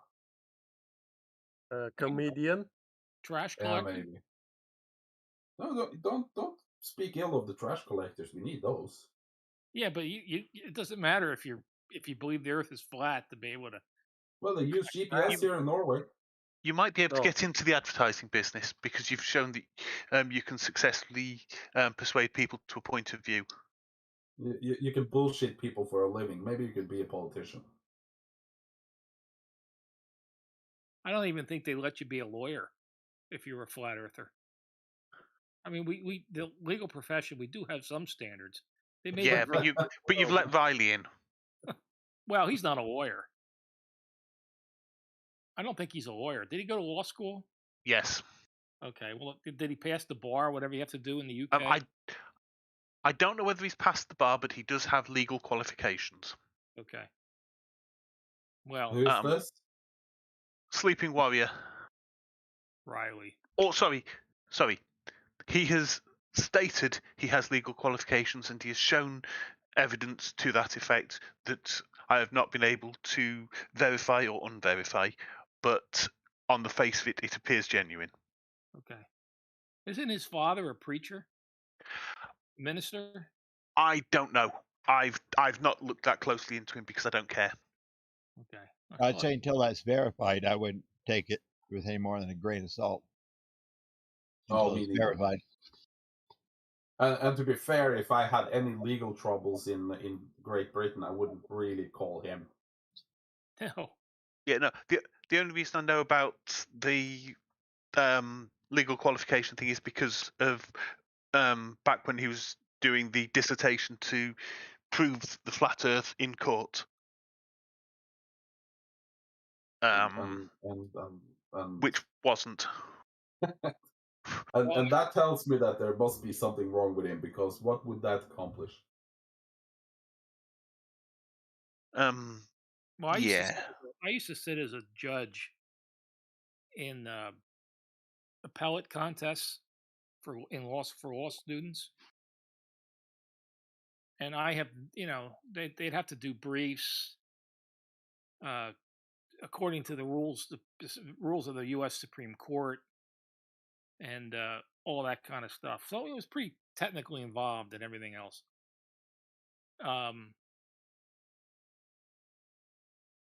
Riley's thing was the worst legal document I've ever read from someone who wasn't a pro se litigant. Another pro se means without a lawyer. I have seen from some of the stuff I've watched about various lawyers, I've seen better pro se documents. Yeah, probably. I mean, first year, boy, if you submitted that thing in first year of law school, FBC in the U.S. anyway, at an accredited law school, be like, this, you may want to think your choice of trying to be a lawyer. I mean, crazy. But the thing is that, and this is nothing, about, I'm not trashing lawyers or doctors or professionals in a huge, lots of professions where you actually have to go to school. The thing is that it doesn't really make you qualified to decide the size, the shape of the Earth.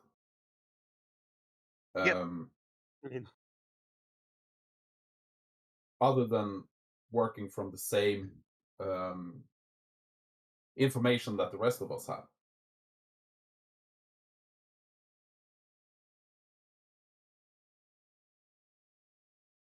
All you have to do is go to the beach, on the ocean, and look out and see the horizon and know the Earth isn't flat.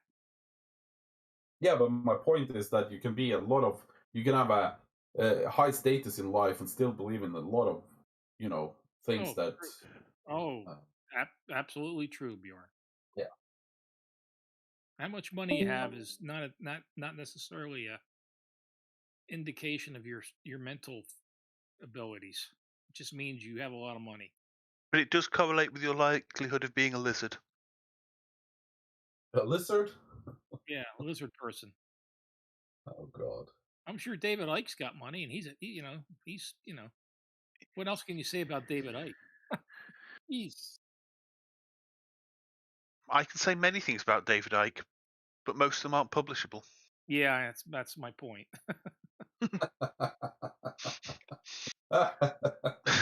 He's one of those things you just say David Icke, enough said.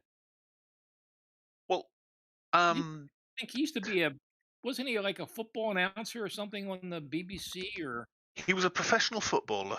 Yeah, didn't he work in TV too? I think he may well have gone the route that a lot of moderately good footballers go, which is they go into color commentary, basically. Punditry. Yeah, punditry, color commentary, whatever on your sports programs, because the really good ones go into coaching. Yeah. And by the way, YouTube, to all the flat earthers that still tune in to our rant here, thank you for your support, supporting this channel and make us grow, or make Bob grow. Make sure you like and subscribe. Like and subscribe, and send a super chat or two. That would be appreciated. But yeah, the guy Dr. Bob was talking to on the shills last week. Yeah.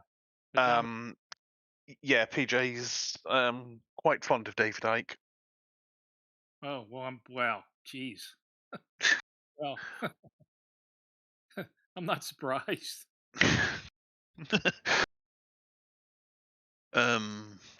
I had him blocked on YouTube, and since Gary Windbag, I had him blocked too because I got tired of looking at their stuff in the live chats. Because I have the wrench for the shills and a couple other things, but since I'm doing this now, moderating Dr. Bob's stuff, I have to see what they're doing. So they've now I've unblocked them, and it's just bizarre stuff that they come out with. Yeah, it's led to a few cases that have been interesting. If David Icke says this, and I don't care. Kicking a bladder with some pigskin on it doesn't really. He's a footballer who apparently went insane, declared himself to be the son of God, and that anybody who's got more money than him is apparently a lizard. Excellent. I like him already. No, I'm not going to take him seriously on any scientific claim he's making.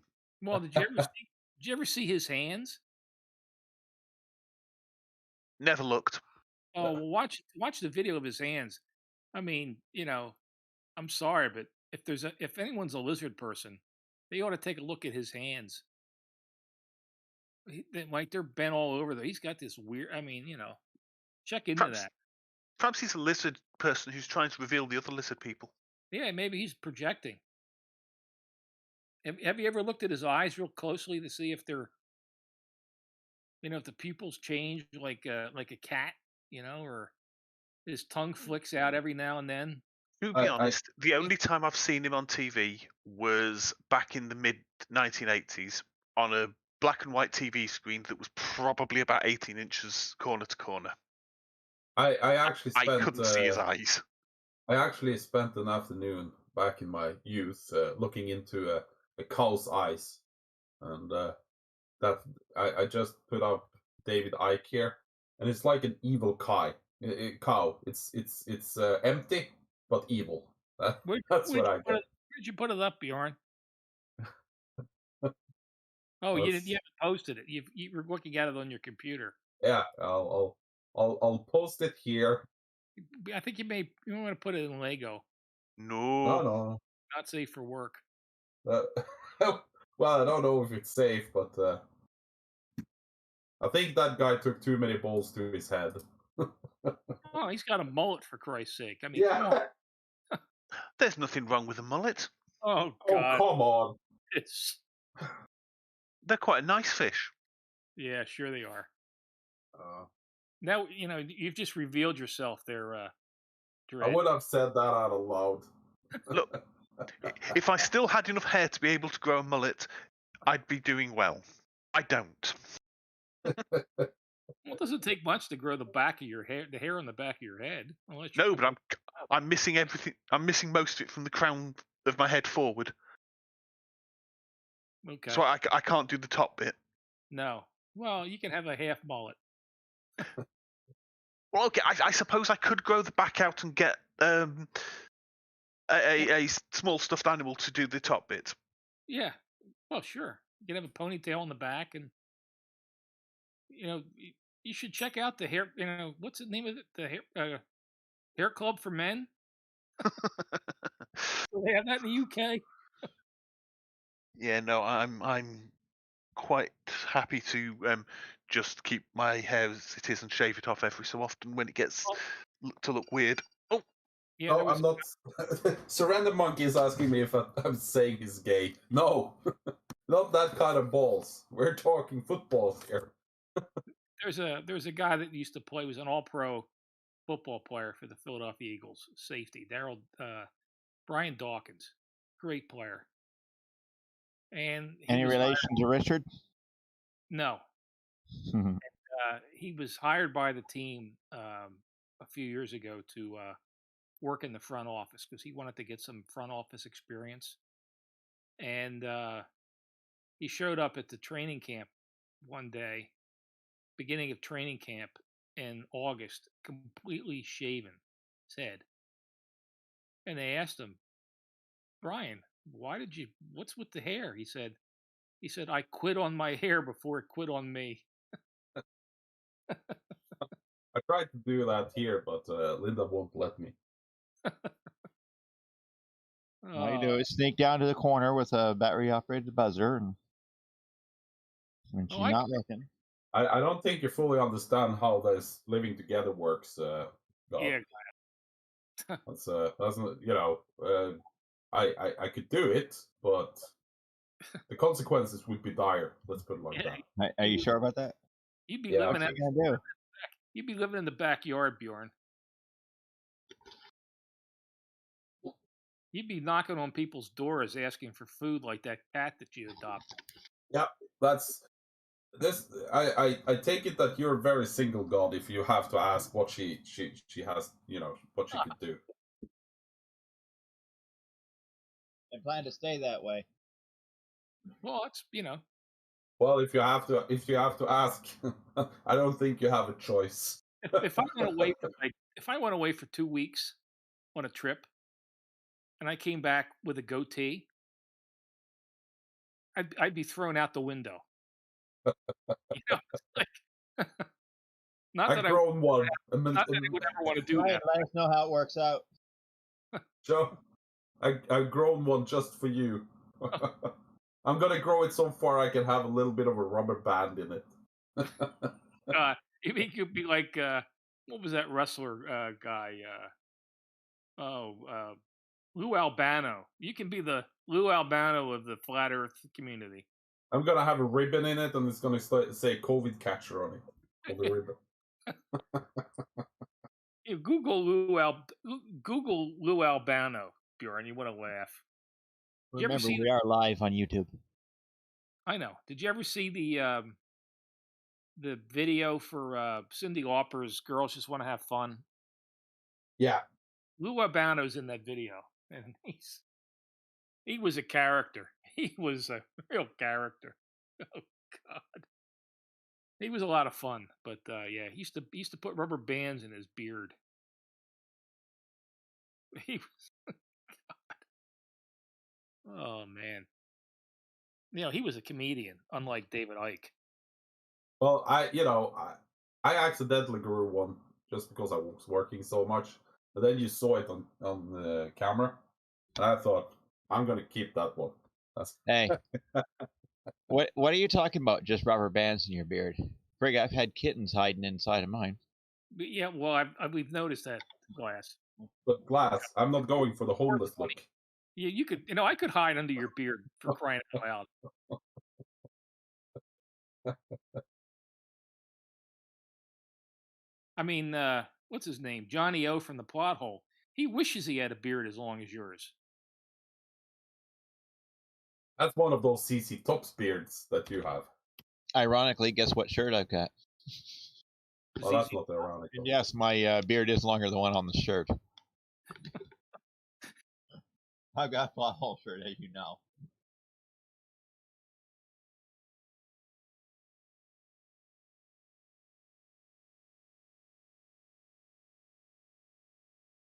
Oh, let's not forget this. For any of the flat earthers out there that's still watching us, can you please like and subscribe and continue your support of the channel? We'd really appreciate it. Thank you. Any super chats would be accepted.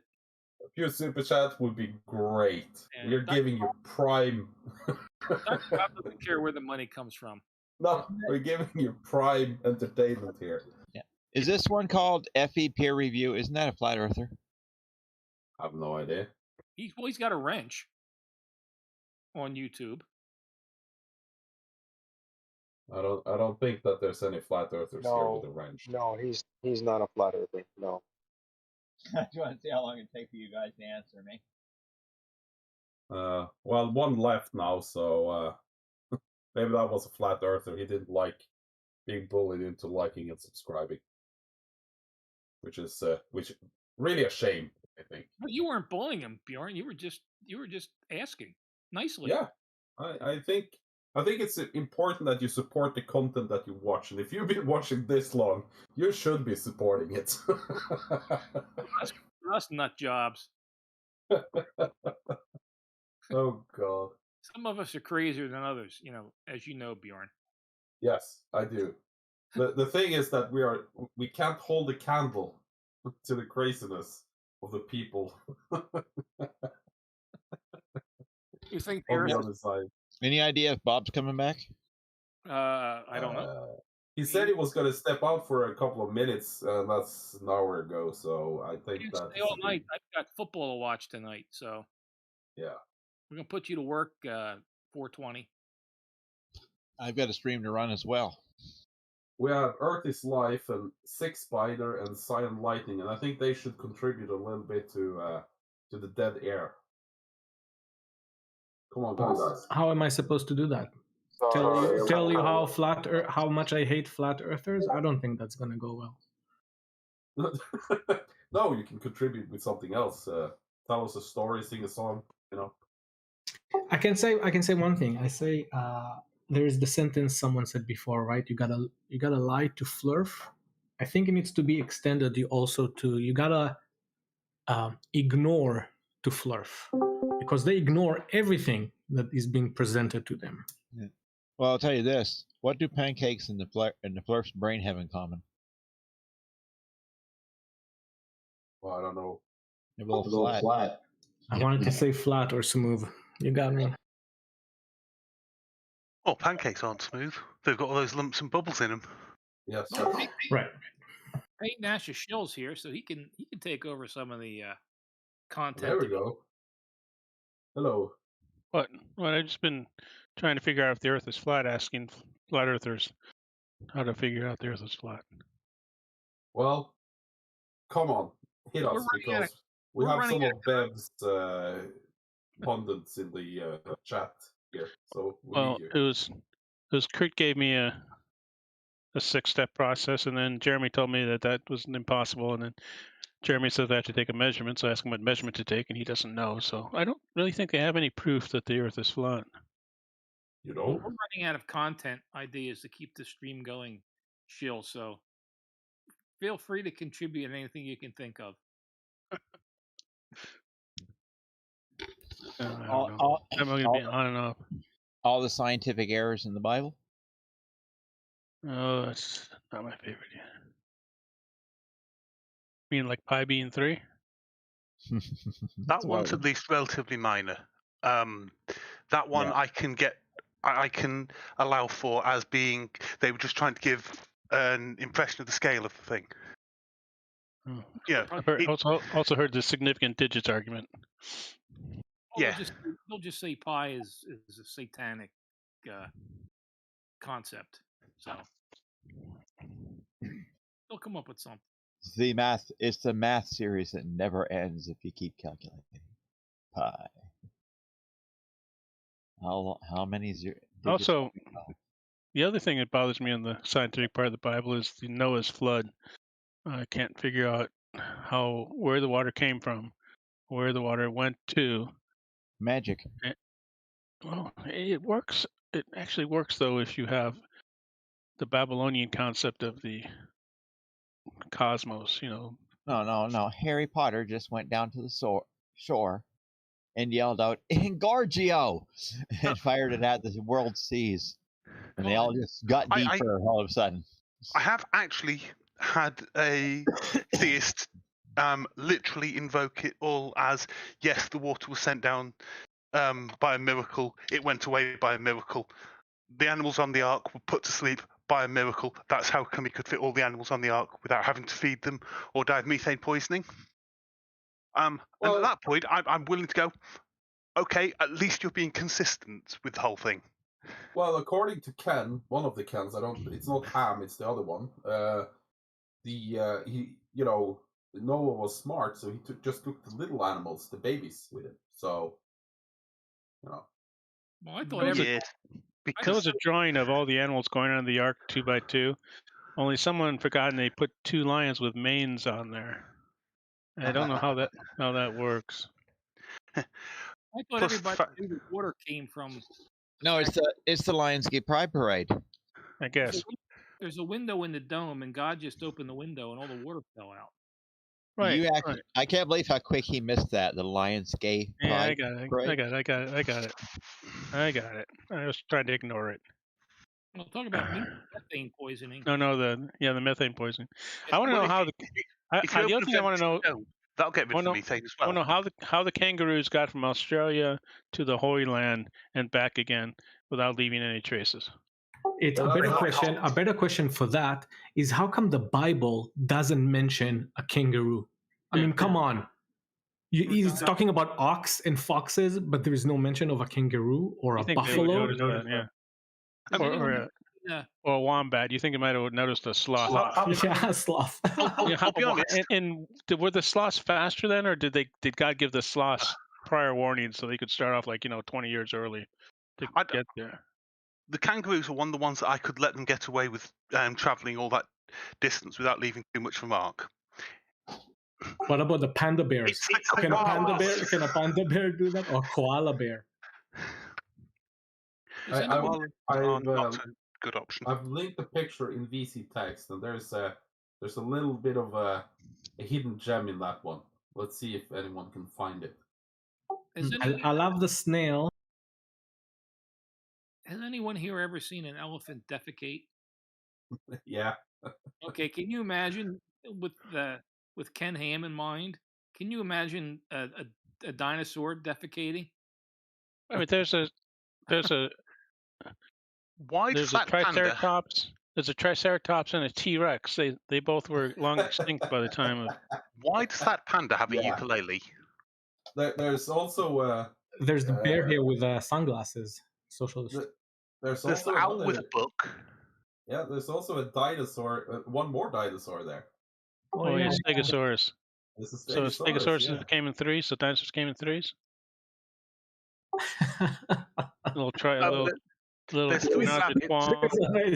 I see a huge crocodile. Yeah, there's 3 rabbits. The left hand near the lower side, left lower, a crocodile. No, the question is, you see some tigers, you see some lions, you see that T-Rex over there, and where? Left by the Ark, up in the left. What did these guys eat? Below the snake. I also noticed there appears to be an African elephant and an Indian elephant, but we don't appear to have 2 of either type of elephant. Yeah. Can anyone tell what the owl is reading? Where's the owl? Oh, the owl is on the top right. That's him. He's wise though. Yeah, he's wise. He's reading the something. Didn't the Ark only have one? The Farmer's Almanac. No, the owl is reading the Quran. Well, this is someone sat down and thought this would be a good idea to draw. Why the camels are marked? Why are they? You see the camels in the center? They have something on their. I don't want to say. What is that? They stopped smoking. It's nicotine patches. Ha ha ha. Is one of them got 2 humps and one of them got 1 hump? That's sort of like the elephants. There's a different species of camel. There's a dromedar and a camel, but well, one's a bacterian. The one in the back looks like it has 2 humps. Yeah, there's 1 camel and 1 dromedar. So they're like totally different species and can't breathe. Some camels do have 1 hump, don't they? Yes, but they're different species. Yeah. Did you notice the snail on the bottom right is looking at itself in the mirror, but the mirror is some sort of a salt shaker? What is that? He's suicidal. That's he's contemplating life. I'm not going on that boat with that T-Rex. I'm gonna just eat this salt shaker. That's what's going on. That was a hilarious picture. I like that one. I'm gonna save that one. Hey, salted snail. Ken Toven will love this picture. It has everything he knows. We talk about kinds, and when you ask him what is the biological definition of a kind, he sort of shuts up and doesn't say anything. Yep. No. You ask him what a kind is, and he goes, "It's obvious." Yeah. How can you not know what a kind is? Do you see the old computer monitor up near the top of the mountain? No. The what? Sorry, what was that? I see an old what do you call it? Trash 80 sitting up on the mountain. Oh, the shape of a.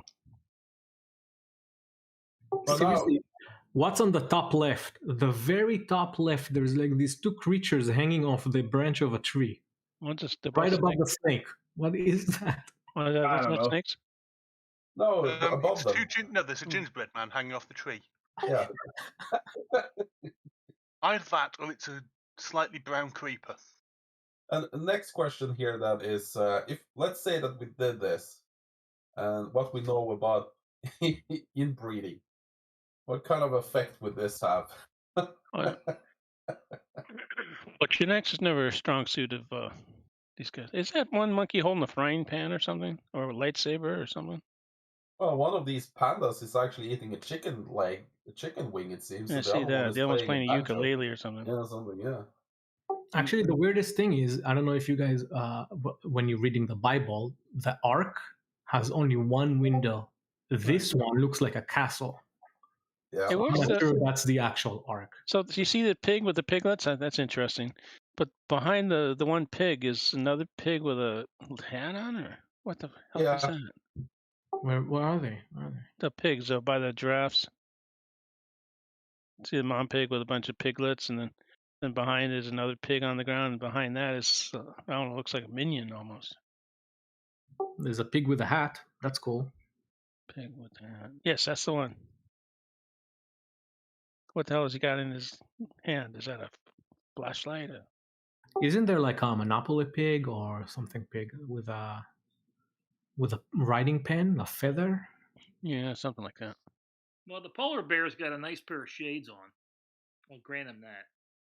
I wish we could share this with actually YouTube, but we sadly can't. Because they're drinking wine too. Post the link to it in the side chat, Bjorn. I'm not sure if we can. Have a look. Oh yeah, you may not be able to. Oh, it worked. Okay. See, I'm good for something. Yep, you're a genius. You are a moderator. You know you're able to post it basically almost anything. Well, I didn't know if you could that in side chat, because usually you can't. Moderators can. If you got the wrench, you can do it. I got forced the wrench upon me. Well, look, it just came in handy for you.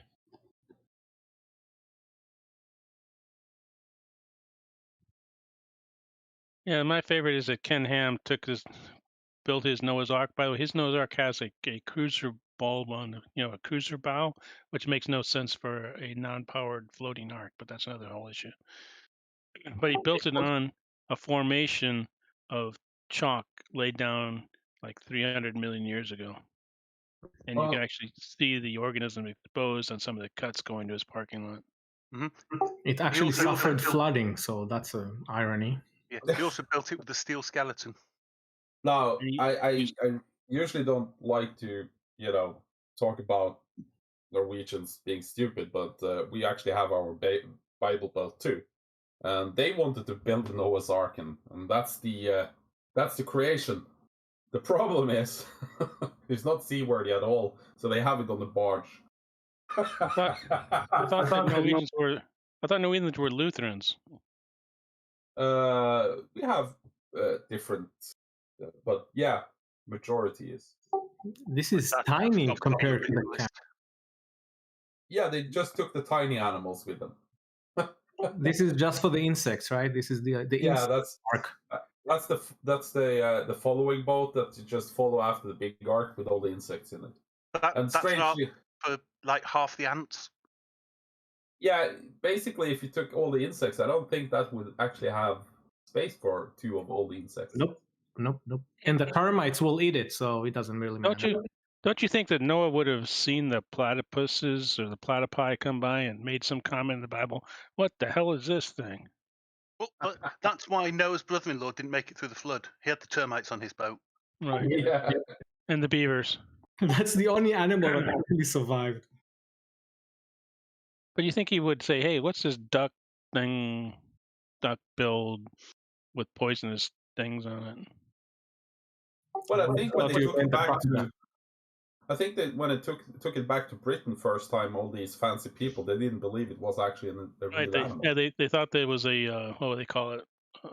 Where you sew different parts of different animals together, and it wasn't until it wasn't until several like 20 years later when they figured out how to keep them alive and actually got them alive, they actually believed it was real.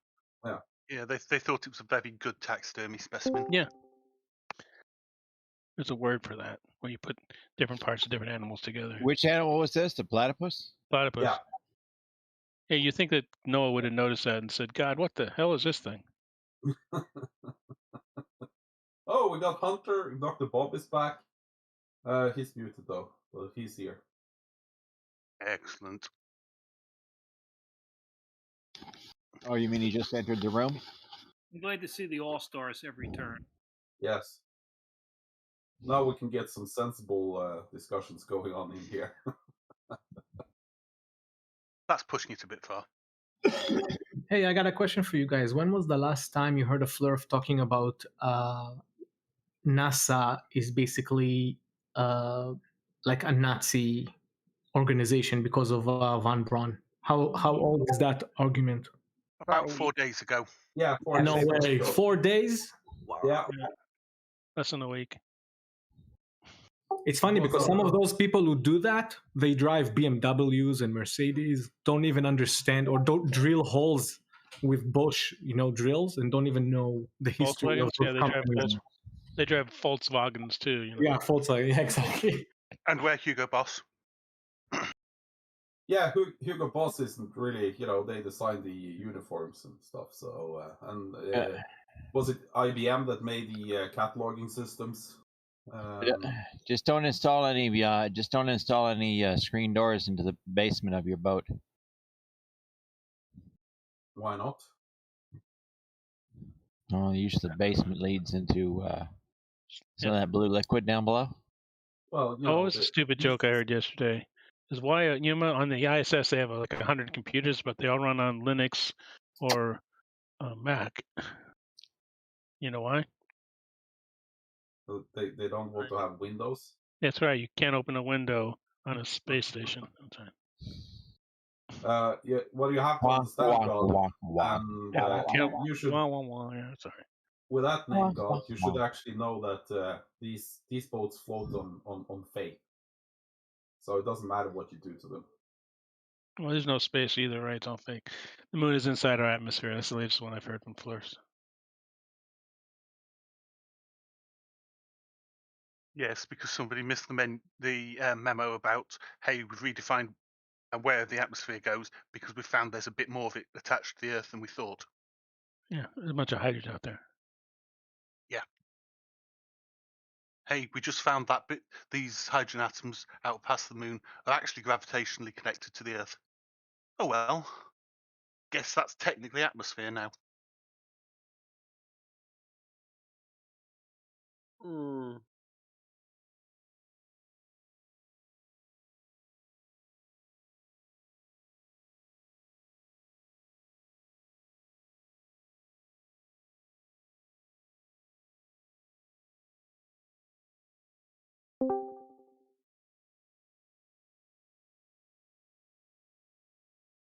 Taking off now.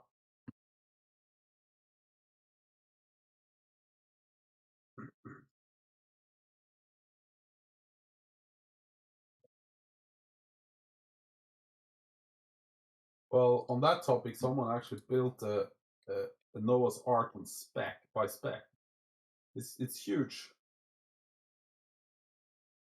Apparently. Which qubit were they working with? I don't know.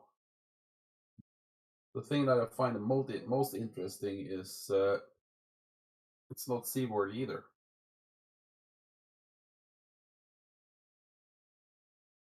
It doesn't matter because the dimensions in the Bible, we can translate them. We don't know it. We know kind of what it is, but it's really, the word there is amma. Amma is from the tip of your middle finger to your elbow. Yeah, but find someone bigger than me and it's a different amma. It's a different measurement. Yeah. So no one knows exactly what it is. Hence why I was asking which qubit they were working with. Right. Because there's the 12-inch and the 18-inch qubit were the two big popular ones.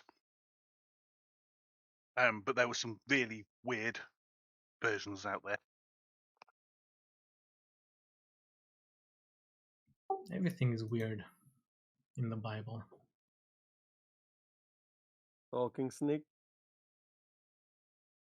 No, that's totally real, man. Wasn't actually a snake. That's a misconception.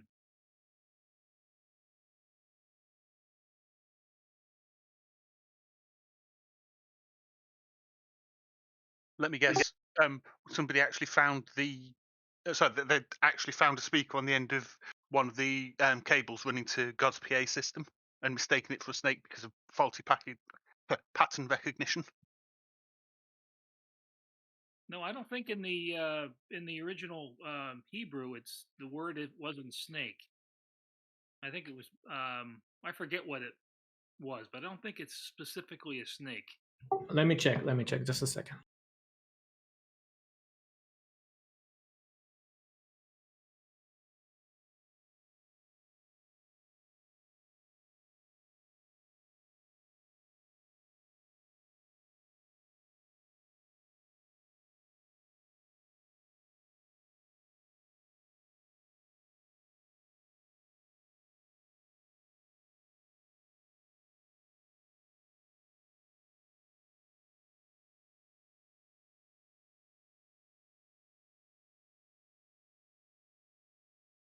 And the silence is deafening.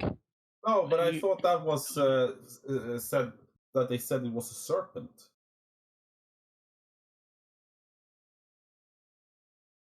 I had to think for a bit.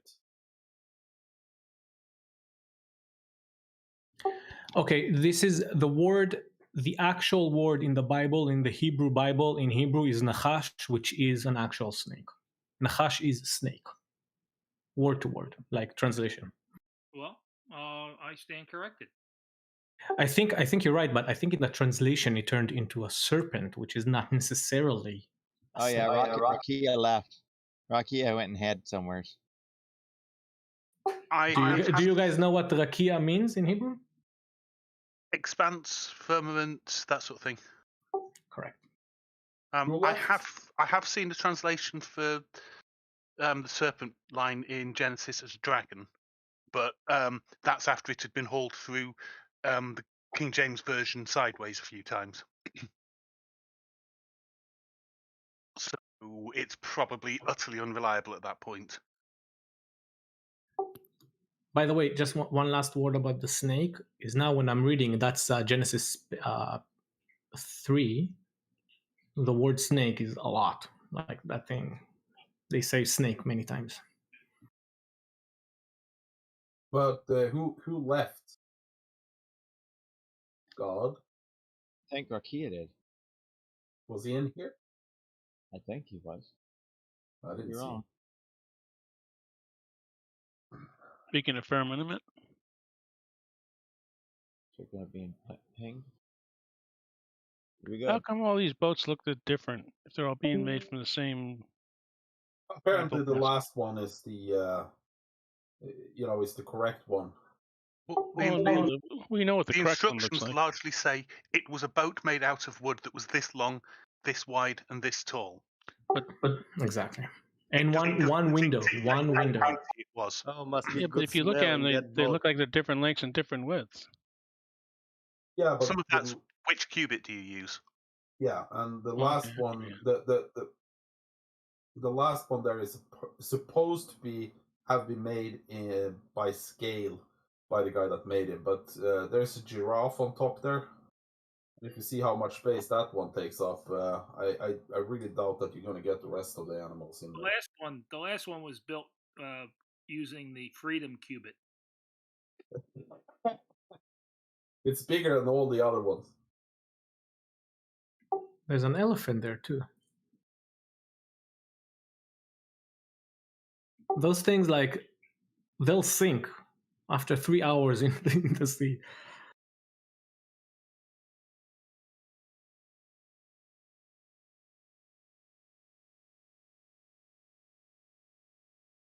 Yeah, I hear those T-Rexes are pretty heavy, so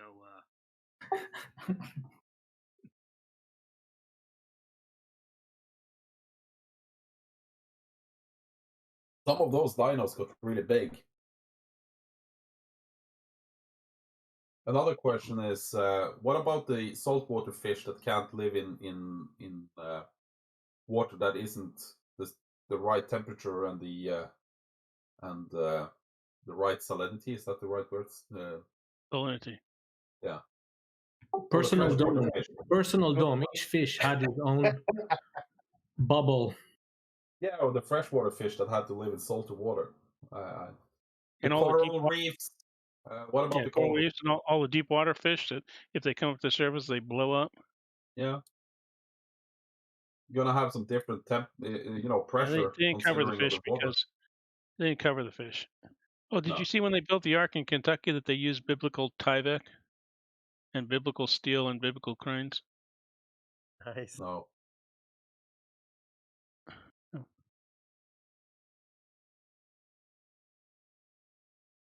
Yeah, let's look at a good old American idiot. Yeah, we're Americans. We got the best. We got the world's best idiots. You import them, for God's sake. You see that big cruiser prow they got? That big bulbous prow they got? Yeah. That has no use on a structure that just floats. It's for powered, and they didn't discover that until like 18 something. There's another little problem with that thing there. First, well, there's multiple. First, it's on land. Well, it's if you put it in water, it would sink. Well, okay, it's a model, It's like a snap if you put that in water. Right. Yeah, after a cruise ship. Well, that's the reason that the largest boat ever made out of wood was about half the size of Noah's Ark, and it was very flimsy and only lasted a few years before they sunk it, I think. No, sorry, Shill. Where is this boat from? Shill, what you just? This is Kentucky. This is Ham's Ark. Oh, this is Ham thing. Yeah, okay. Oh, that's the other side. 100% biblically true. Well, Ken Ham is from Australia, so. Well, yeah, but he found his niche here in the United States among the other idiots. Oh, having done a little bit of searching on different qubits, the longest one I've found is where was it? 50 something inches in length.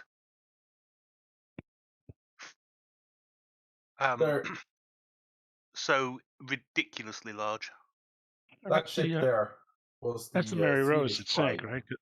No, it's not the Mary Rose. It's the Swedish one. Oh, it's the Swedish one. Okay. It's in Vasa Museum in Sweden, and it sank because it wasn't really.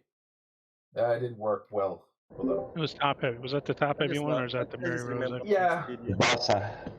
But it was so large that when it hit sea, it started to twist, and it couldn't keep watertight. Yeah. So it wasn't a very good design either way.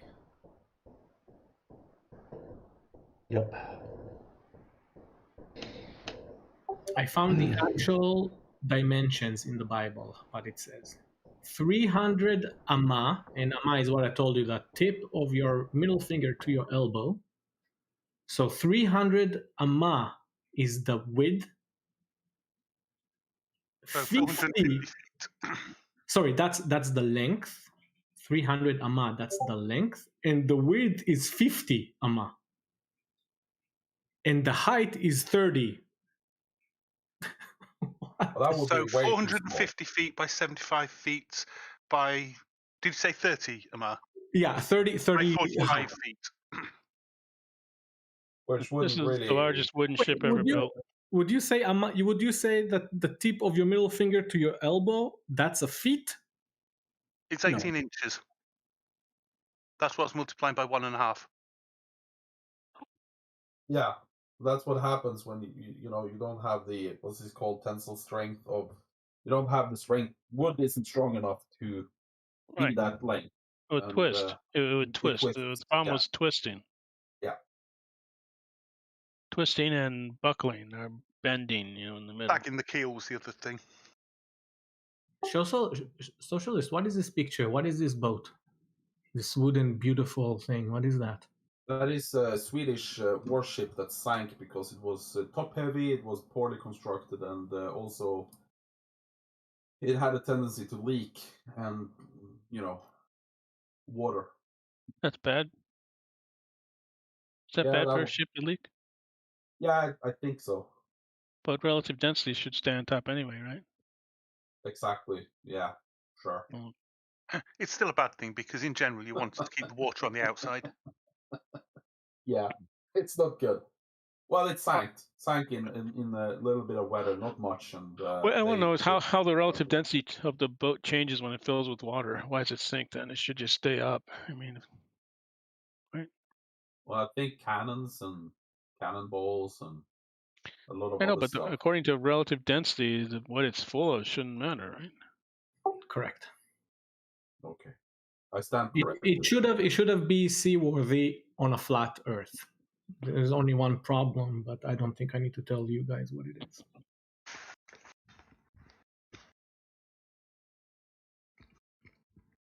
Oh,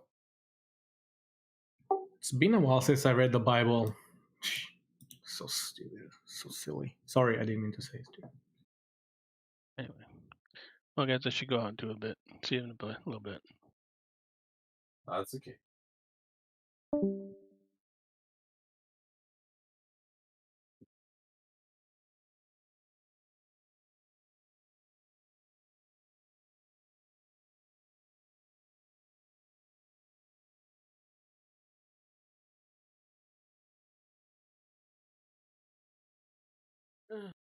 So yeah, I'm going to heads up. See you guys later. See you later. I can find a 32.5-inch cubit, a 4-foot cubit, and a 2.7-inch cubit, according to this page I'm looking at.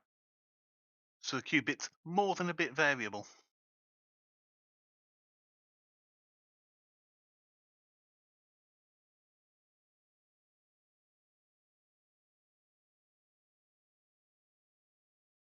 Quite weird.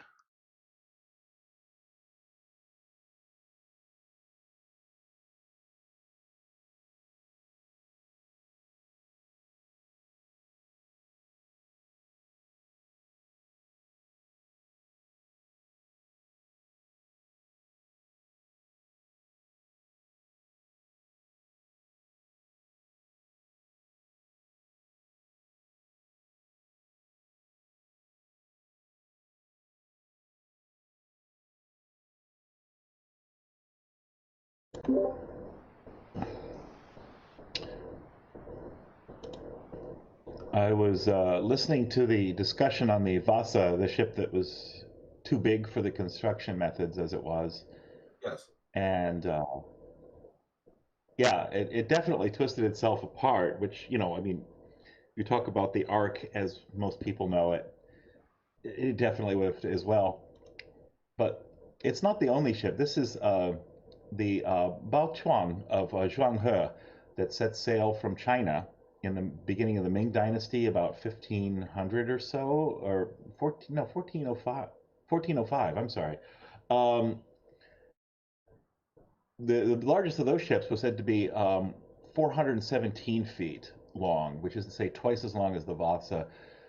So just, every once in a while in history, people claim ridiculously large ships, but we know from the Vasa that this is at best very difficult. Well, I think they actually, this is many years ago, so I might be corrected on this, but I think they actually found some of those ships. They haven't found any of them surviving or being whole, but they have found ships that have sunk. I think these ships also just went mostly along shore in calm waters and stuff like that. They didn't use them for long sea journeys. But if someone has more up-to-date information that, Yeah, they may have found some vessels. Zheng He was the one who sailed as far as Madagascar, and that's pretty much for sure. I think we've determined that their maps of the coast were accurate, but the size of the ships is often said to be just ridiculous. And yeah, I mean, they probably were large, but I completely agree that the Vasa is about as big as a wooden vessel could have been made, and even that didn't work. but the Vasa ship had a few other problems too. I think it was poorly constructed. The problem with large ships is that you could make larger ship at certain period of time when you got your hand on high quality ore and could make steel and other materials to reinforce it. But if you use wood and wooden pegs as they used back in the day, that doesn't really work. Yeah. And if I'm not mistaken, the Vasa was actually reinforced with steel or iron. I don't remember. I always wanted to visit it in the museum they made. Now that she's been pulled up, but anyway, we should go look. Drakkinifel has a wonderful video of the whole thing. I don't know quite. I don't remember the construction offhand though. I'm just looking up the Mary Rose right now. It's the other monster ship in history. For some reason, it doesn't have the length of it, which is interesting.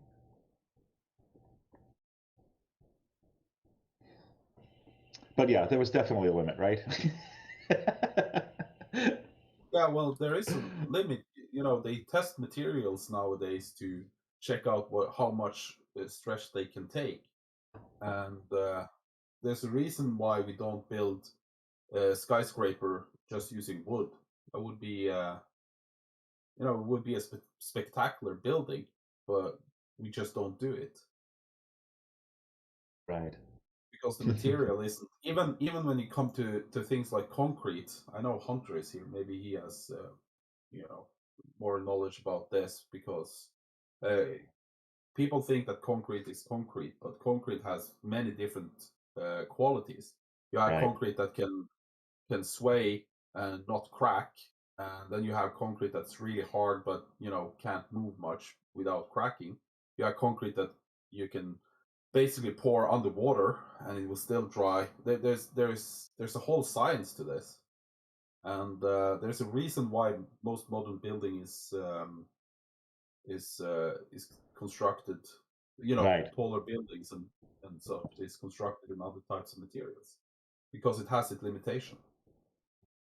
Yeah, it's pretty good in compression, but if the amount of mass that you need to get any kind of beam span is quite large. And as soon as you get some twisting on it, and swaying, that's when you start to get trouble. And if there's one thing that happens to a ship, is that it's getting twisted all the time. So the Vikings, they would make ships that actually did twist. They were made to twist, and but it's a whole different type of construction. And you will usually see that the Viking ships weren't that large. Right. Yeah. That is a fascinating thing. I do remember seeing that with the ropes. They're actually held together with rope as much as anything. But yeah, they moved. It's just. Can you imagine being out on the North Sea in a boat that is designed to twist and moves with the waves. I mean, certainly it's more survivable, but my, it must not have been pleasant. Well, I don't have to imagine it because I actually done it. Oh wow! So, I spent I think it was 2 weeks when I was about 17 years old, sleeping on one. We didn't go out into rough sea, but the sea that was enough for even me that has been a lot out in boats and stuff like that got seasick.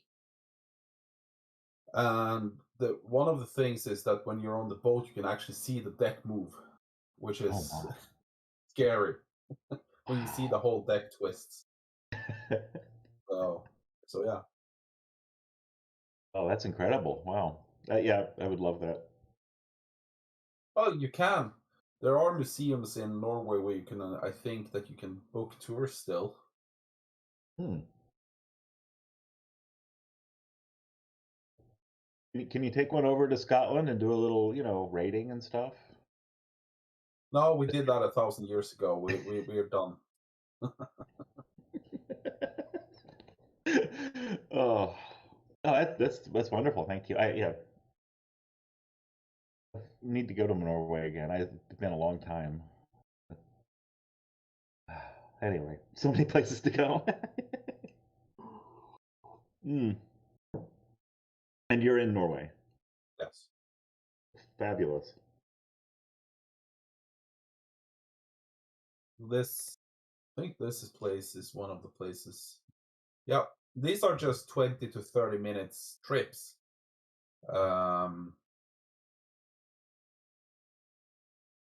I did it with a school. I'll see you later, Six Spider. So we had a longer trip, but it was really interesting. Wow. No, it sounds great. Yes. We would love to see that. Did it literally making history alive. That's just fabulous. It was fun. As long as I wasn't sick. I've never been seasick before, but that was terrible when you got seasick and those things. Yeah, I could imagine.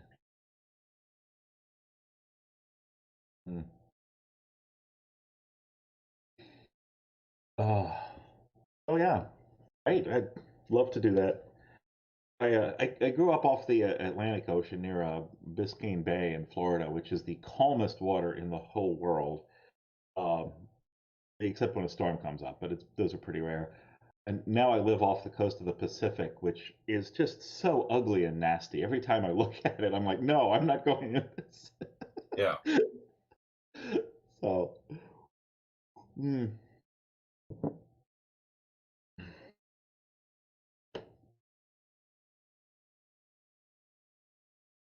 Hunter is typing something. I'm waiting in anticipation here to see what gold is coming out of this.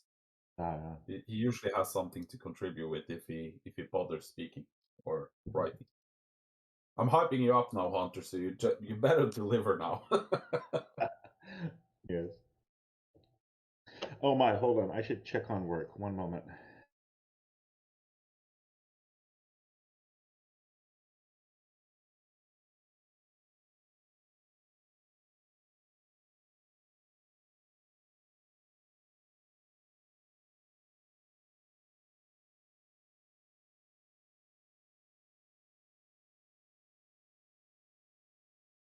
Will it be profound, or will it just be a, hey, can't speak? Well, if it's that, I think he's in trouble because he's been typing for like 2 minutes now.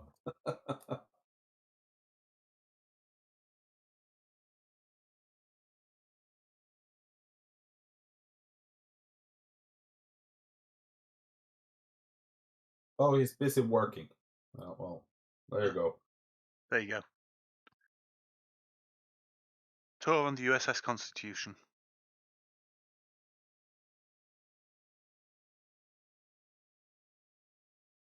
Let's see,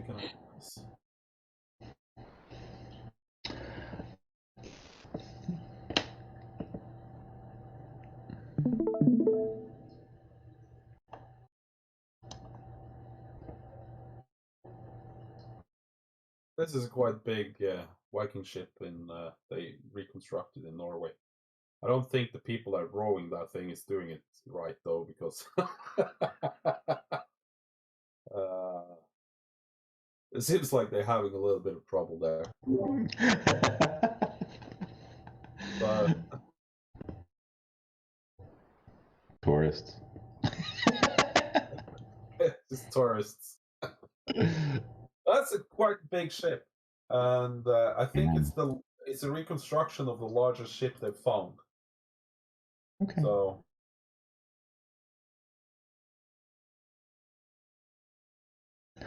it is impressive. Wow. Oh, wow. Their coordination in rowing is terrible. Yeah, I don't think they're gonna win any race. I do like the dragon prow though. The dragon head at the front. Wonderful. But I think it's a handsome ship. But as I said, that's the largest one they found. So it's 30 meters, which is what, about 90 feet. Yeah, to go 100 feet. Yeah. That is quite large, yes. But it's not humongous. It's not like a warship that you. If you put this up against a galleon or anything like that, it would be very small. It would look like a canoe. It's a Drakkar type, isn't it? It's a coastal raider trade ship. I don't have the knowledge about that, so I'm not gonna, make myself sound like an idiot. But I would guess that it would be for trading, because a misconception about the Vikings is that they just plundered, but they were actually more of a trader. Plunder was more of a, we have the opportunity here kind of thing. And well, I'm squarely in the middle of what was the Danelaw. Yeah. So we got both sorts of Viking trading missions, if you see what I mean. Yeah. So and colonized twice. If I remember right, Norway wasn't one of those big, go out and fight. But when they first fight, they didn't lose. They were renowned for being good fighters. I think Denmark was the ones that went out and colonized the most, and Sweden was more of, a trader society. But all of them had all of them went out and did Viking. But I haven't read about this for about 15 years, so maybe someone will watch this later.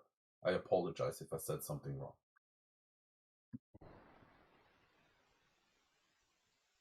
Something that fascinates me is with the subtitles that were showing on that, there were chunks of it that I could read clearly, and chunks of it that I was looking at going, I have no idea whether that's even a word. Well, a lot of the words that you use now, because another thing that happened was that the Vikings didn't just go away. They actually blended into whatever civilization they became part of. So in Britain, they just became Brits. They took over huge part of Britain, Ireland, and Scotland, and basically just melted into them. Well, there was the Triple Kingdom with that was basically Denmark, Norway, and England at one point.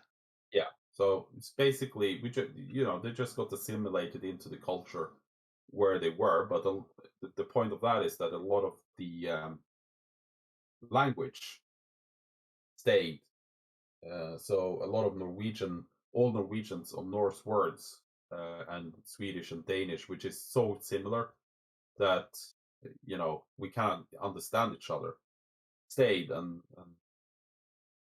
you got places like Normandy. Maybe some of you have seen Game of Thrones. Rollo took over that place. We don't have Normandy anymore. We wish we did, but we don't have it anymore. We had to give it back. But no, I also remember. I think it was 13th Warrior, there were sections of the scene in the Longhouse that I could understand what was being said. Only words here and there, but I'd say possibly a third of the words, even though the sentences didn't necessarily make sense. Well, Norwegian especially, I would say, is very close to British, like window, vindu. It's not far apart. Window, windu. It's quite close. So there's words like that are very similar. Yeah, there's a couple as well that although they're you wouldn't notice them as being the same word at first. If you put a bit of an accent on them, you get the halfway point between the two. Yeah. Well, you also have words in American language in certain parts, at least, where gratis is free. You can have it gratis. I don't know if it's used anymore, but it was back in the day. Yeah. And that is a Norwegian word, gratis.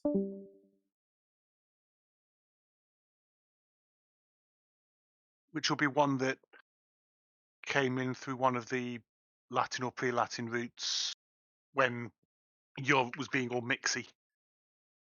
Well, I would guess that word came down to America when we, decided that we're going to colonize that place. Because a lot of Norwegian, actually, there's more Norwegian descendants in America than there's Norwegians in Norway. So there's a lot of them. Well, you ought to repatriate them all then. I'm sure you've got somewhere to put them. I'm sure the fair amount of them we don't want back.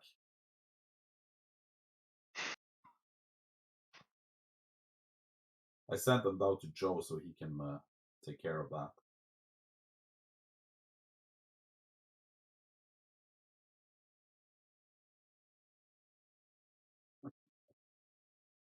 Raiders getting shot around here. What do you want me to take care of, Bjorn? Oh, nothing. Because that's what you're going to get, nothing. Yep.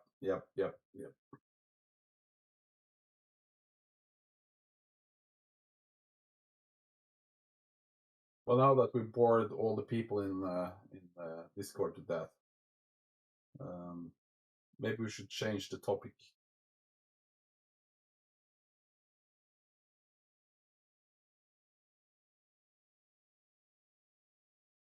Anytime you've got a good topic, I'm happy to consider changing.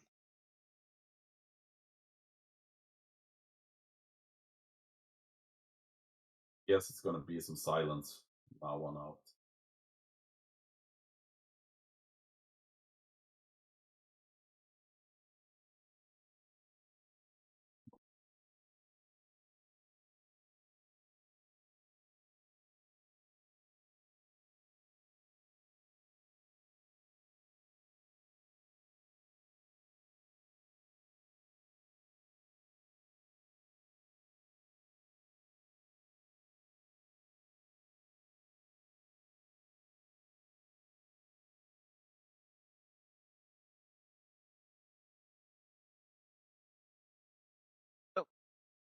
I don't know how far up in Norway you are, but how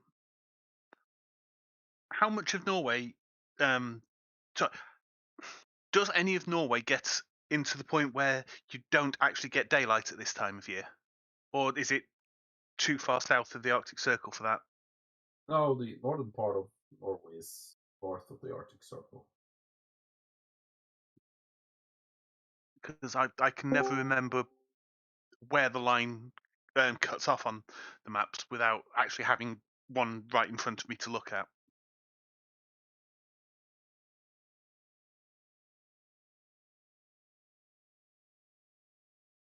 Well, you want this explained to you on a flat map? No. Basically, I don't know how far north Norway itself goes. I know Svalbard's way up in the Arctic Circle. I'll do like this. But I don't count Svalbard because it's not mainland for this. And you can see There's a good chunk. I've linked the picture. Ah, cool. So of Okay, course, yeah. I come from all the way up where it meets Russia, where that little thing goes into Russia, all the way up north, almost northeast. So it's quite dark where you are at the moment. Well, I'm not there now. I'm down south, actually south of Oslo, where that little peak goes into Sweden. That's basically where I am. Yep. So it's still dark, but I think we get a good 6 hours of light. Yeah, we get 7. We officially get 7.5 at this time of year. So I'm pretty far south. Up north, though, it's sun all summer and no sun in the winter, basically. Cool. There's actually more of Norway in the Arctic Circle than I thought. Then far more. A bit. It is cold. It's misery. It's lonely. And yes, yeah. but it's Norway. What do we expect? Of course, it's cold. Well, not everyone can be Great Britain, you know. There can only be one Great Britain. At the moment, I have to say we're mostly kind of okay, Britain. We're not exactly great at the moment. At least we're not shitty Norway, okay? No. There's some bits of Great Britain get pretty chilly. I just expect Norway to have quite a bit more chilly than we do. I just don't understand why America became America, why they didn't say Greater America. You know? That's something I've been wondering about. Superior America. Well, the only reason why we're Great Britain is because of the need to distinguish ourselves from Brittany way back with some of the Latin terms. No. You had a meeting and you wanted to be great, so that's what I think. Well, okay, they wouldn't let us be Greater Brittany because they wouldn't let us they wouldn't let us be Greater Britain because they wouldn't let us absorb Brittany itself. Okay. We weren't allowed to do that in the meeting.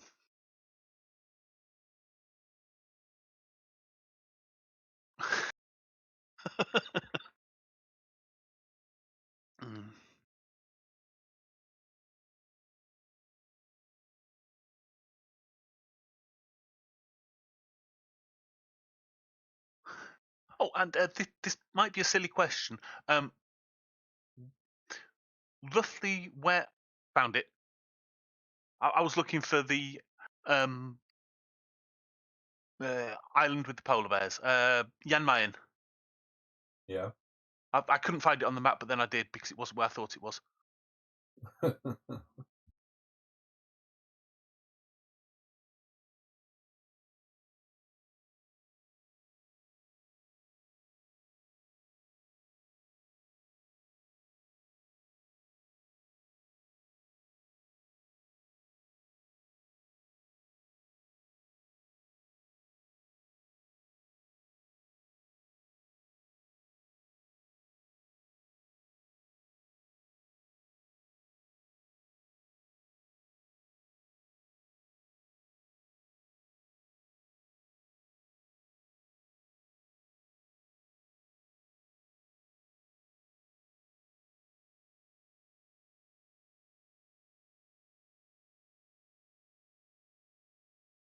Good map though, I like it.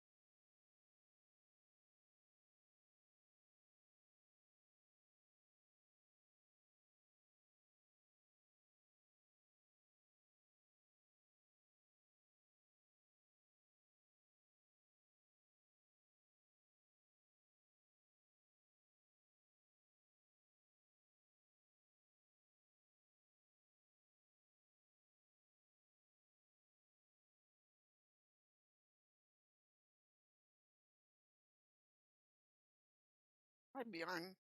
Drop back Hello. in a little bit.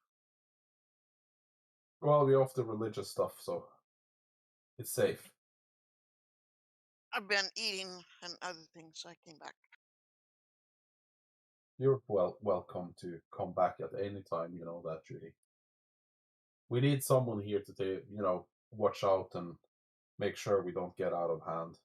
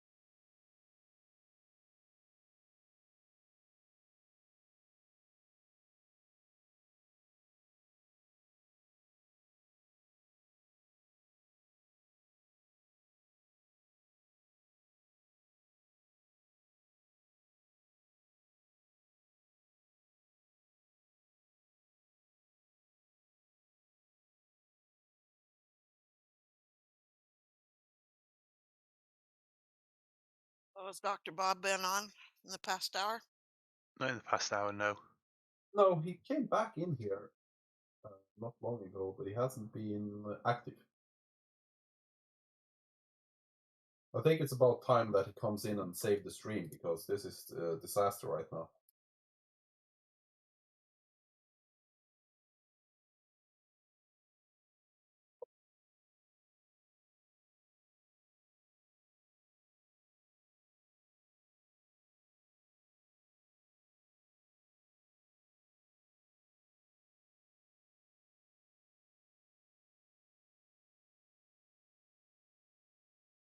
Sorry, folks. I'm just watching Where's Wally's video on Nathan Oakley and their crew discussing the ISS. Anything interesting? Oh my Didn't God! make much sense, did they? No, the stupidity is mind-boggling. Is it as bad as watching a sty full of pigs discussing nuclear physics? I think it's worse. Right. Well, it's a light in the sky, like every other light in the sky. So what? Yeah, it's got a weird shape, but so do a lot of stars when you look at them through a telescope. But through a defocused P900, yeah. Well, then he says, "Well, I'm not talking about people that don't know how to use their cameras." Well, if you know how to use your camera, you're not going to get a blob like these guys claim. You know what stars are? These blobs. You know, it's God, the stupidity of these people. I mean, Oh my God. I've used telescopes where I've been looking at stars and I've been at the limit of what the telescope can actually manage, and it's been quite blurry. But I was capable of going, it's the edge of what this telescope can do. You know, I look at bigger, brighter stars, I can resolve them. I'm looking at something quite faint here, and I'm getting a wobbly, distorted shape because I can't, I can't get enough light to make sense of what I'm seeing. Well, I know Eric Hare, who's in here, saw the video because he commented on it in Where's Wally's video.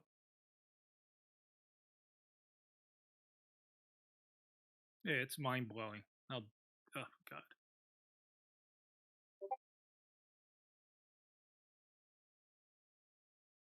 Oh, do you remember the comic strip Far Side? Yeah. There was one I saw where there's a bunch of cows standing around in a field on their hind feet discussing mathematics. And one of them looks down the road and says, "Car." And they all drop down on all fours and start eating grass. So I've seen that. I've seen that one. your comment about the pigs discussing nuclear physics made me think of that one.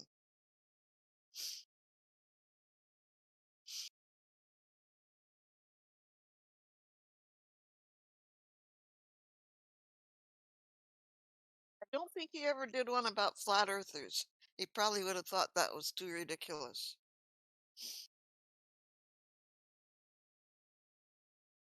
No, I think he was mocking other stuff, because that's what was going round and being discussed at the time.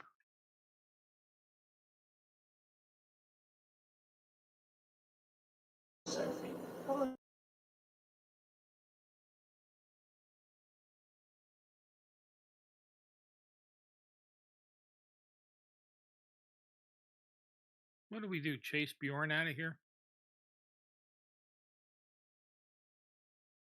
I think somebody started speaking to him at home, so he. Okay. Well, we got to get his priorities in order. Yeah, like wife and family shouldn't take priority over this. Absolutely not.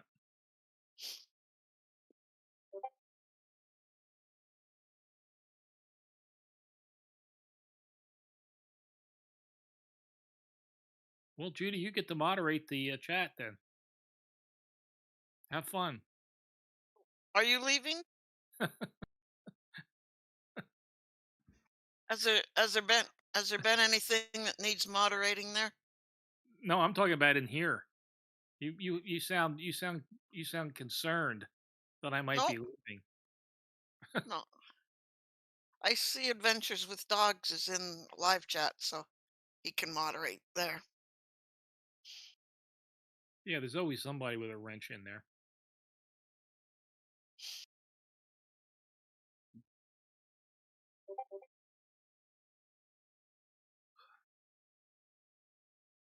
I've got other things to do tonight, so I can't be in here all the time.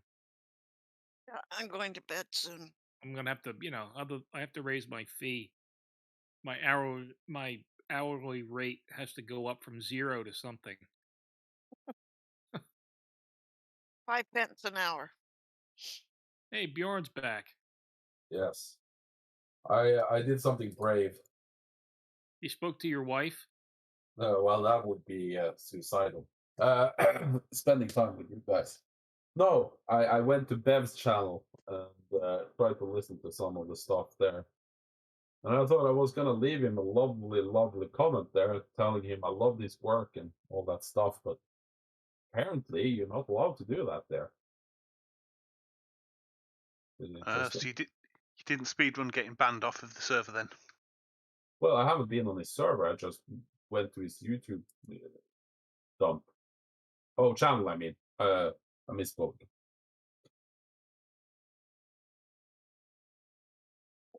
Maybe you have to be subscribed to leave a comment on his YouTube channel. Maybe I have to.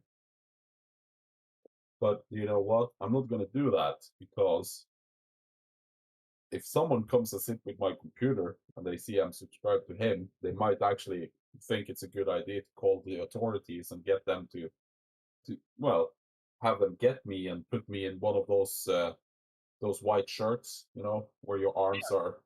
Yeah, you have a straitjacket. You'll be in involuntary commitment proceeding. Yeah. Yeah. Well, you would deserve. That's just too much paperwork for me. Yeah, they can put you in a room with some other guy that we know. Yeah.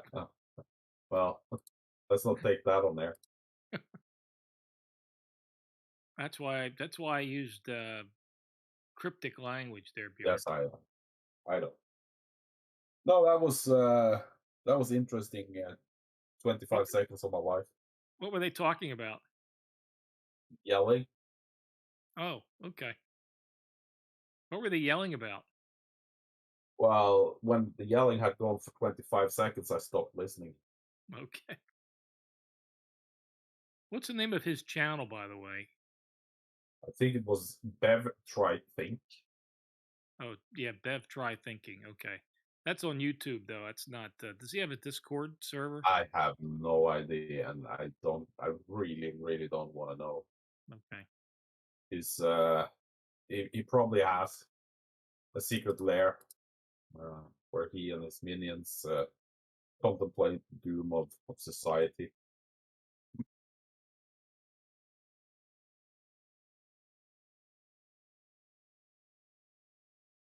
I find it interesting that he's actually trying to think. He's even named the channel that, but it still keeps failing.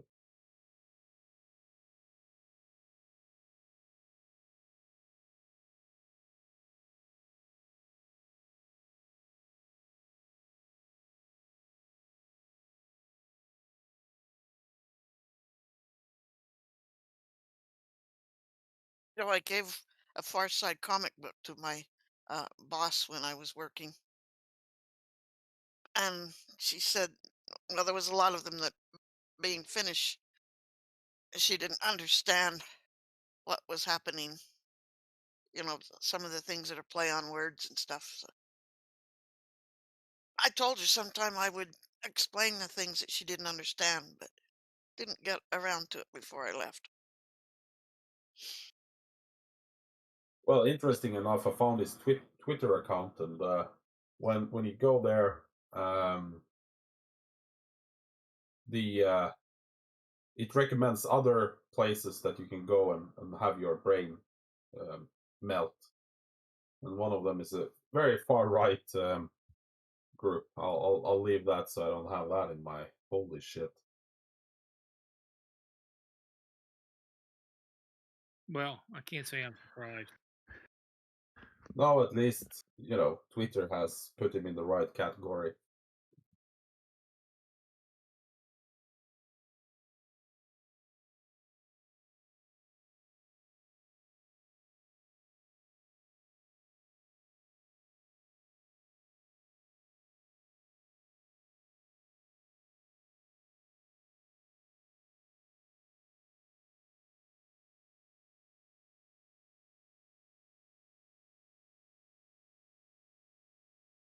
How's how's Little Bear doing? Little Bear's doing just fine. Did you see the picture I posted in here? Yes.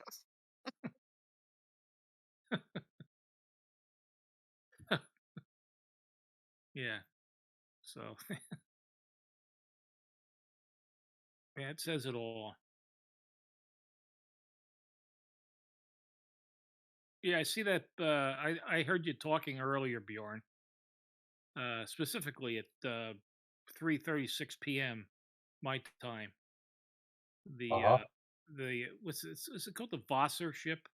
Yeah, the Wasser ship. Yeah. Yeah. I've been in there and seen Yeah. that. That's beautiful. But the restoration they did was spectacular. I know Yes, they painted part of the back to the original, what it looked like originally. Yeah. And yeah, that must have been spectacular to watch it leave the dock and just sink in the middle of the harbor. Yeah. Very short maiden Yeah, voyage. yeah, even shorter than the Titanic. Yeah. So And the engineers told them that they were they had too many decks and cannons too high. yeah, Yep. I know. That's quite the story. Beautiful ship, though. Yeah, I've That's been what there happens once. when you don't listen to the engineer, Judy.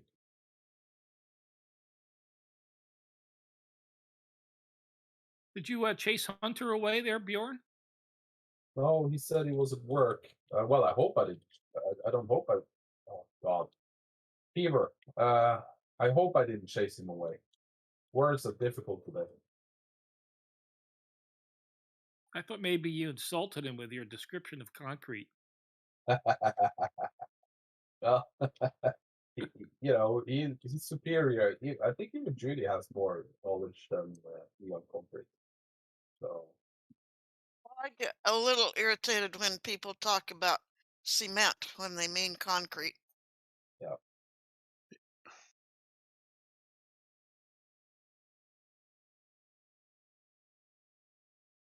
Yeah, it's all various sorts of mortar. It's fine. If you built something entirely out of cement, it would not be very strong. No, it's not the same. And it helps to put some rebar in there too, doesn't it? If I remember, the distinction is that concrete's got hard that's got hardcore and stones mixed into it to Yeah, give it some and form. sand usually. Yep. And the cement is what holds it together. Basically, that's the burnt clay portion, right? I don't know what it's made of. But you mix the cement with the sand and larger aggregate, and then it's a chemical reaction, and it binds to the surface of the larger particles. And it's not a drying process. If you actually have to keep it wet Yeah, to prevent it from drying out in order for the chemical reaction to occur. I've seen some concrete laying that was quite spectacular as it started steaming. Yeah, because it was a cold day. Concrete's quite a wet mix when you lay it down, and it got quite hot with the reaction. So there was this bank of steam coming off of this newly laid section of concrete, and it looked hilarious. That would have been interesting to watch. When they made some of the large concrete dams, they had to put cooling pipes in it. Yeah, it gets hot. Well, it's not good for it to be hot, if I'm not mistaken. It gets too hot, it dries out. Yeah.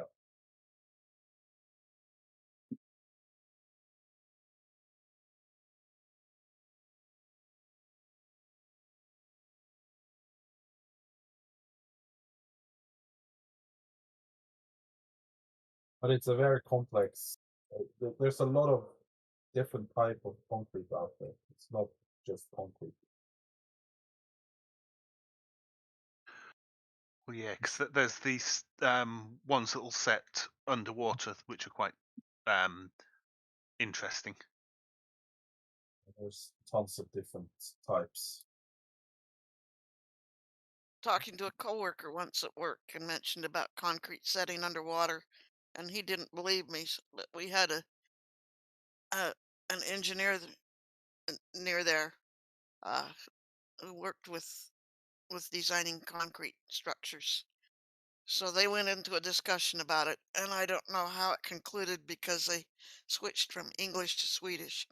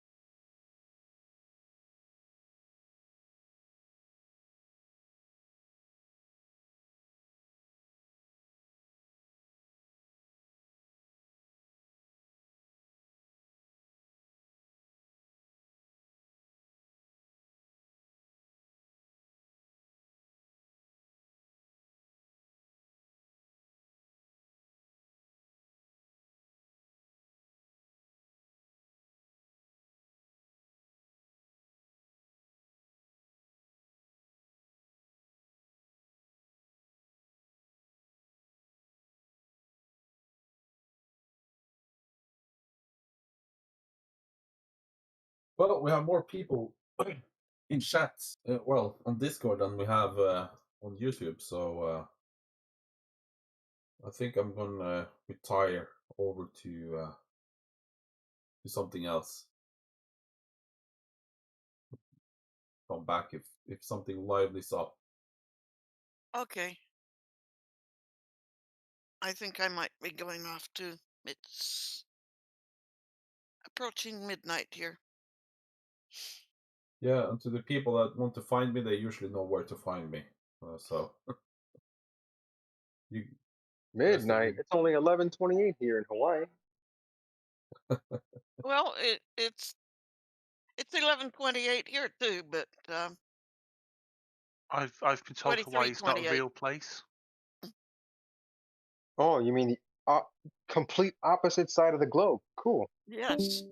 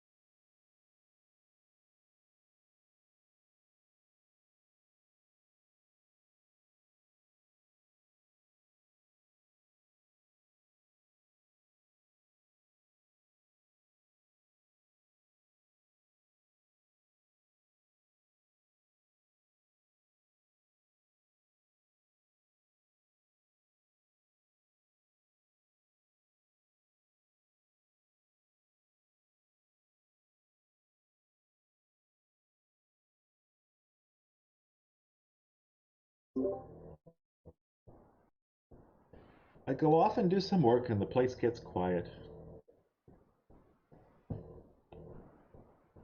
It happens. Oh, it's still working time for me during the day, so.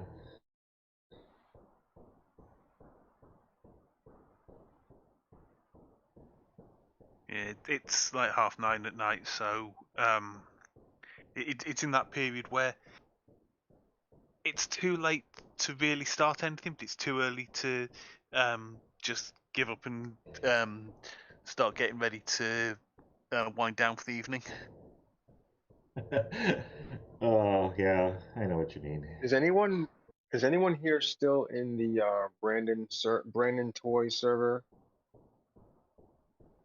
Don't think so. AKA formerly known as Ranty Flat Earth server. Oh, right, that one. No, I'm not in there.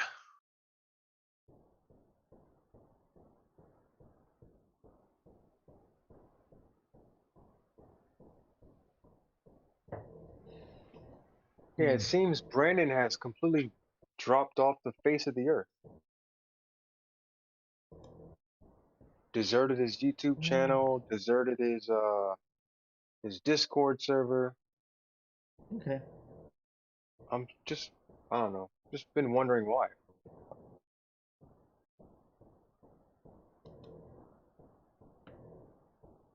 I do remember a time, the last time he did a live stream, I sent him a super chat asking him about the Qantas flight that went from Australia to Argentina, and he said he'd look into it, and I haven't heard from him since.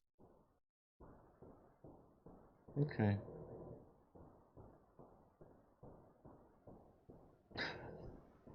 I don't know much about him. I always lose track of the various personalities in the flat Earth world, but since this particular guy was a friend of Ranty's, right? They were pretty close, right? Yes, he was the one that took over the channel after Ranty kind of just like, yeah, he just wanted to step away for a while, and then Brandon took over. Well, if that means that he's been listening to Ranty, I have to say that the way what I love about Ranty is he's answering questions about what it feels like, how important it is to the psyche to be a part of that community, and it's a discussion that only he can really do. And if anything's going to bring people out of this, it's going to be that probably, because it gets to the heart of why they're in this. So if Brandon is listening to his old friend Ranty, yeah, maybe he just said, "Oh, pack it in." No, I don't think that's the case, because I believe that Ranty tried to contact Brandon and asked him, "Hey man, can I, the channel, do you mind giving the channel back to me, because it seems like it's pretty much dead and I want to try and revive it."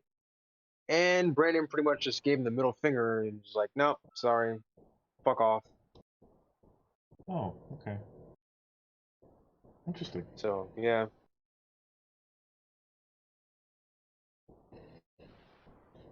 But there are some people still lingering over there in that Discord, trying to hold on to what flat Earth beliefs they have left.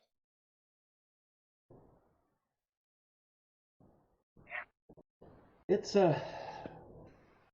can I just say that I follow this quite casually. The only reason I'm interested in flat Earth is that this is an apolitical, fairly pure laboratory experiment in being anti-science, and I think I could talk about this with absolutely anybody, and they're not offended by it. So that's my interest in the whole thing. So from that, what is interesting to me more than anything is that this whole thing started out, from what I can tell, with Eric Dubay saying, the zetetic stuff, you can only trust your senses, etc. And now it's gone into this whole, what about entropy? What about all these very highly technical terms? They go on and on about the sextant. Most people have no idea what a sextant is. And exactly. It's so far away from their main recruiting tool that kept people interested. And I wonder what keeps some of these people interested, given how technical it's gotten. Because a lot of them just believe that everything, like literally everything, is a lie, and anything that has anything to do with the globe or the curvature of the Earth or the measurements of curvature is all baked into this lie that's propagated around the world. Yeah. And some of them, they've gotten to the point where they really don't even care what evidence you show them. They're just going to continue believing the Earth is flat, no matter what. Which is fascinating to me. I've had one or two say that we can't make measurements of things. Well, one of the ways we know the Earth round is because we could do this experiment with measuring angles to these things in the sky and working out how that works on the geometry. No, you can't. You can't measure that. That can't be done. Yeah, I've heard that too. Like we can't even measure things anymore. I'm like, well, I mean, that's what geodetic surveyors do. That's what they've done in the past. They've measured the shape of the Earth. That's their sole purpose. Well, it's just, I was about 8 or 9, and we did a version of the Eratosthenes experiment with other schools. Okay. We got terrible results because we were 8. We weren't good at measuring things, but we did the experiment, and it was sufficient to go. And here is how it can be done. Right.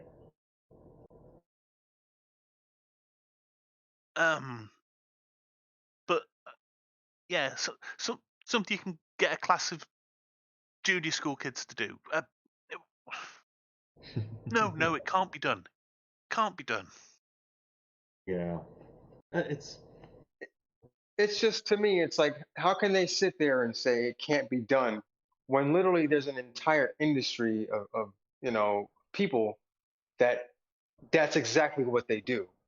I mean, now you have to say that the tools they're using are the tools lying to them, or what's going on here? They then say that they've got surveyors who say that it's all done on a plane and that all the curve stuff's a lie. But that then captures the point that they're making about you can't make the measurements, because they're claiming that people can make the measurements and it's flat, but also that you can't make the measurements. So that's confusing enough. Well, you know, the whole you can't do anything, you can't measure, you can't. This kind of gets to a psychology of victimhood, of helplessness, which I know that many of them have. That's what gets them into the conspiracies, you know. And this is psychologically very important, because my helplessness is not my fault. Other people are out to get me and keep me down. So, but this really is wallowing in the helplessness. We can't measure anything. We don't know. We can never know. Wow, what an outlook on life, you know? Yeah, well, a couple of years ago, I had somebody going, I can't trust all these measurements that I'm being told have been made. So I went, here's how you do the experiment. Yeah, here's how you do the Eratosthenes experiment yourself. Oh, but you say I'm going to need somebody to take some of the other measurements. I can't trust them to make the right measurements. Well, do you have a family member that you could phone up and do it? Well, I can't trust them to get it right. Yeah, just get some of your flat Earth buddies to do the measurements with you. Yeah, but at which point I went, okay, it's going to make it slightly less accurate, but it's still going to be good enough to get a shape. Right. Do it yourself over 3 days. Either side of the, at the equinox, say the 20th, the 21st, and the 22nd, measure at a point, spend a day travelling north a few degrees, do it on the next day, spend the day travelling a few degrees north, do it on the third day. Right. It's going to be close enough. That's right. It's happy solstice, everybody. We should be out doing measurements. I would, but it's cloudy as hell. And it's cold. Sorry. Well, I have a rare sunny day in South San Francisco. Maybe I should go. I don't know what I would do. Yeah, but you know what I mean? It was here's how you can do it yourself, and you don't need anybody else. They never got back to me as to whether they bothered to do the experiment. You know, absolutely. And I will give the conspiracy theorists this much, because, you know, if you read in history, like, why did Columbus believe the Earth was round? Well, everybody knew the Earth was round. There was a lot of discrepancy as to how big it was, because a lot of people did these measurements and they came up with different answers. And if you took the smallest possible answer and the biggest possible answer for Asia, it really looked like you could sail to it.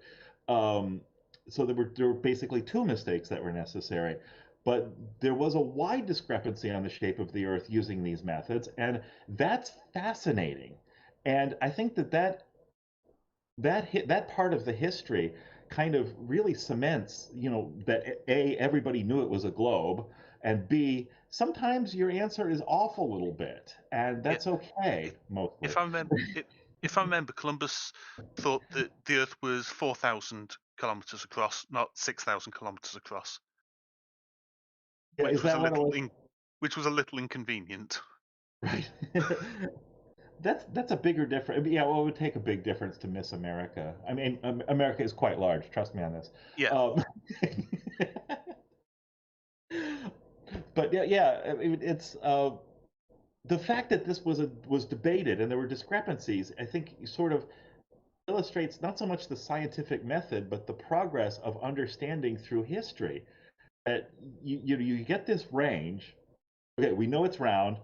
Then you get a range, and the range gets narrowed and narrowed and narrowed. And sometime around the time, shortly after Magellan went around, it's like, yeah, we've got this nailed now. You know? Well, yeah. After Magellan had done it, at least we'd got the ability to go, we have now taken measurements every hour around the Earth. Right. We've got something to work with. We've done it. Yeah. It is fascinating.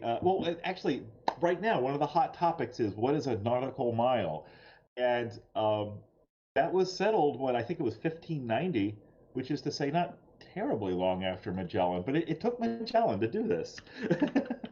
Well, that was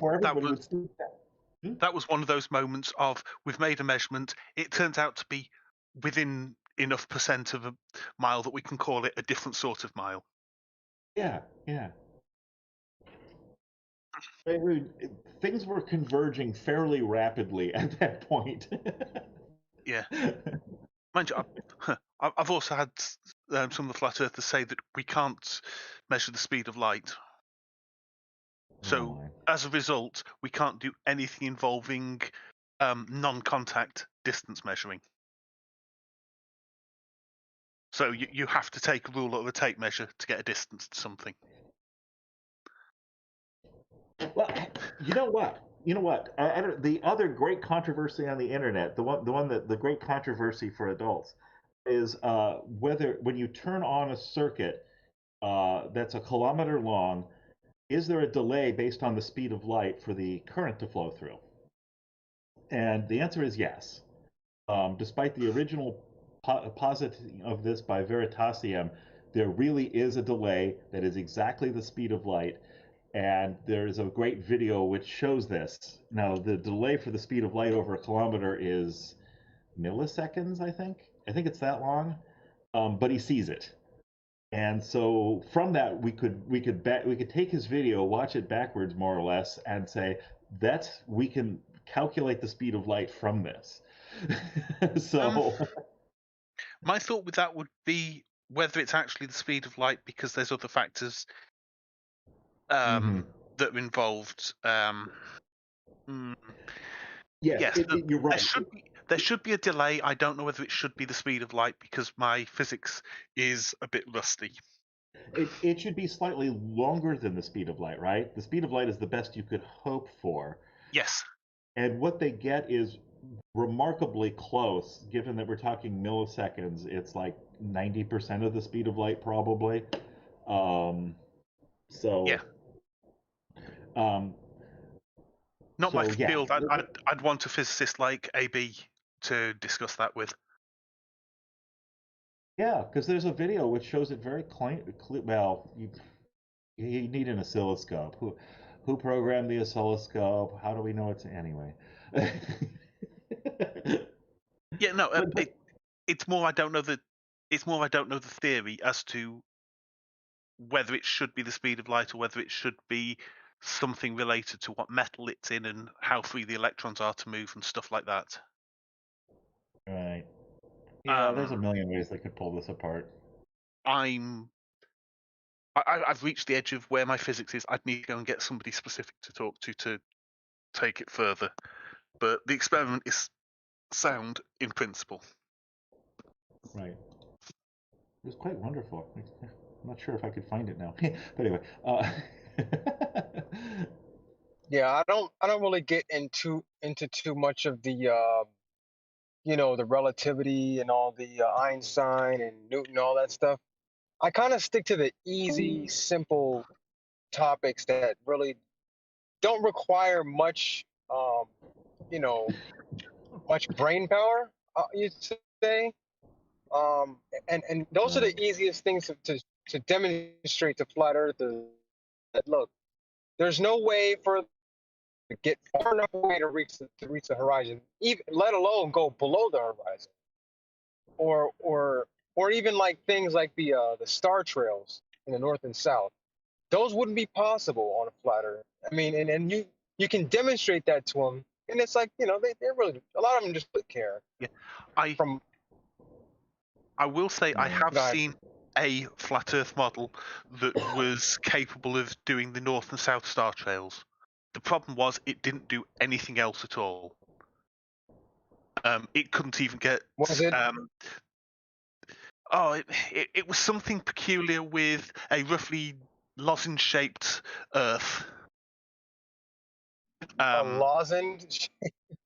Yeah, so a diamond or a kite shape. Goodness. Okay.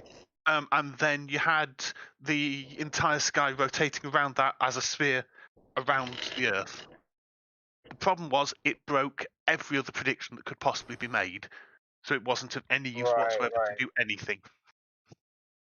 Which is usually what happens anytime you deviate away from the normal globe model. You just have all those little intricate things to try and have to explain. Yeah, as with several flat Earth models, it answers one question but not any of the others. Right.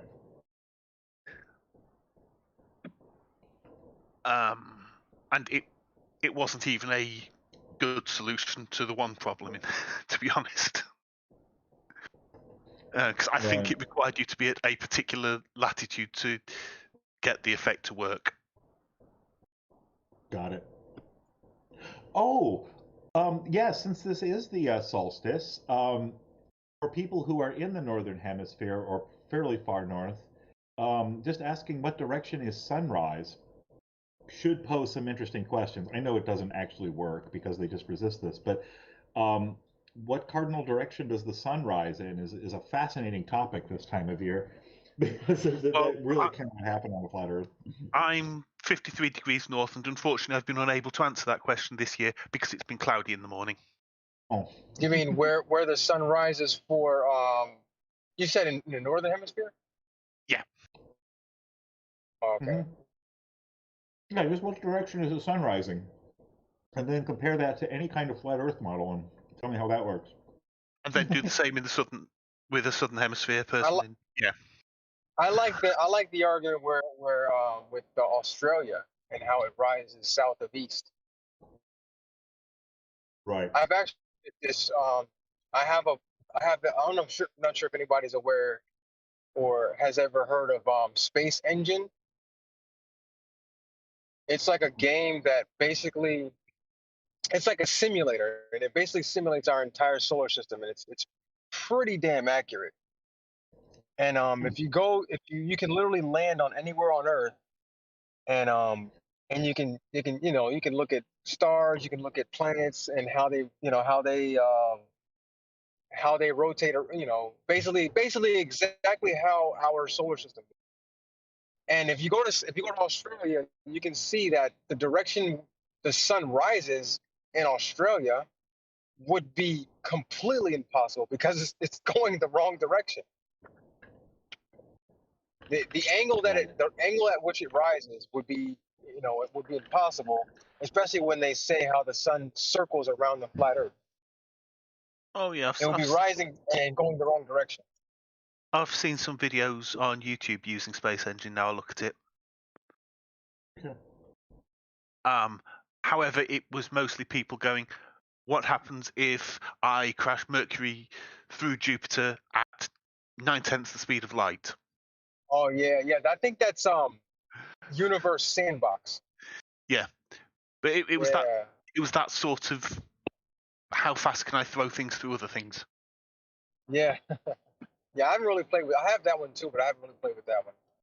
I like Space Engine because you could literally go to any type in any like eclipse that ever happened, and you could see exactly what it looked like and where the path of totality was on the exact same day, the exact same time, everything, and even eclipses in the future that are going to happen.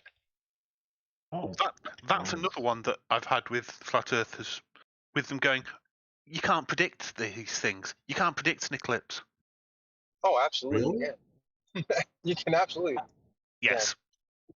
Oh, I've never heard anybody say that. Yeah, that would enrage me. Well, usually they'll go to like, all eclipses are predicted by the Searle cycle. That's usually their go-to, and they think that the Searle flat Earth, I don't know, prediction thing for some reason. Oh, got a phone call. I'll be right back. Searle cycle? What's that? Searle cycle. It's basically an observation that eclipses kind of reoccur every so often as a fixed number of hours, minutes, whatever apart. Okay.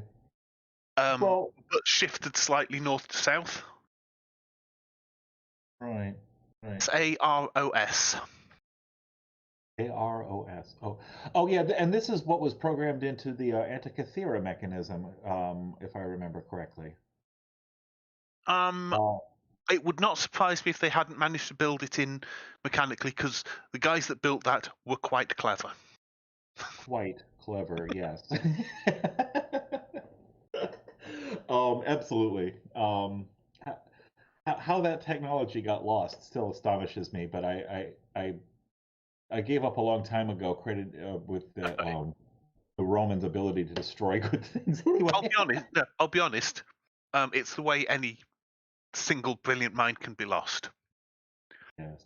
The one guy who had the knowledge and physical skill to make the thing got hit by a tree. Boom. Nobody can now make one of these things. It's completely lost the ability to make it. Yes. The knowledge to make it might still have been there, but the skill was missing. Yeah, no, absolutely. I am trying to write a book on what technology really means. Technology, literally translated as the study of skill and the importance of skill in developed in colonies of people, be they in Venice or Greece or whatever. The Bay Area of San Francisco is full of programmers. Just the concepts of technology, and indeed the ability to lose technology. It's much more prevalent in the West. We seem to have a less of a predilection of writing things down than they did in the northeastern part of Asia, but it certainly happened a lot, didn't it? Well, we weren't quite as obsessed with bureaucracy. Right. No. I'm not saying it's a bad thing, but when you've got a culture who records everything, right, as a matter of course, you're less likely to lose that rather than if you're relying on individual brilliant minds to write things down or have their students do it. I completely agree. The reason I laugh is that I have most of my life studied things from China, and now my wife is from China. We've been married for 5 years now, and it's sort of intensified. And the differences between the Northeastern Asia civilizations and the European civilizations is just my favorite topic. And the reason I laugh when you say bureaucracy, indeed, there is a yin and a yang to everything, I believe. And we all know the downside of bureaucracy, but there is an upside, and we must remember this. Yeah, if you're on top of your bureaucracy, you can find anything your civilization has ever known. Right. If you're not, you can't find anything. And in the West, we had the Bronze Age collapse. We had the fall of the Roman Empire. We've had, no, all four falls of the Roman Empire. Right, the Library of Alexandria burned. Just think of, there are so many specific events where we know a tremendous number of things were lost, but we don't know what we don't know was lost. There's large sections that we know we lost because the monks ran out of paper. Okay.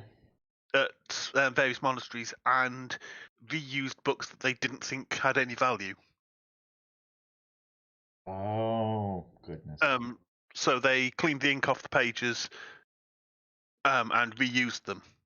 And we now know that we lost unique books that way because we've been able to see some of what was written on those pages by various either chemical or advanced physics methods where we can see the trace of the old ink. Goodness. And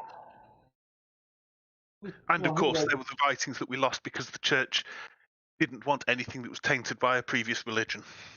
Right, absolutely. Oh, well, this is my latest theory of everything. I have several theories of everything. Sorry, it's a habit. But one of them is, the primacy of Christianity in the West is fascinating because if you look at Northeast Asia, if you look at India, if you look at Persia, almost every other culture on this planet, even the ancient Celtic cultures, had a genuine separation of church and state, as it were. That the religion was one thing, and scholarly pursuits were another, and politics was another.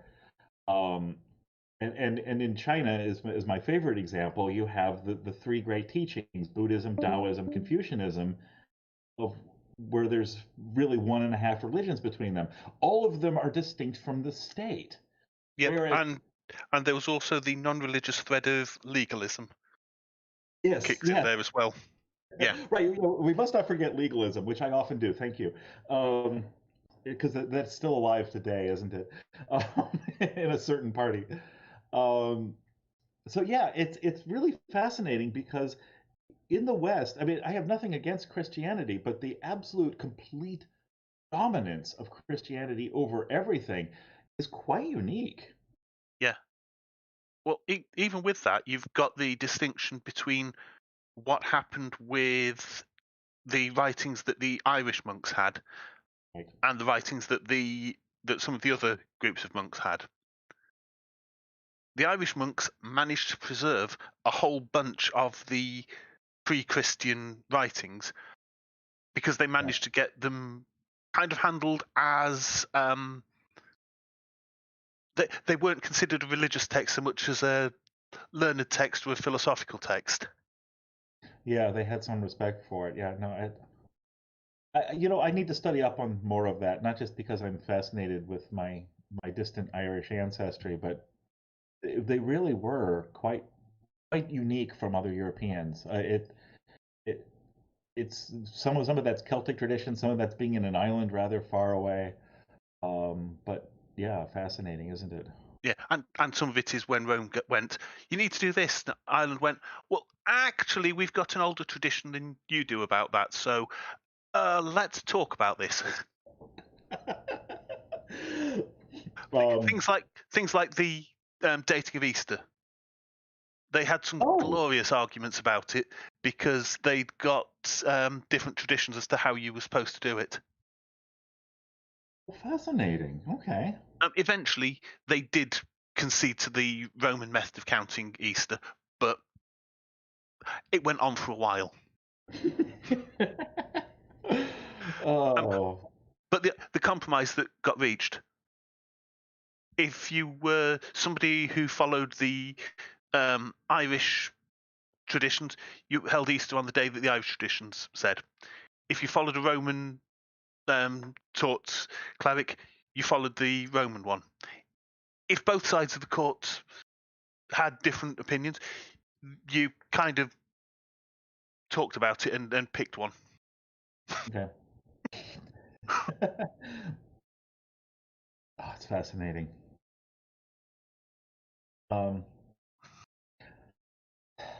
I do think, well, in the Irish thing, first of all, I did find a reference that Benjamin Franklin was aware of the separation of powers between the Brehon, the Druid, and the chieftains, and that this did influence the development of the American Constitution because he was aware of that, and so that we can trace that line. That's very interesting to me. But again, the way things were organized in the traditional Celtic systems was very different. Well, yeah, because you did have that. You had the judges were separate to the religious teachers, were separate to the noble ruling class. Yeah. And all three had to agree on something before it could become properly law. Right. Yeah. It means you'll never get anything done. Welcome to America today. But well, no, it did largely consist of two of them shouting at the other one until they agreed, but it helped. Right. No, because it meant that basically a king couldn't just turn around and go, "This is now the law." Yeah. Because the judge class would go, "Excuse me, that no, we can depose you for that." Right. That's unfit for a king to say, "I'm going to ask everybody who's got an elective vote if they want to keep you." Yeah. And forgive me, I don't know exactly where you are, but South Yorkshire. Oh, Yorkshire. Well, then here we go. This is the question for you then. these Celtic traditions, now that I've learned a little bit more about them, how much did this influence the Magna Carta 1215? Was this almost sort not at all? Almost not at all. Magna Carta was Anglo-Norman law, not Celtic law. Okay, so there was no Celtic influence on it. Okay. The Celts had been gone from control of Britain for about 600 years by that point. But there were no lingering traditions. No, because basically the Celts had been there, the Romans had come in, the Romans had left, the Celts had taken back over, then the Saxons had come in. Yeah. Then the Angles came in, the Jutes, the other Saxons, the Viking side of things. Then the Normans came in, and all the Celtic stuff had been pushed out through Wales, Cornwall, Ireland, and up into Scotland. Yeah, okay. All right. Well, thank you. That's a shame. I was hoping for a connection there too, but it's very rough. There might have been some threads of Celtic stuff that had been taken up by the successive waves of invaders, but it wasn't specifically Celtic anymore. Yeah. Okay. Bummer. All right. Wow. Well, since you know all these things, I feel like I should be asking all the questions I've been saving these years. I'm not really much of a scholar of it, to be honest. I've just lived with the layers and layers and layers that have happened. Oh, indeed. I've made a point of studying various things in my life, but it's very situational. As I said, I've been interested in China ever since I was 7 years old, and my father first went there for business. But it wasn't until I worked with some Chinese people and then met my wife indirectly through them and I now have a mother-in-law who is in China, that I stepped up my studies, and this is my thing right now. So it's all quite situational, isn't it? What your interests are. Hey, Harry. But yeah, I don't know. The only reason I know that little bit about the Irish stuff is because of some of the historical crime novels I've been reading. Okay. Where it's been written by an expert historian in the field who's set his stuff right in the middle of it. So you've got all the little quirks of Irish law have come out at various points in the stories. Oh my.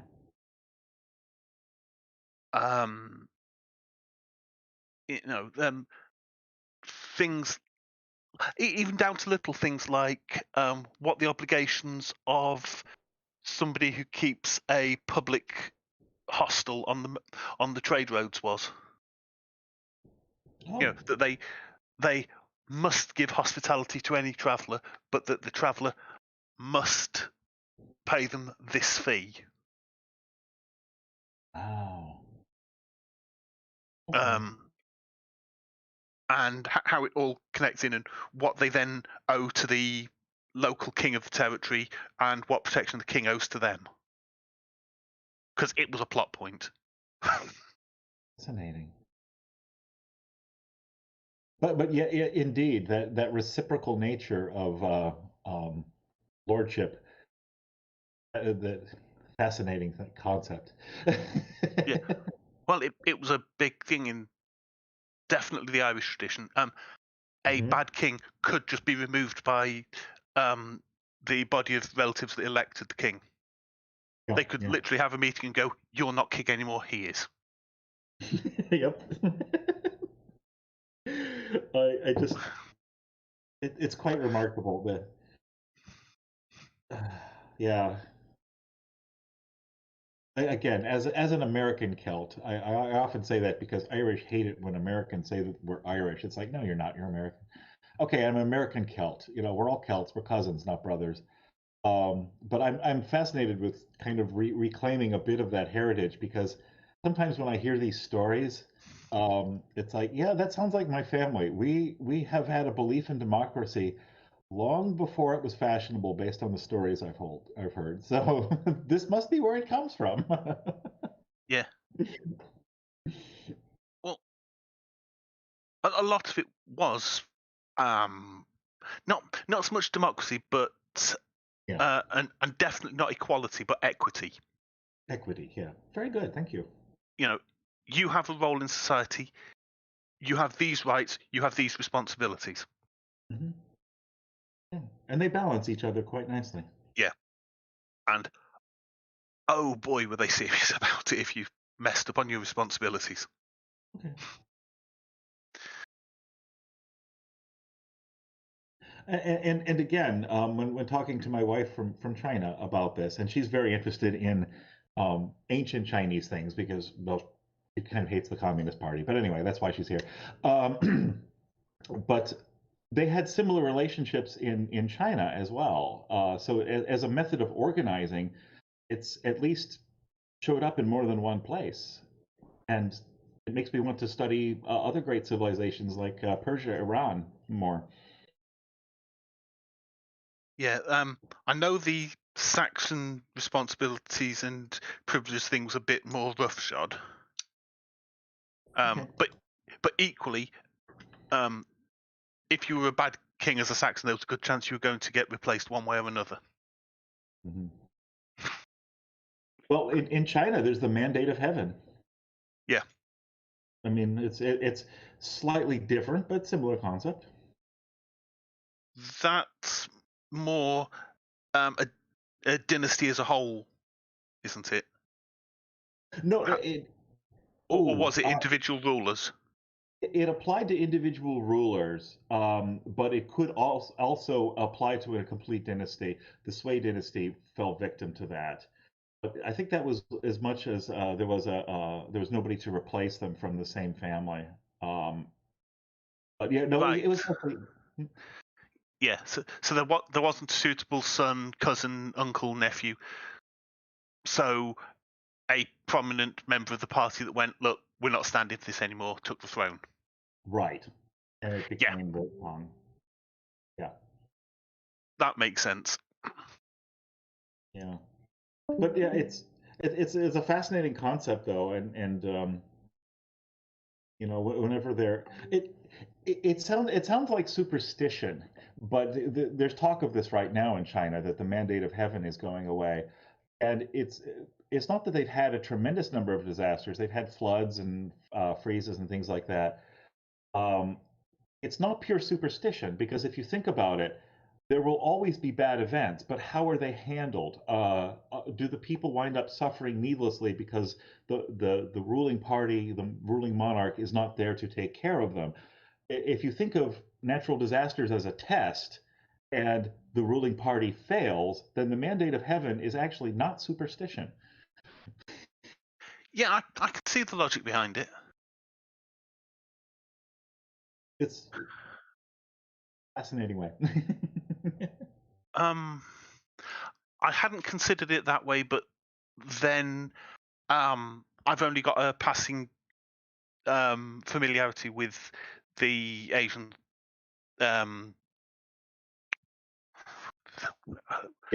political concept for that, if you see what I mean.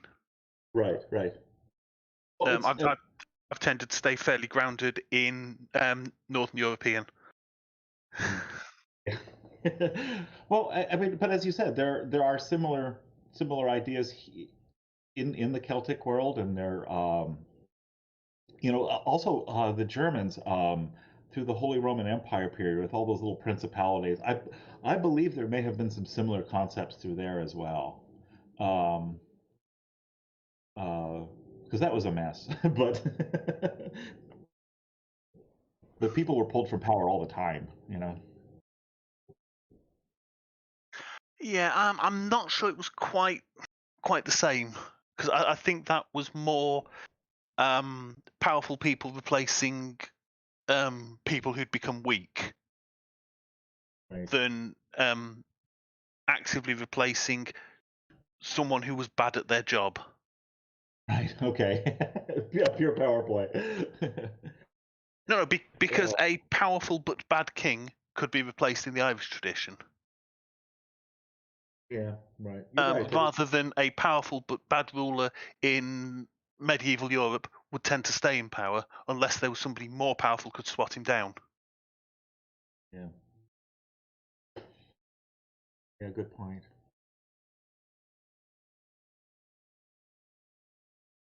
So, yeah, again, my knowledge of Chinese history, well, first of all, roughly 5,000 years of history, or really 2,000 since the Han Dynasty, is a tremendous amount if you're going to claim to know all of the details of any given situation. So I am certainly not there.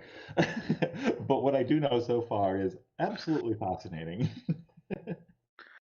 I did cover some of the Chinese myth stuff as background to some stories I was reading, but it was more the very high-end myth stuff. Yeah. And not anything that was practically related to actual ruling concepts. Okay. More this disaster happened. It was personified as this monster. This god or goddess turned up and basically turned the monster inside out and fixed the problem and turned the monster into a hat.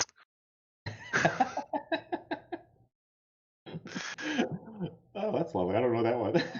No, it's not quite that, but it was they conquered the monster. They made part of their regalia out of the monster.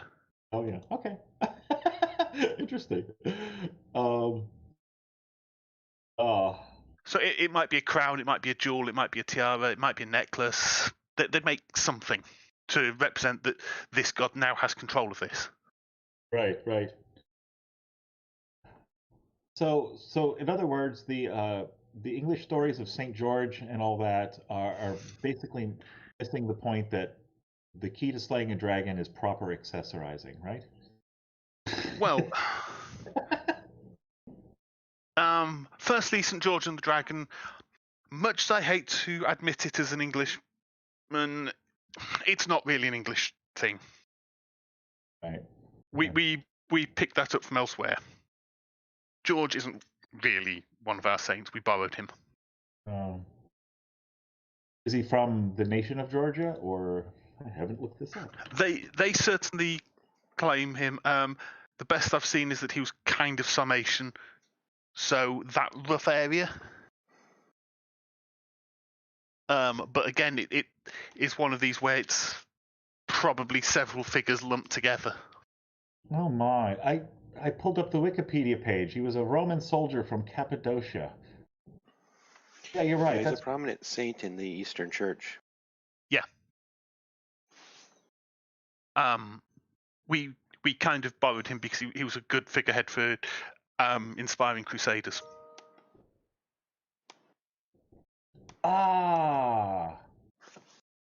Thank you. Here we are talking about East and West, and I landed right in the middle of a crusader. That's just wonderful. Really put my foot in that one. No. It's actually surprising. A lot of English people don't realise that he's originally a foreign saint. Yeah, I didn't. Because the national myth's been built up around him so much. Yeah. Previously to St. George being the patron saint of England, I believe our patron saint was officially one of the Saxon kings. Really? Yeah, I think it was Edward, the Confessor. Oh, okay. Well, that would be a good choice. I've actually read quite a bit about him. So. Yeah, it's just he wasn't quite so. He wasn't the warrior saint that we were looking for. Oh. At one point, so it switched over. Yeah, as I was banging on earlier about the primacy of Christianity in European culture, the most fascinating aspect of it is the divine right that comes from Christianity and the warrior nature of Christianity that results thereof. It's a big ball of wax, but it all kind of comes together in one thing. And It is a bit strange. I mean, to take the words of Jesus and then take up a sword for it. There's a discontinuity here that. Anyway. Well, there are verses that back it up, but there are verses to back an awful lot of things up. Right. And I'm not an expert. Yeah, no, definitely not. I just remember having a conversation when my daughter was 17 and wanted a tattoo, and I pulled out Leviticus and I said, "It's here in the Bible. You can't have a tattoo." And she said, "Dad, you never pull out the Bible. Are you really desperate to find an argument?" I'm like, "Yes. You're not getting a tattoo until you're 18."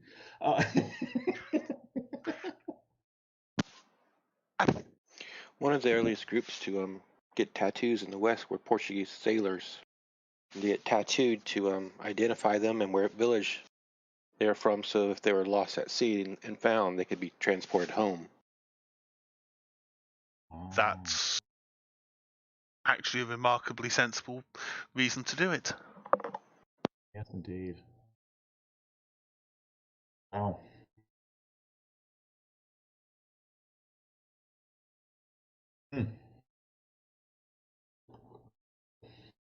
Fabulous. Thank you.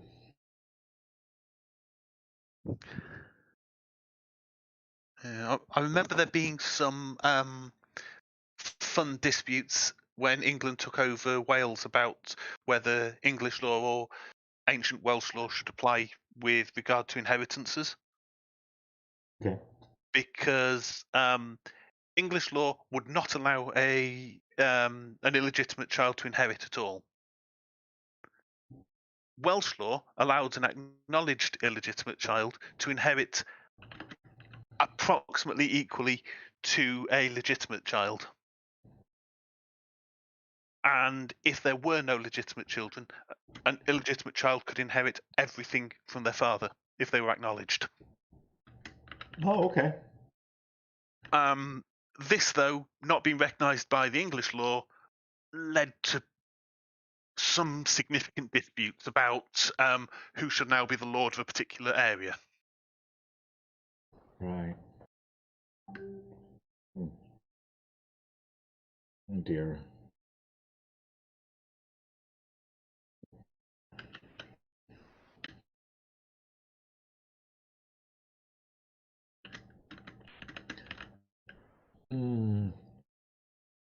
One moment. I have some work to do. I'll be back.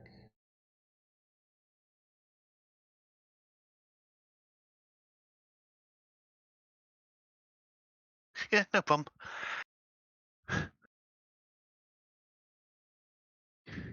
So, you mentioned in the YouTube chat that you're interested in palimpsests, Harry? Mostly just history, but like manuscripts are interesting. Yeah.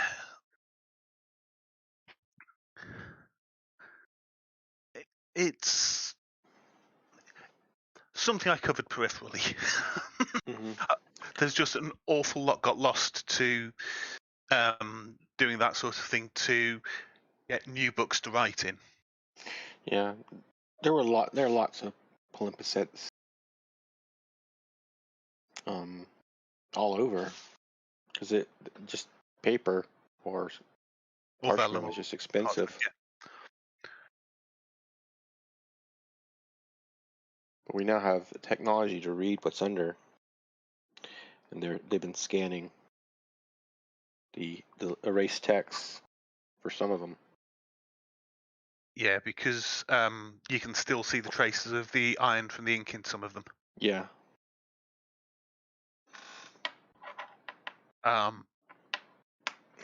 And I seem to remember they rediscovered some previously completely lost texts that way, but obviously they've only got partial coverage of what was in there because some pages are missing. Yeah, for a lot of writers, all we have are partials, or even just quotes from other writers. Yeah. Aristarchus, I believe, is almost completely lost, and we only know about him from Plato or Aristotle. I don't remember. Could exactly be. Hang who. on.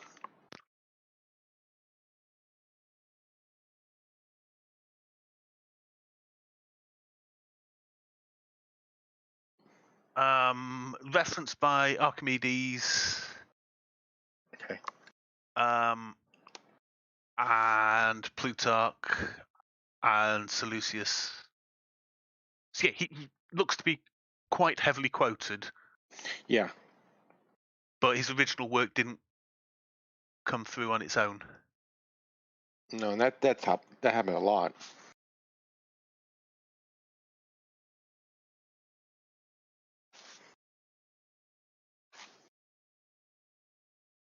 Which one was Aristarchus? Aristarchus was the one that calculated that the moon the sun is 400 times further away than the Earth, than the moon, but the sun is 400 times larger than the moon. And yes, he's the one with the Mars at opposition type measurements, wasn't he? I don't know.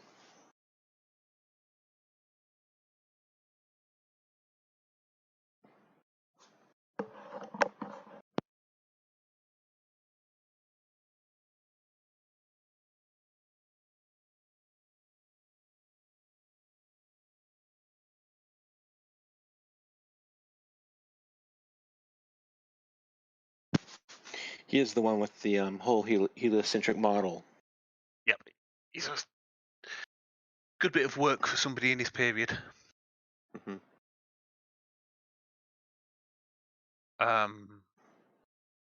I certainly couldn't have worked that out from first principles. Yeah, I'm not sure how a lot of those I could repeat those. I suppose if we sat down long enough, we could think of it.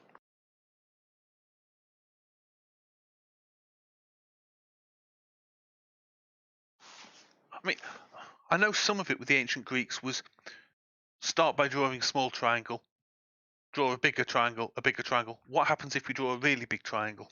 Mm-hmm. Huh. Why, when we draw this really big triangle, do we get the angles not work like they should? Perhaps we need a bigger triangle. And then you end up with them doing things like, from one Greek city-state to another as a baseline for things.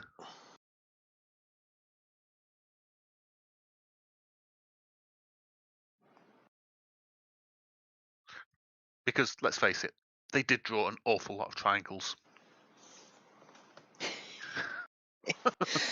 They did come up with some of the early map projections too. Yes. The mnemonic, and I forget the others. Yeah. But of that course, was 6th century BC. Yeah, of course. None of the measurements that they claim to make could possibly have been made by somebody with their technology level. Oh no. Completely impossible. Must all have been faked since. Really? Faked correctly. Yeah. Oh, what time is that? Yeah, that's fine.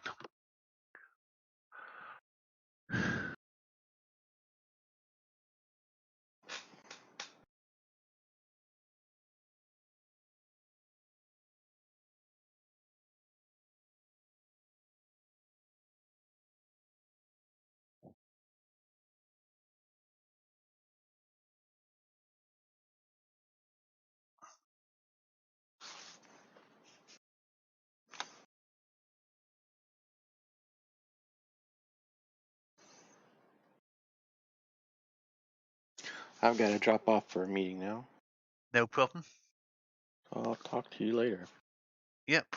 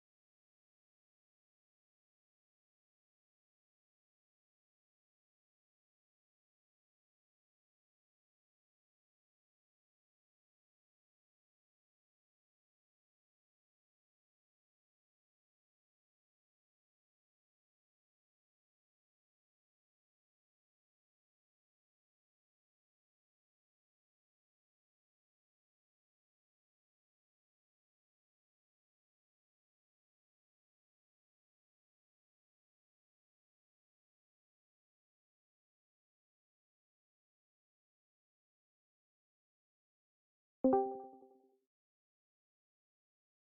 hello.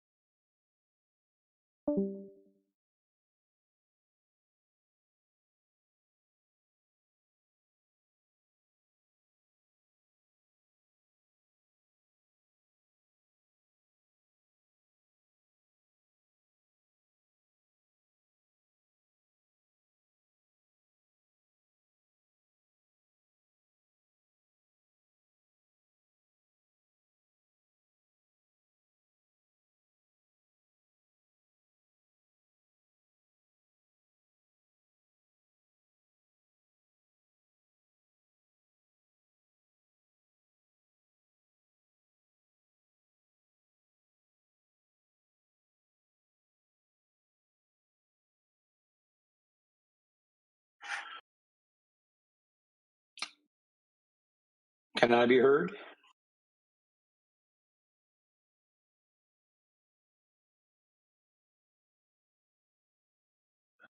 Yeah, I can hear you. Okie dokie. I just heard. Sorry, I was a bit slow to respond. I was on mute and watching a thing. It's nice to work with him.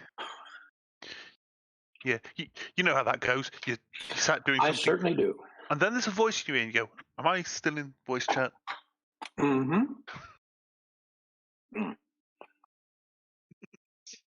How are you doing? I am doing fine. Excellent. Did my shopping today and did my cooking that I needed to do, and now I've got a few minutes while I wait for my dog to hopefully eat her food. Well, that makes sense. Yeah, I've got to hit the shops tomorrow to try and get 4 or 5 days worth of food in to get me through Christmas. Thankfully, since it's just me, I don't have to get much in. But it's still making sure that I get enough that I don't run out on Christmas Day or Boxing Day and go, and the shop's closed. Gotcha. I think I've got my cereal for the week. Yeah. Might need to recharge the milk pail between now and Christmas. Yeah, well, that's the other thing. I'm having to be careful to avoid getting anything perishable. Because although it's cold, I don't want anything to run out on me. Yeah. Well, I keep it in. My refrigerator works very well. I'm very happy with it.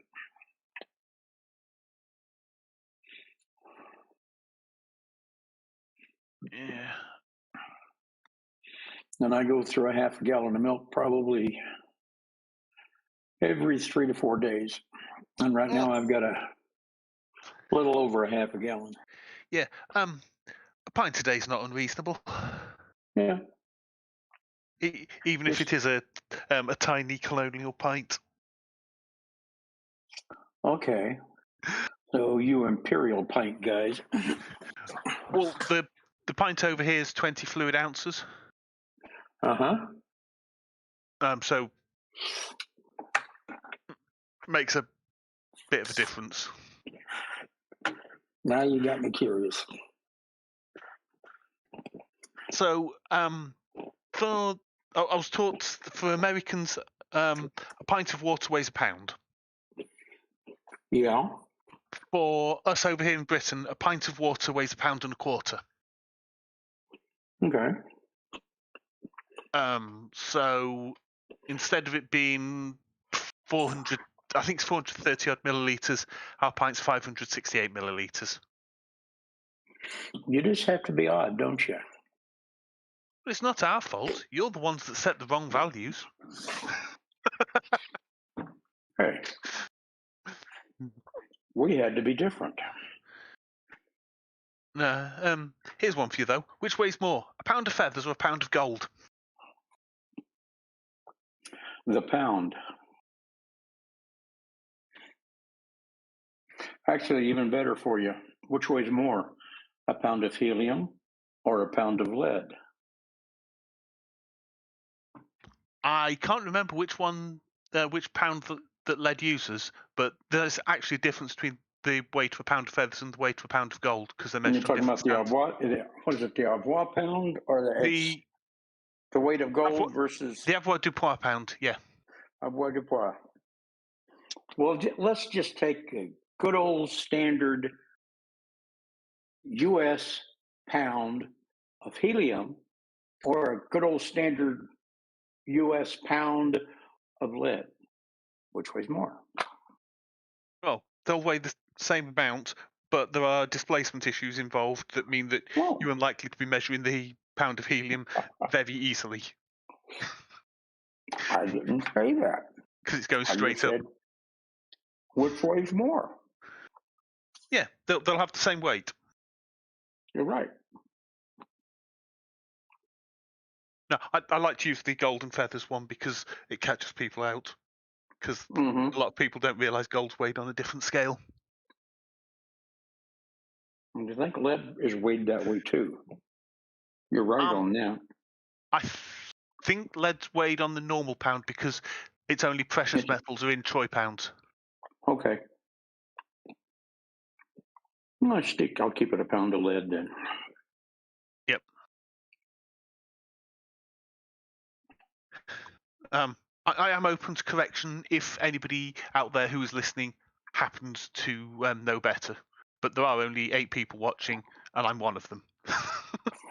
Well, my next question is, have you got a quarter?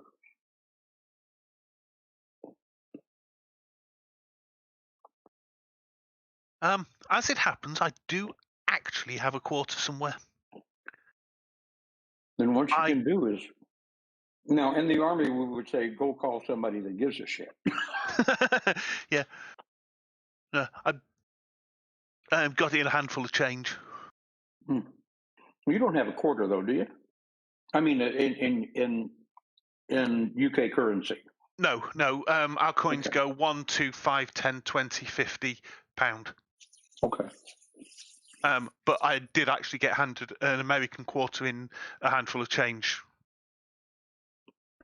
Because somehow it had ended up in the cash drawer and it had been mistaken for one of our coins.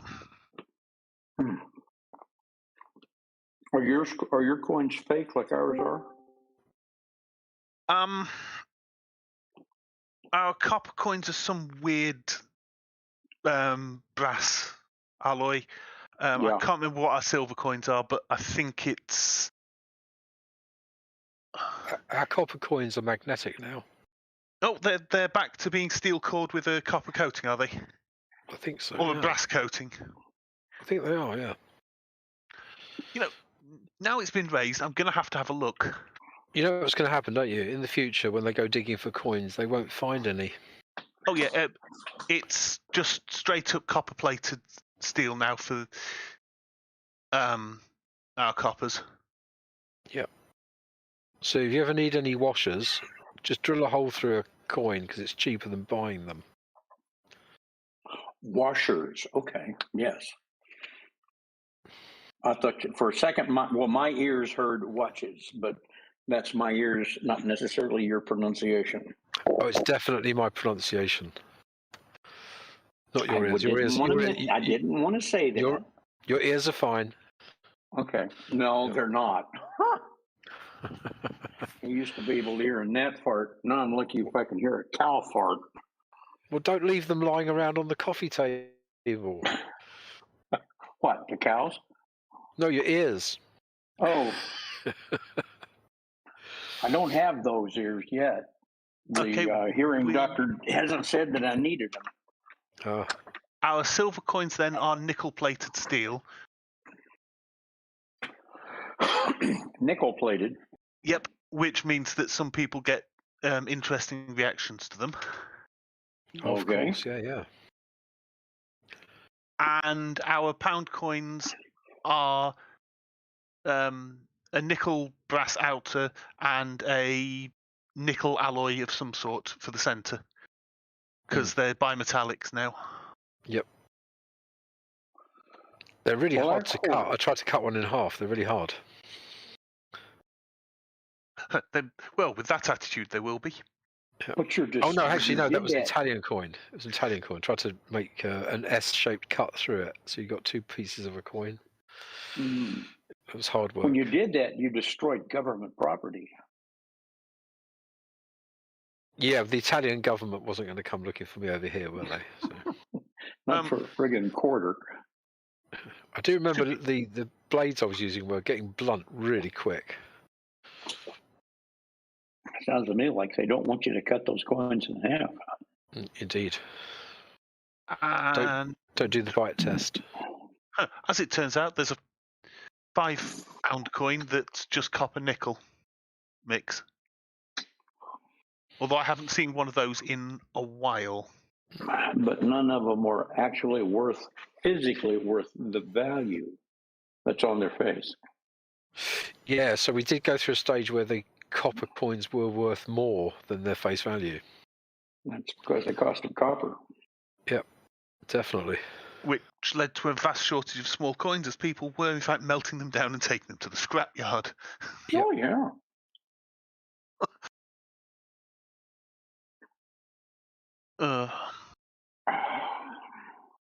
Bit like the Turkish lira.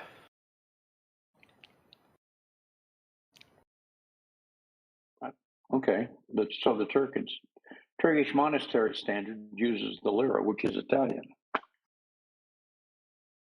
Well, it's kind of similar to livre, which is the French word for pound. Okay.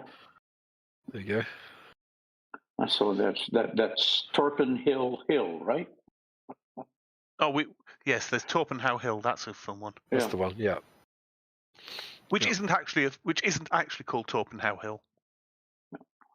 They don't actually use that.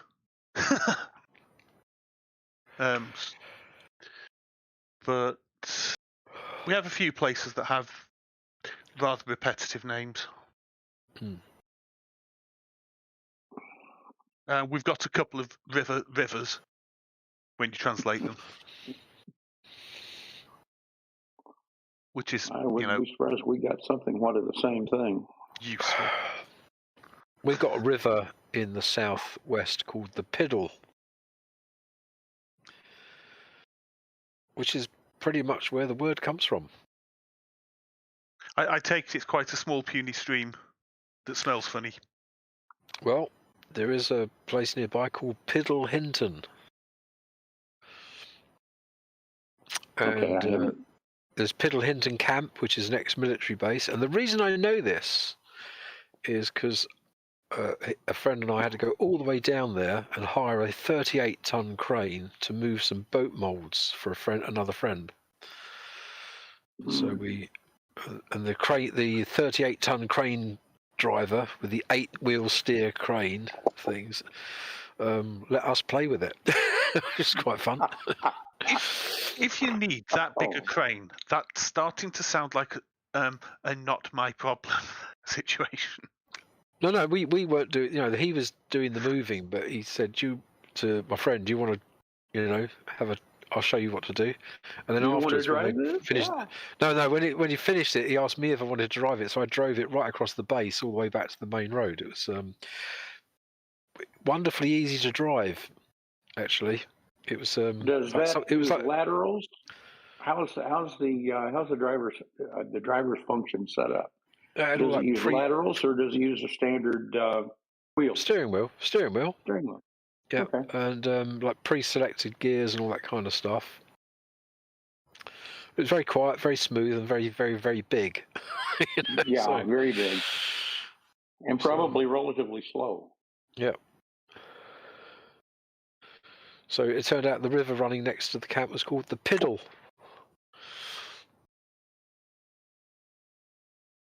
When I hear Piddle, I think of,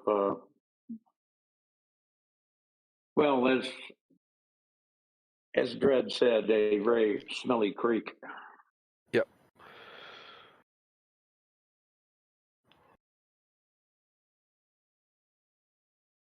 Well, you go by the size of rivers in this country, it's probably the 4th largest river in the country. Okay. Hey guys, I'm going to have to go walk a dog, but I shall return. Okay. Make sure you bring the dog back with you. Oh, why? Easily done.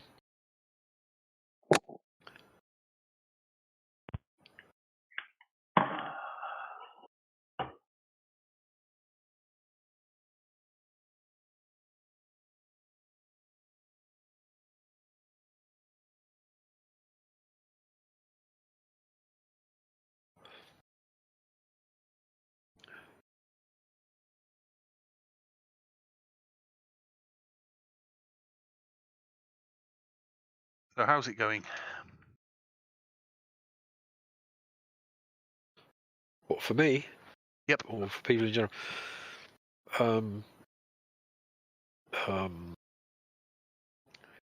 The code I'm doing at the minute, don't want to talk about it. That's fine, you know. Having said that, I did set up to buy some Ethereum earlier, and like the transactions just sitting there, so it's a bit annoying. It will sort itself out eventually, I suppose. Cool. Do you know any good ways that I can not raise my blood pressure when dealing with idiots? Other than to stop dealing with them or to medicate myself in ways I'd rather not do because I need to keep an edge. Yeah, the first one's always the best one. Don't deal with them.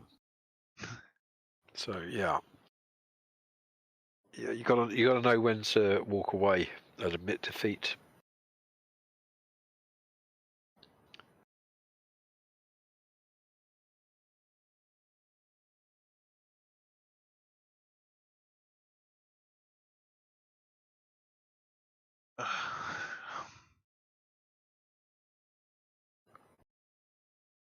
Have there been any visitors from the other side in this evening?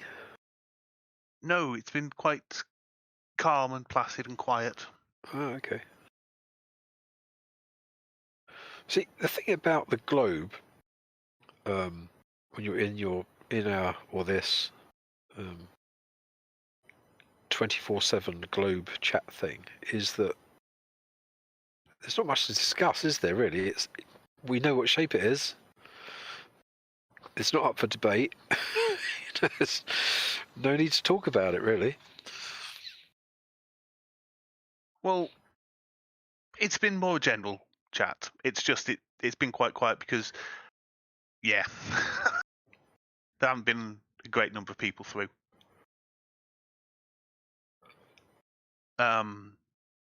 You know, if Alan gets back on, we might get round to discussing some planes. We might get on with discussing all sorts. All right, cool. I have no idea. I'm just here because I've got to be somewhere.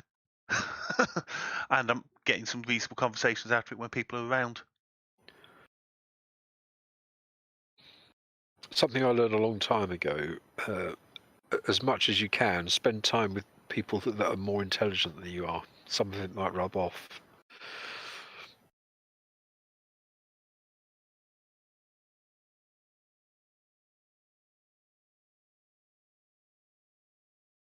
That's from me, you know. I'm not saying that you should.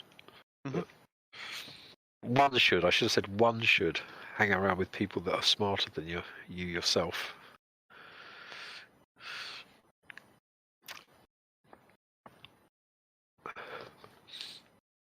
Oh, I'd have to find somebody smarter than myself. That's Bob when he gets back. By the way, he's far smarter than I am. Okay. I am in fact a bear of very little brain. I resemble that remark.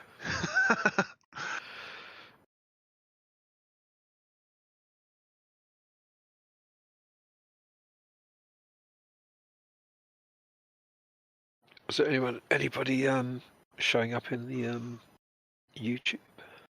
No, in the YouTube chat, it's been a while since anybody commented anything. But then there are only 6 people watching. I'm one of them. Oh, okay. Now there's 7.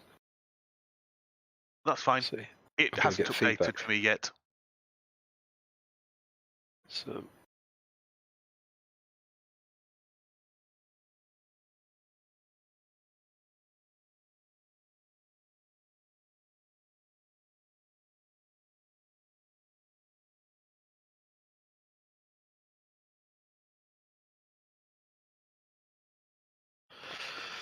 They are slightly derogatory, but harmless.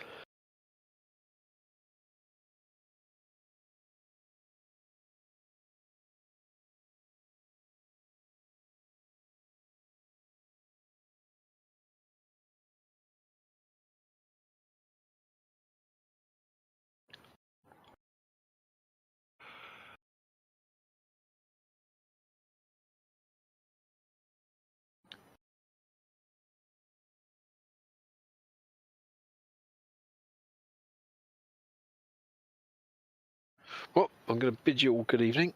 Yep. Go and do some other things. Seem fair. So, don't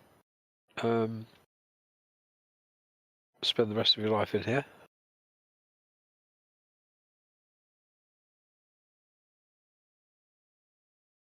Au revoir. Catch you later.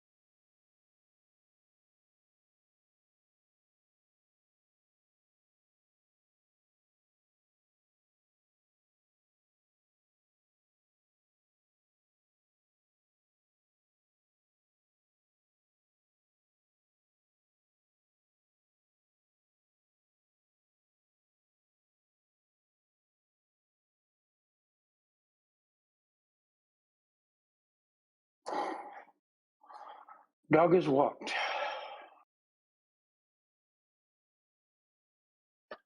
Excellent. I hope your dog enjoyed his walk. Oh, she did.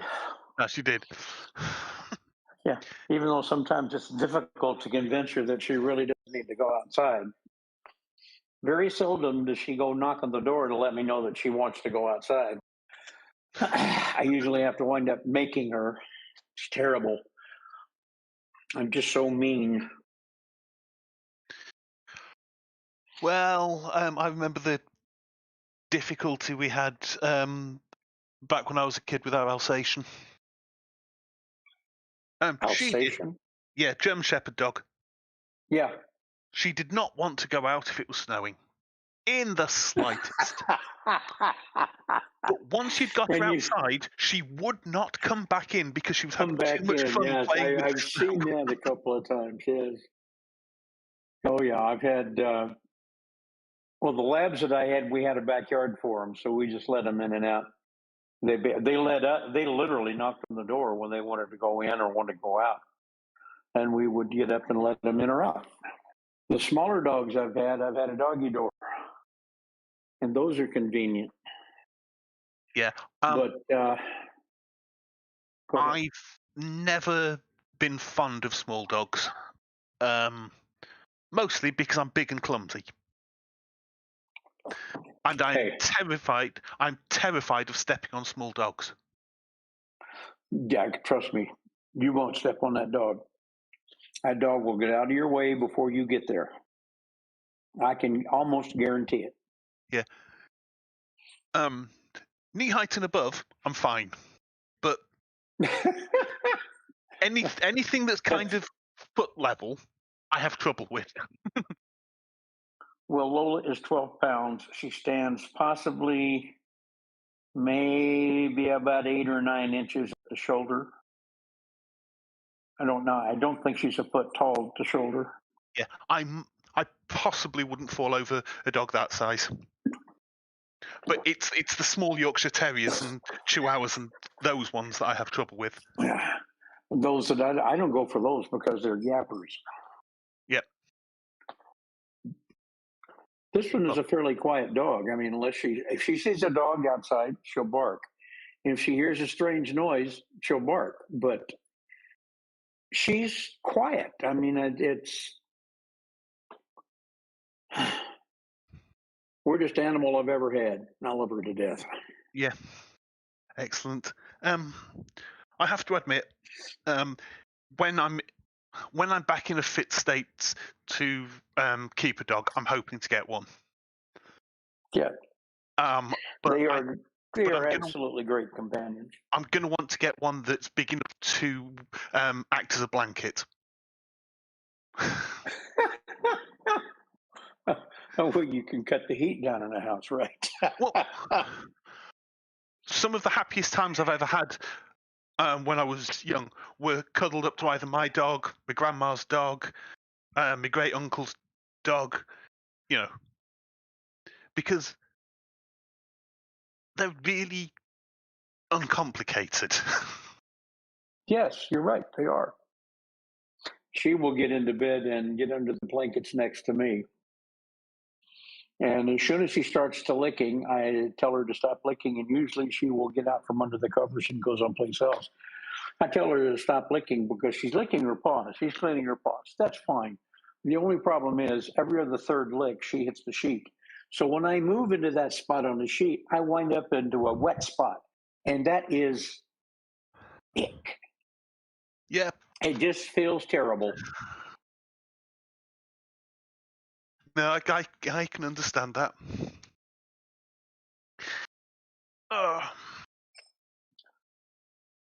But I put a pile of pillows at the head of the bed. I have a king size bed, and I turn the bed sheet over lengthwise half the cover, and I put her a bunch of pillows on that half, and then I sleep on the other half of the bed. And she will either be by me, or she'll be in that pile of pillows. Oh, sounds like a good way to do it. Yeah. That's what we've adapted to. She'll be 9 in June. Got her in 2012.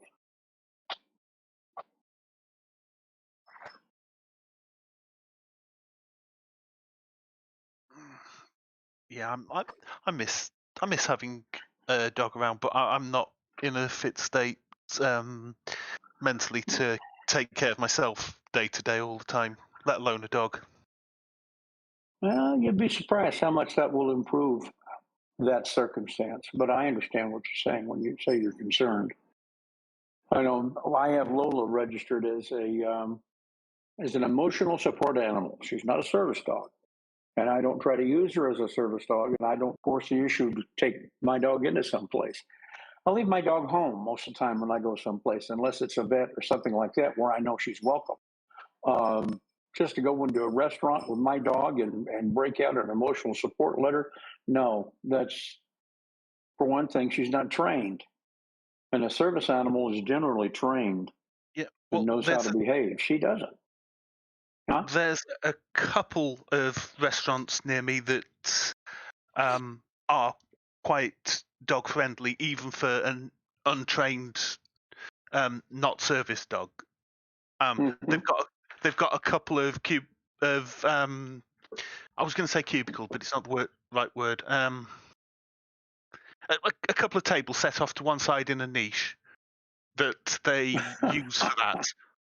So you can bring the dog in, sit it in the corner, and you're between it and the rest of the restaurant.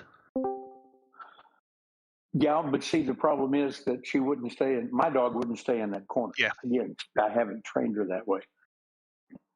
I tell her to stay, and maybe she will, maybe she won't.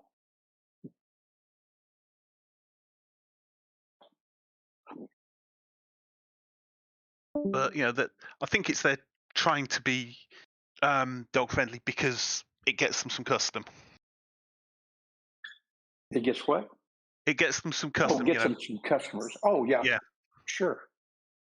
I'm sure that would get customers that they wouldn't normally get if they didn't allow dogs to come in. Yeah, and so a couple of them, under normal circumstances in the summer, are quite happy for you to have your dog with you if you sat outside on their patio balcony thing,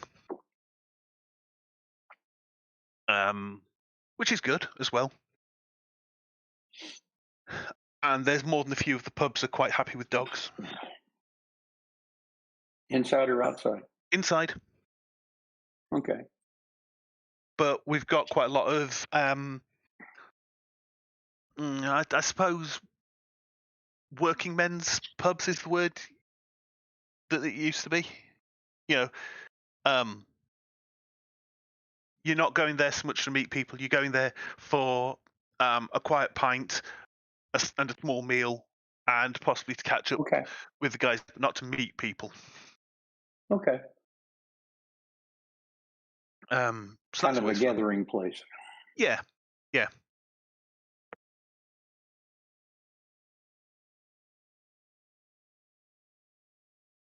And I figure she's probably going to be my last one.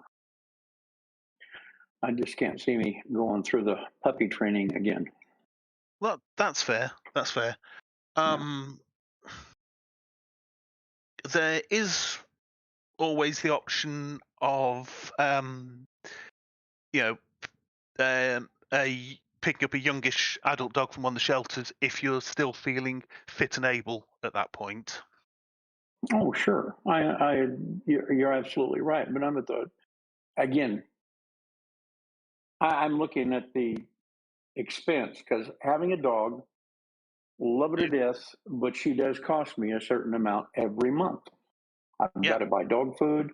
When the vet bills come up, those have to be taken care of, and it's just, I don't want to go through all of that, all the registration and all the and just something I don't want to do. Yeah, no, that's very fair. And another one is I don't want to get emotionally attached to another one, because I'm going to be a weeping sack of crap when I have to make that decision. I can understand that.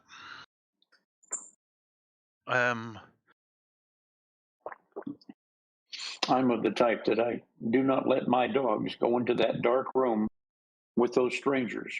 I go in there with them, and I will pet them. Well, you have to while they are going to sleep. I just will not do that. It's only fair. Yeah. The last couple of times that had to happen, I was lucky enough that the vet would come to me. The vet came to the house, and it was two lads, Maggie and Stormy. They were sisters, had them for 13 years. And I called up the vet, and he said, I'll be right there. And that was still a teary time, an absolute most teary time. But I think it was really an emotional, and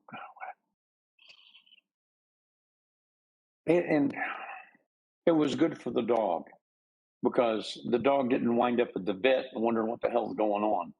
I mean, she saw the vet and she was familiar with the vet, but we were home, so there's not going to be any nasty needle pricks or anything like that,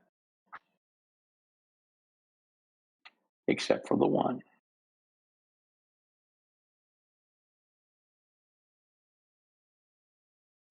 Anyway, I'm rambling.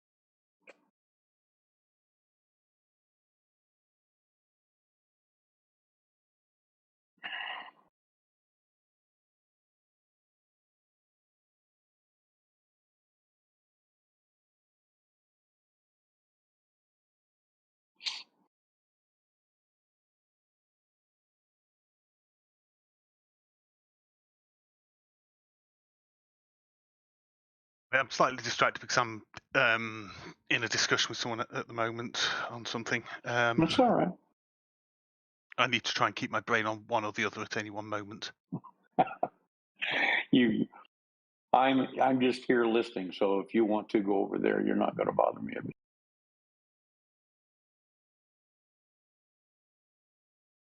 No, I, to be fair, I'd actually prefer to be talking to you than dealing with this guy. Okay, then we'll talk. He's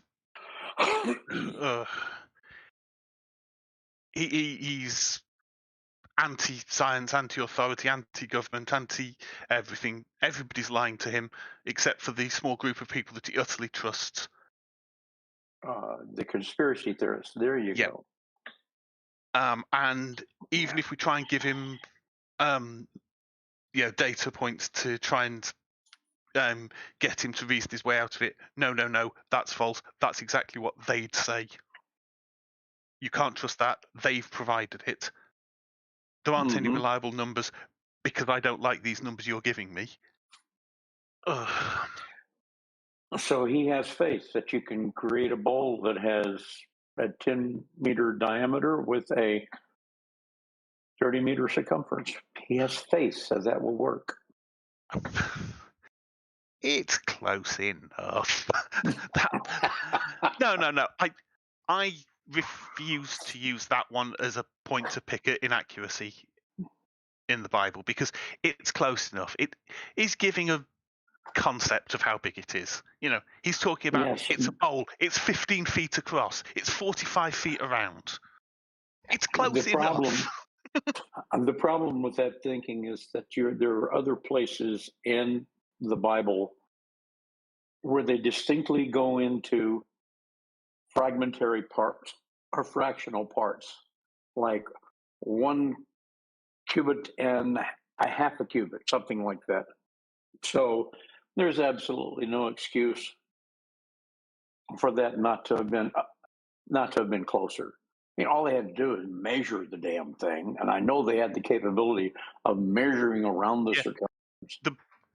The thing is, if I remember correctly, that's taken from one of the more poetic sections where they're describing it, rather than it being the and here is how to construct a thing sections. It's first. I said the other couple of days ago, I said it was 2 Kings, but it's 1 Kings 7:23. So it might have been one of the poetic parts of the Bible. 1 Kings. And the Hebrew, or what was it? I think the Old Testament would have been written in Hebrew. So the Hebrew word 30 may rhyme with diameter better than pi would have gotten it. Nope, hang on. 1 Kings. 7:23.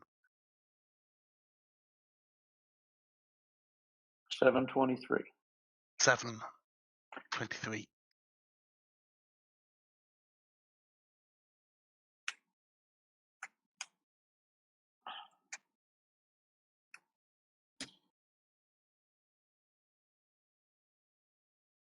Sorry, it's not. It's not one of the poetic ones. It's one of the eulogizing a king sections.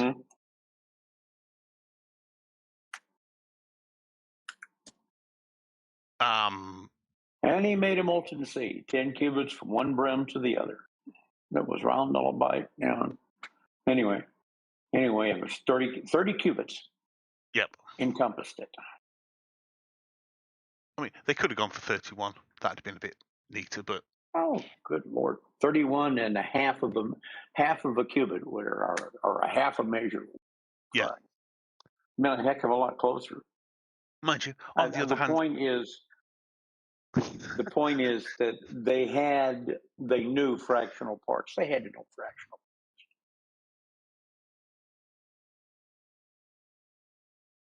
But the writers of the text probably didn't know squat. They may have thought that would have been an accurate measure. Just don't try to tell a fundamentalist that.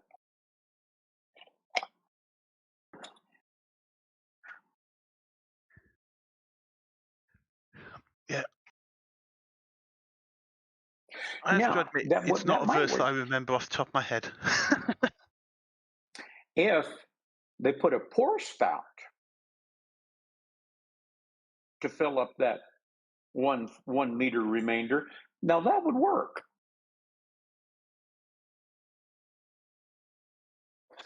Yep.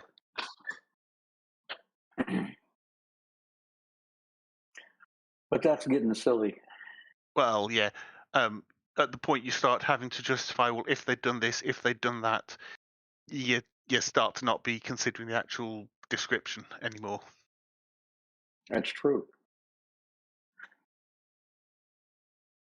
It's like some of the discussions I've had where it's got into, well, if it was made of this wood, or if it was made of that wood, for things like the so some of the vessels they found in Mesopotamia that apparently could have been batteries,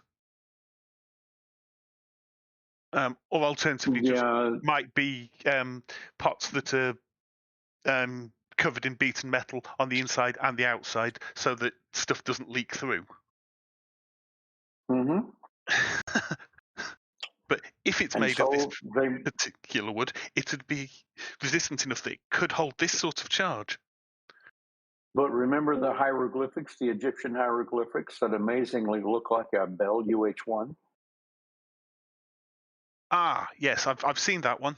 And it's actually 2 sets of hieroglyphics drawn on top of each other in different periods where the plaster's flaked off. But them creationists or them Bible interpreters tend to look at it and say, see there? They know about Hueys.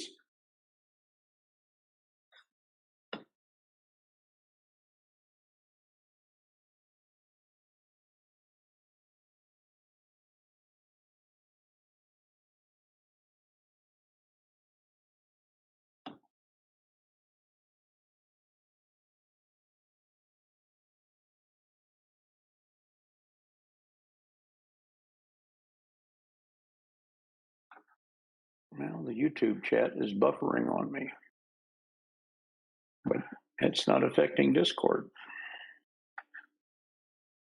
Well, sometimes the YouTube thing does stutter a bit, especially on long streams. Mm. Yeah.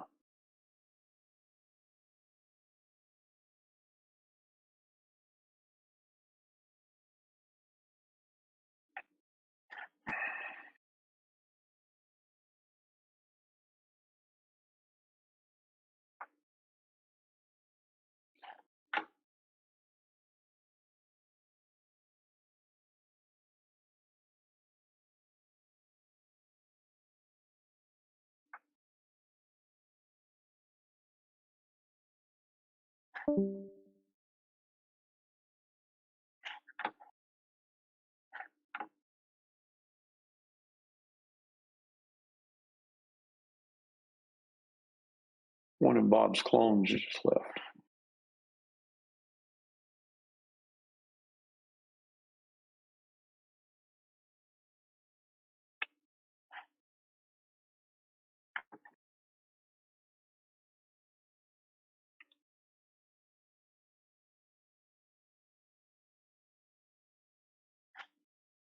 Well, at some point, Bob might be back and in a position to discuss.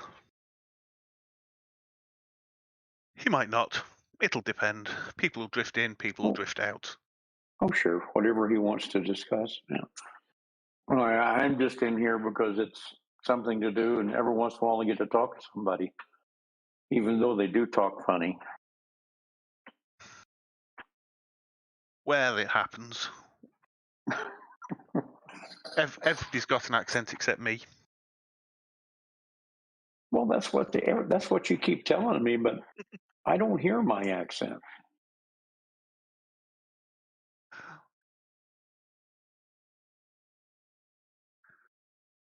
To be honest, it's a good accent that's easy on the ear, so that's at least something.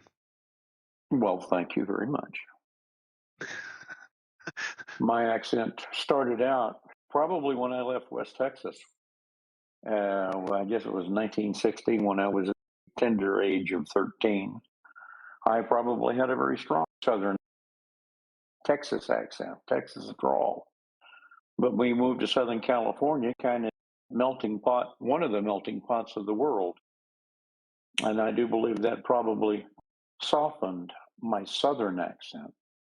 Although I have heard people tell me that they can still pick it up in certain way that I say words and I say a syllable in a different cadence than everybody else does. And I use the Southern cadence to say it. It's definitely identifiable as a Southern accent. Okay. I can live with that. I'm not. I wouldn't be able to locate it much further than that because I'm not that familiar with the range of American accents. Well, it's West Texas diluted by Southern California.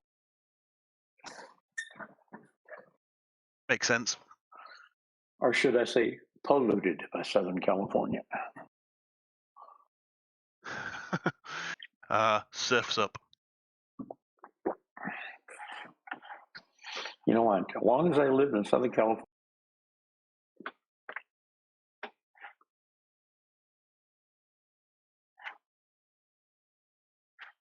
I never got into surfing.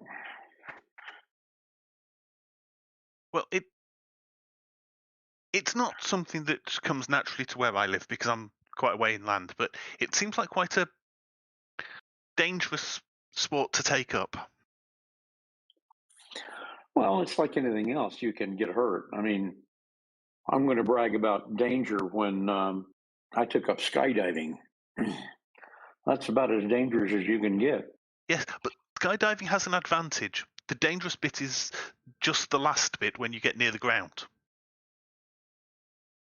No, yeah, sorry. The very first bit and the very last bit, you don't have things like, "Oh, that's a shark coming past." Usually they have those beaches marked and they don't let you swim during that time. Of course, every once in a while, a shark does sneak in, and you get surprised.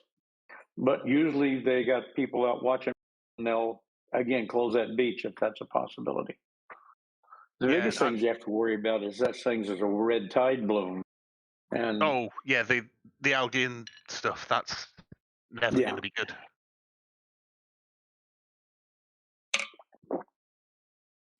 I am just now finishing my coffee that I made.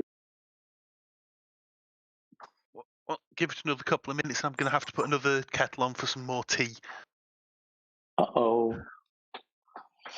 I usually make 1 cup of coffee, or it's a big cup. We're talking about 14 to 16 ounces of coffee, and then I drink on it all day. And towards the end of the day, yeah, it's cold, but it's coffee. Makes sense. No, I'm desperately trying to switch myself over, back to drinking tea rather than drinking sugary sodas, because it's not doing me any good. No. All that sugar doesn't help anything. Because I've not been able to get out and exercise as much as I usually would, because all my social stuff in the evening's been closed off, of course. I've noticed that I've put on about 40 pounds over the past couple of years. Now, that's not good. No, that's not good. I did think basically the same thing, but I have lost some. Yeah. And I did it with deliberation. I think I'm up to about 260 now. Pounds? No, 260 pounds, yeah. Okay. That's not too bad, because I am 6 foot tall. Well, I'm about 5'8". Lucky if I'm 5'7", I should say. And I'm 290. Yeah, but it's still significantly more than I want to be. If you see what I mean. Oh, I've been more than I wanted to be for 50 years. And that's the thing. I'm still young enough. I should be able to shift it. It's always shiftable. The biggest I'm only problem 42. is keeping it off. Yeah. You're only 42? Okay. Yeah. So I should be able to shift it easily. Well, easily, I say. Relatively easily. It does get to be hard, but I have found that one of the easiest ways to lose weight is to reduce your portion size. And that's easier said than done. You get to the bottom of the barrel, you get to the bottom of the box of cereal and it says, okay, that's what I should have, but there's just a little bit left over, so we'll just eat it all right now. Yeah. And all them calories go where you don't want them to. Well, if I can stop with the pop, that should get me,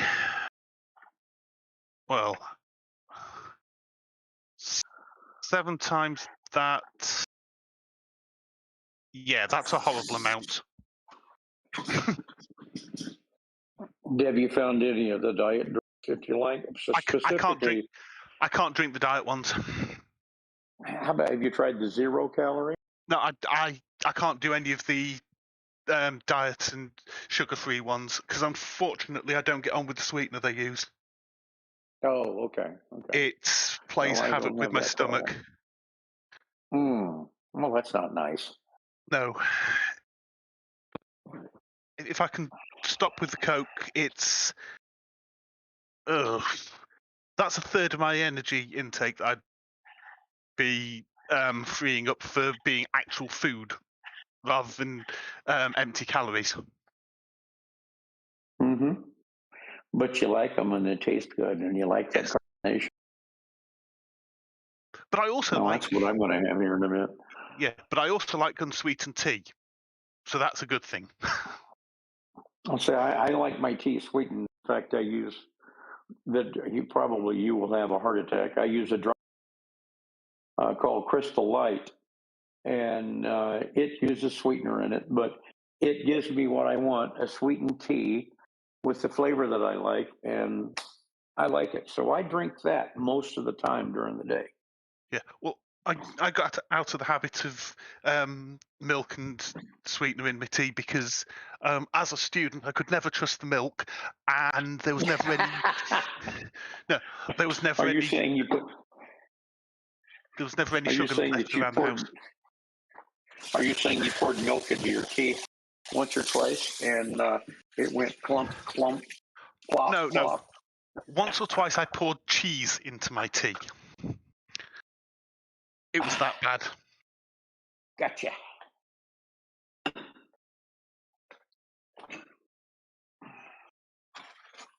And at that point, I stopped having milk in my tea because it was getting horrible. I remember one time my mess halls that I in Korea, we really hadn't realized it, and that we served it anyway. We didn't get an awful lot of complaints, but the pat butter we served was definitely cheesy. Yep.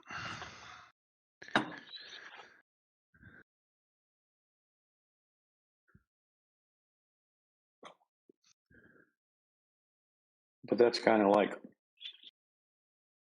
weevils in the flour. The Department of the Army decided that weevils and flour were quite okay, because when you're someplace like South Korea, it is totally impossible to keep weevils out of flour. Well, I heard that there was a standard for the amount of weevils you're allowed to have in a certain size bag of flour. Then the army found out. I would not be surprised. No. Then they found out that this value was being contravened in field camps for the army. So the army raised the number of weevils per bag of flour you were allowed. Well, it boils down to this.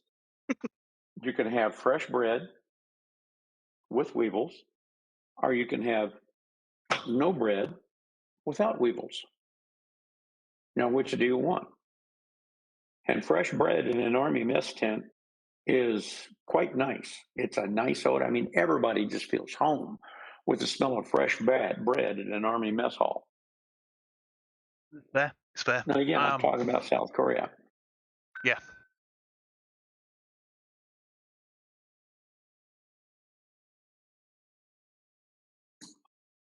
Yeah, I suppose the trick is to regrind the flour to grind the weevils up so you don't find them so often.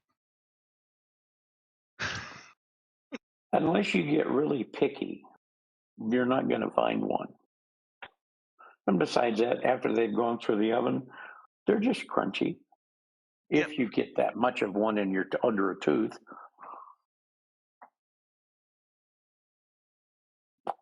But I encountered that same situation later on after I was off active duty, and I was doing my own cooking, and I'd gotten in the habit of making bread, and I went to scoop the flour out, and there was a beetle or two scurrying across the top. And I said, screw it, I want bread. It's fair. So I made bread. I remember one of the pubs near me got closed down temporarily because they found rats floating in one of the beer barrels. That's a different story.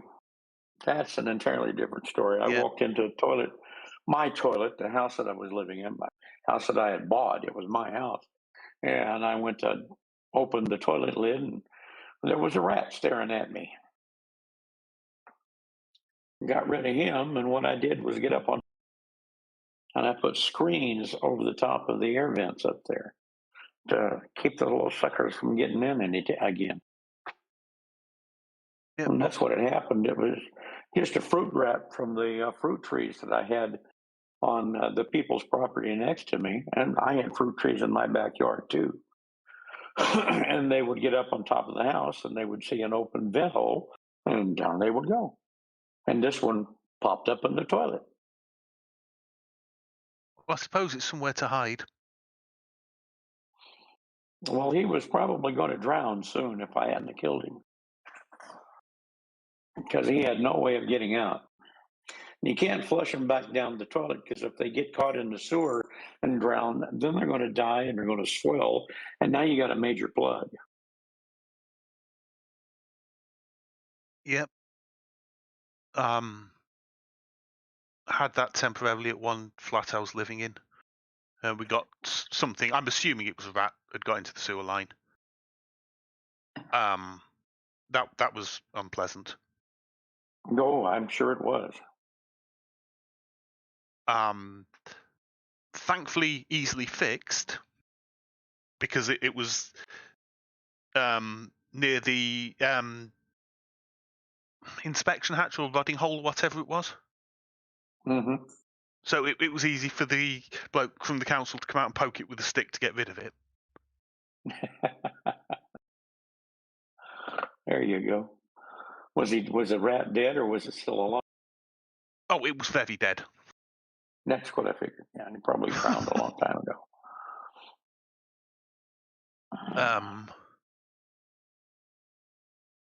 But yeah, basically they'd been doing some work on the various blocks of flats, so they disturbed whatever was underneath them. Mm-hmm. So they just got into everything. Okay. Because there'd been a little bit of a rat problem, but it had been underneath the building, round the side where nobody ever really bothered, and out onto wasteland at the edge of the thing. But once they noticed that hole when they were doing the repairs and they started filling it in, that then drove them into other places. So at least one ended up in the sewer line. They do that. Because they then get through some remarkably small holes, from what I remember. Yeah, yes, they do.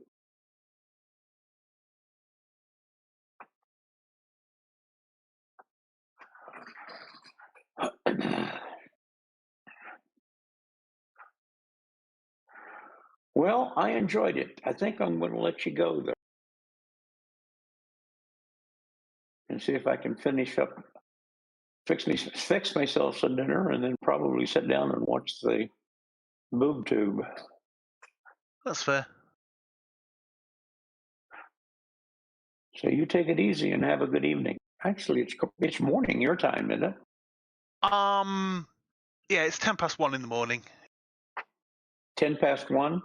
Yep. You should be in bed. I should, but my body clock's completely lost it. I understand that happens. I'll probably try to get to bed in the next couple of hours. Okay. Well, we'll let you go. Thanks for the chat. I appreciate it. No problem. Bye-bye.